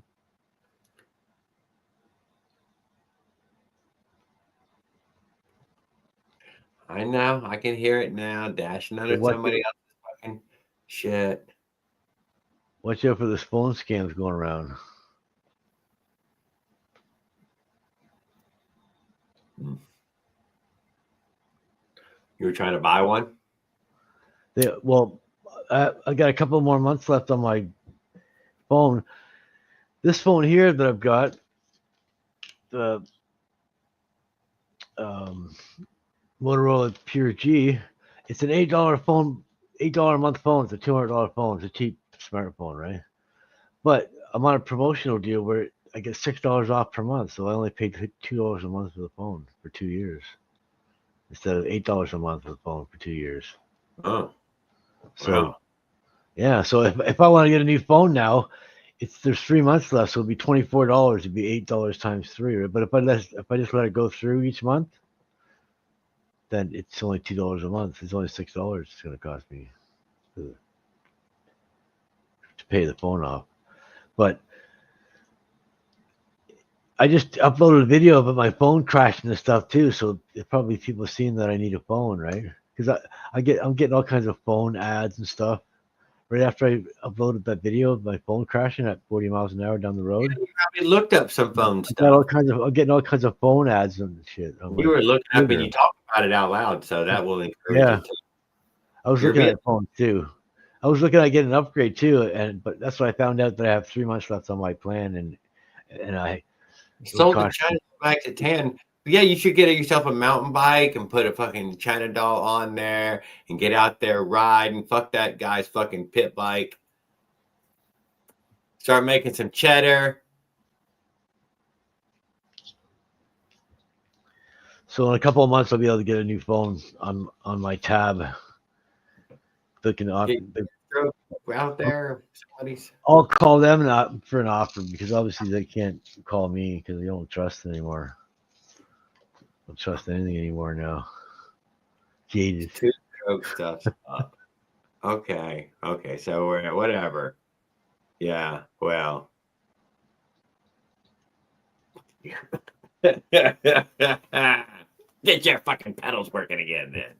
Don't get scammed, people. If it's too good to be true, it probably is. It's too good of a deal to be true. I don't know. Hope you're having a good time. You need more wheels. Uh-huh. Aren't they kind of expensive? I think they are. I think it's like $300 a set, which is not expensive. Our wheels are just the cheapest wheels you can get. I can't deny.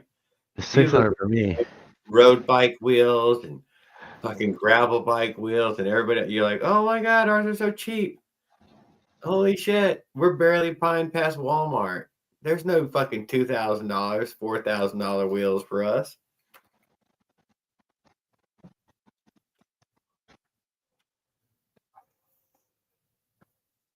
I've seen a video of a guy.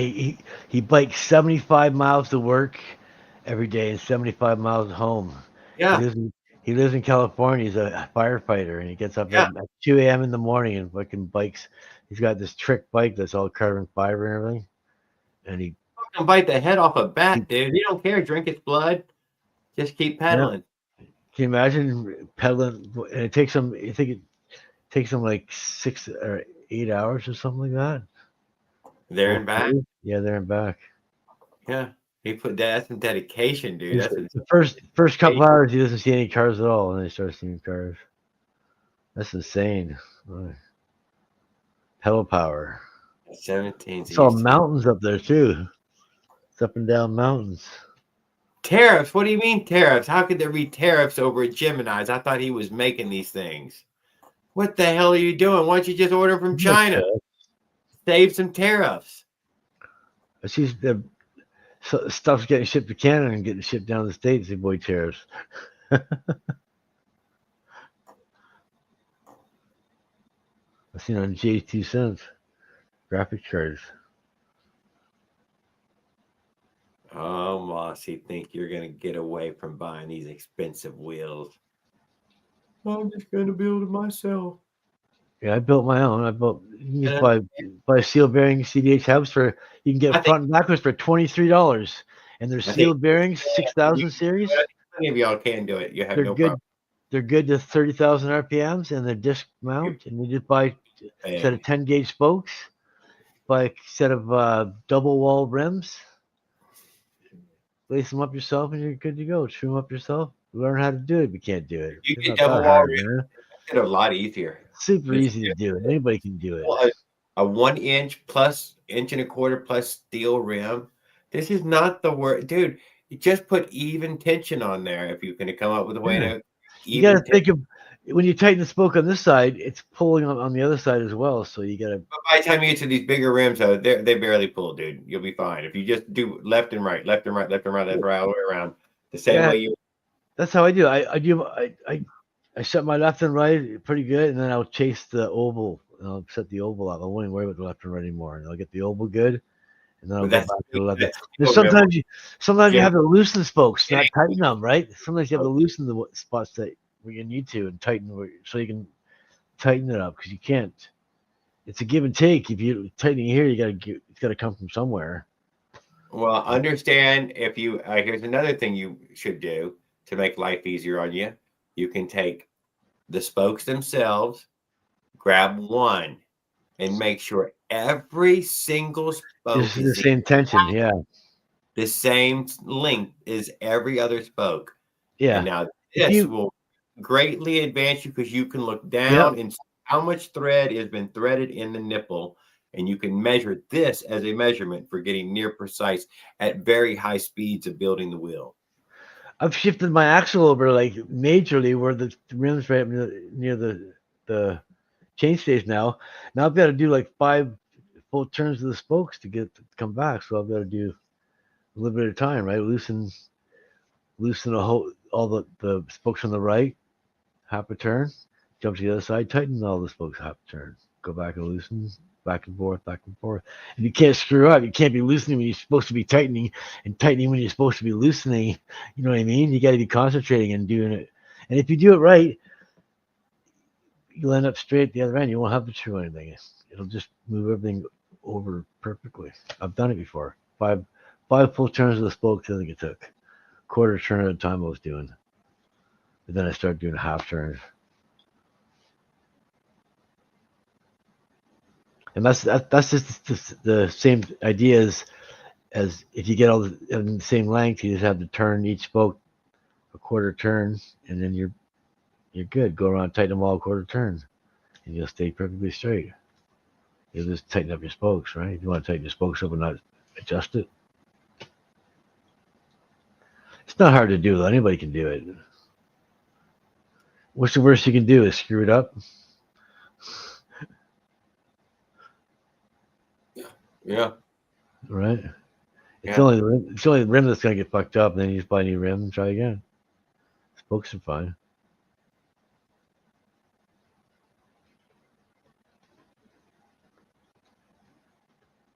I don't know. I don't know. But I didn't know how to do them, and I did them. I didn't know how to lace. I just look at the rim that's laced. Copy it.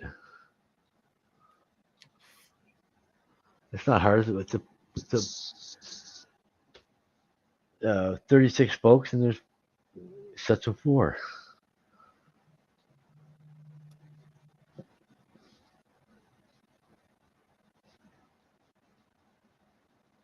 And they cross 3 times. It's pretty simple. I'm sure anybody, if you can put a motorized bike together, you can screw a wheel. Screwing a wheel is way easier than putting up together a motorized bicycle. Wow. Apparently, if you can take one apart, not put it together.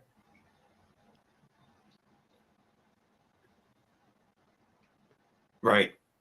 Like, oh yeah. Recent example is key. What I'm doing though, like to run, so putting it on was not nearly as hard as taking it apart for him.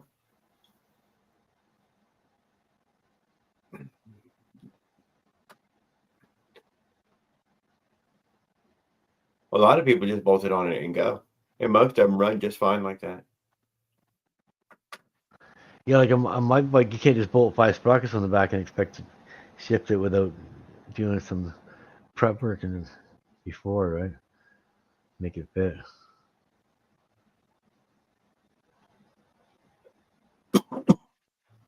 That's gonna be fun when I get that going.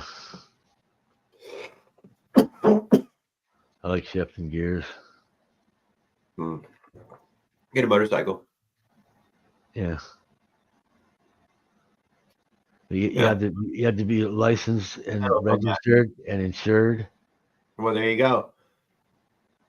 Which is probably better anyway. It's Yeah. safer. That's what you're asking for, though. That's what I don't understand. It's almost banging your head in the wall. You're like, yeah, but I want it anyways. Okay, well, I can see why they force you to do that. I'll drive around free until they can't be tamed. They can't be just asked to do it this way. They're like, no, I want to do it this way now. For if sure. They take it away from me, yeah, then I'll get a bike that something goes on the road. Get an enduro or something, 2-cycle enduro. Yeah, so I just move off the damn electric bike. You'd be like, oh, I got an electric bike, guys. I'm out of here.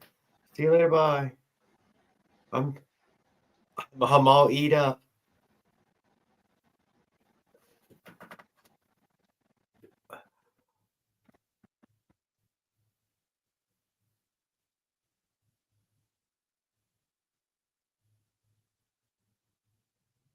These sidewalls. 3-inch wheels, just damn it. I'm missing it. I always hate this Gemini wheels. Heavy duty there.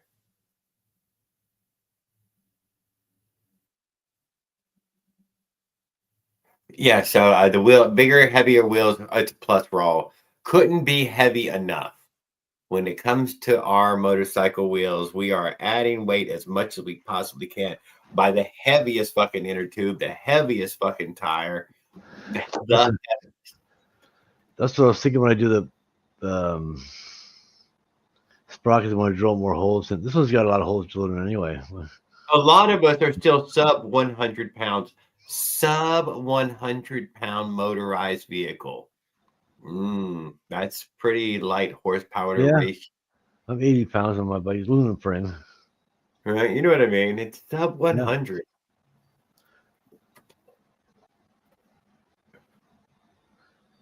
I bet that Vespa had weighed a good 140, 120, something like that. It was power to weight ratio, right? It's not how much horsepower you have. It's how much weight power to weight. Yeah. Well, you are always going to be you, so lightening the Yeah. bike is considerable, and bicycle is, the lightest. The unicycle, but seems. But I used dude, I used to be there 100 pounds lighter. Now I'm 100 right pounds now heavier. hauling ass, and I mean really, really hauling ass. He was going down the side of the road at that speed, probably 45, 50. I mean, he was hauling ass. Have you seen these electric unicycle things? Yeah. Yeah, he for real was going fast, dude. Like, Oh, those things fly. I know. Those things fucking go. I mean, he was really going fast. Yeah. Kind of look fun. Can't deny. It's a little bit learning curve, but once you get the knack of them, I've seen people fly around them like they're on a hovercraft, basically.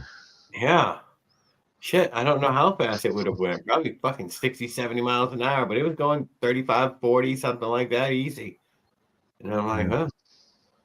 And he My beat magic carpet is me out working. of the streets out onto the highway, and I'm like, motherfucker, damn him. Yeah. It's way quicker than I thought it was. I'm gonna run his ass down like a dog, though, if he fucking stays in my lane. No, I lie. But he didn't. He jumped over the dirt. He ran through the dirt shit and jumped up onto the bike trail. They're called a one wheel, aren't they?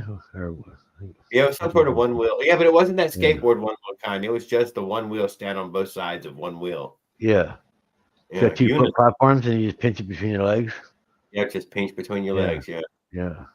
I think it's got a seat that slides up. You can pull the seat up on it. Maybe it does. I don't know. I didn't see that. And it's a handle too for rolling around if you're walking it. Well, it was. I was interested in those. I was gonna get one, and I was like, no, I'll go kill myself on that thing. I don't know. Yeah, it kind of looked like it's gonna be definitely at least $800. Too fast for standing on a one wheel. Fuck that. This is probably the most of electricity for transportation. It has deleted all the other moving parts. It got rid of a lot of and here you are, just battery, just wheel. And it was a small enough wheel to be very strong. I'm sure will be very, very robust. Although the rider, what keeps you on it? I mean, that's, I can see the accidents are going to be horrendous. Yeah. Sliding to a stop. Oh, don't put your hands down. Don't put your hands down. Don't put your hands. Oh, he's putting his hands down. It's over. Gonna break his fucking arm or something now. I learned a lot my first 2 years of doing motorized bike. That's why now when I build them, I ride them. I don't have to fix them. Yeah, well, I'm trying to get it home.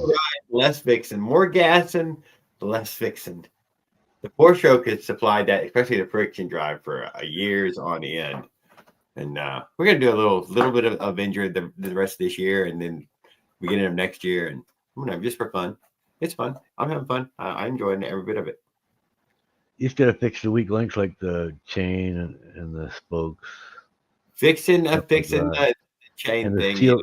Sealed bottom bracket, sealed bearing bottom bracket, sealed bearing wheels, hub front and back.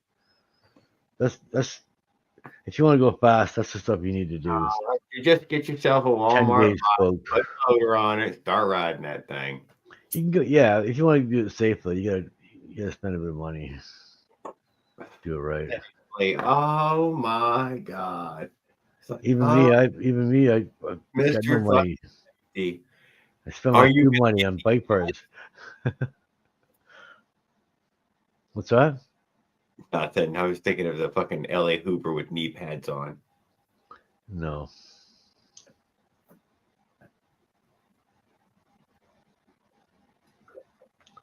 If I was racing, I'd be putting knee pads and elbow pads.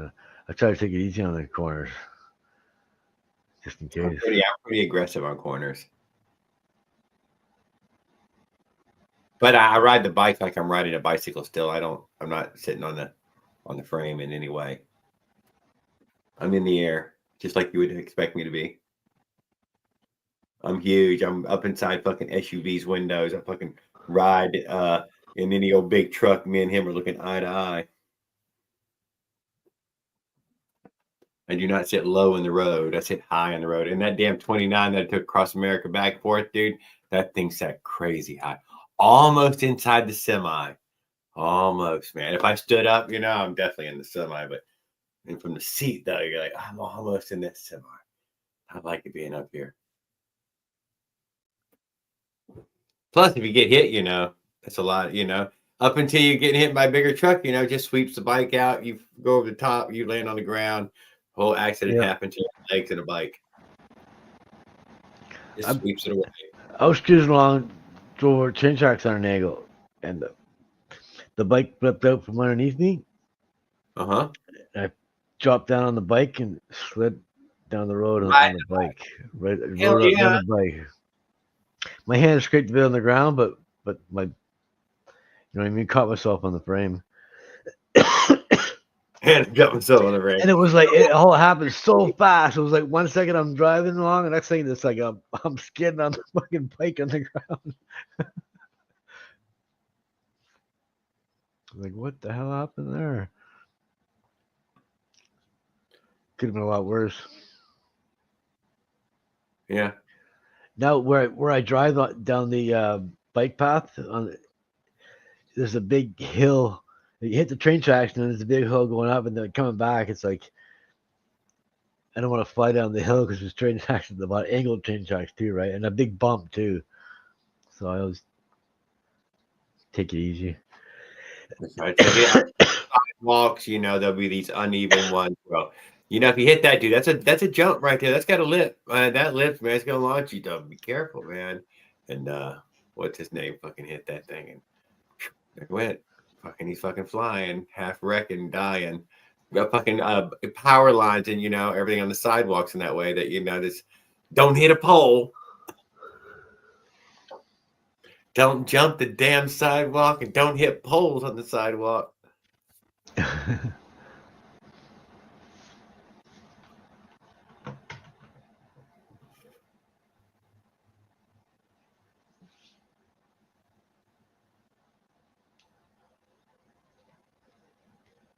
Which one is for speed? Which one? Yeah, the different sprockets. Thank you, Raul. That's right. Pick your speed, and then you can properly put the right sprocket on there. That's what I'm trying to say. And I think the 44 is what I need because as soon as it weighs another 200 pounds, it's going to need a whole lot more torque. And I think that's going to tame it down quite a bit. If you want to stay up to 30 miles an hour, between 20 and 30 miles an hour, the 44 is good. Yeah, I believe it's going to be peppy and it. If you want to go faster, you can go right down to 32. Pull a bridge. Well, if it won't pull bridges, then we're going to try the 56.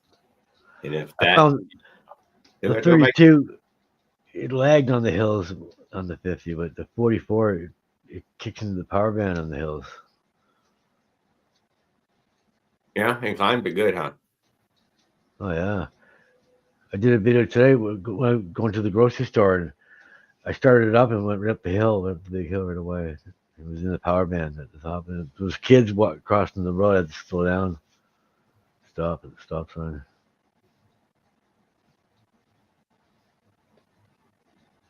It was like 410 or something. Just before 420. Yeah. We should put up a betting board so that people can bet on all the parts that will break down on my trip and how many times it'll have to be replaced and what will last the longest. A little The only problem I've had so far on my bikes since I built it is broke up axle when I was hitting a pothole. That was fucking huge pothole. No, that's it. No, it's teased up. What, your cold seized? And it always run afterwards. It costs. It ran right after. I drove it home after that. It only cold seized for a second. Oh, he's like, it costs a little bit. And I still try to cold seize it again. It won't do it. It's got. Is that the cast iron cylinder? Yeah. Hey, it couldn't And have the hurt it. piston's pretty tight in there too. I was like surprised. I was thinking, damn, this thing's gonna cold seize. The piston's way too fucking tight in there. But no, and they're 1.2 millimeter pistons rings. Yeah, 2 of them. 2 of them. It's a real Minerali piston, yeah. Oh no. Window piston. It's a 1.2 millimeter. And the bottom of the piston is all shaped and curved, and it's cut away from the ports. It's all machined away at the bottom of the piston. You can tell it's set up for flow there. I don't know. You can win anything. Yeah. Just in the what do I think is going to go out? Lots of people, I'm sure, have an opinion on what would go out. The China doll pistons all have 2 millimeter wide piston rings. So they're almost twice as wide on piston rings, twice as much friction. Yeah. I only got the one. Where the 1.2 millimeters is almost half the. You just got one little skinny ring on the top there. And the LS motor, they can take 1,000 horsepower. Those have all light tension rings and they're all thin rings. Yeah. And they get wicked gas mileage and they leak a little bit, but they work good. They last for a long time. Less friction is less wear.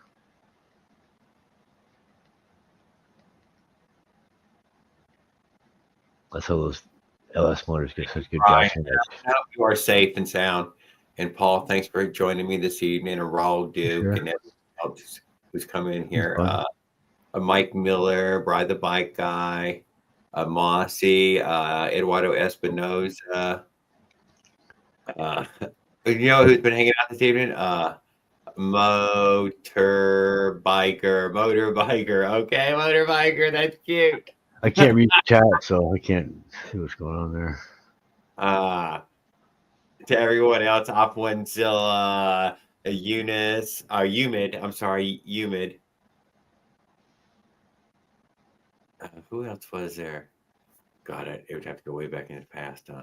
Y'all been chatting your asses off. Whatever. Thanks a lot, guys, for hanging out with me this evening. Thank you, Paul. You have a great evening. For sure. Thank you. Yeah, guys.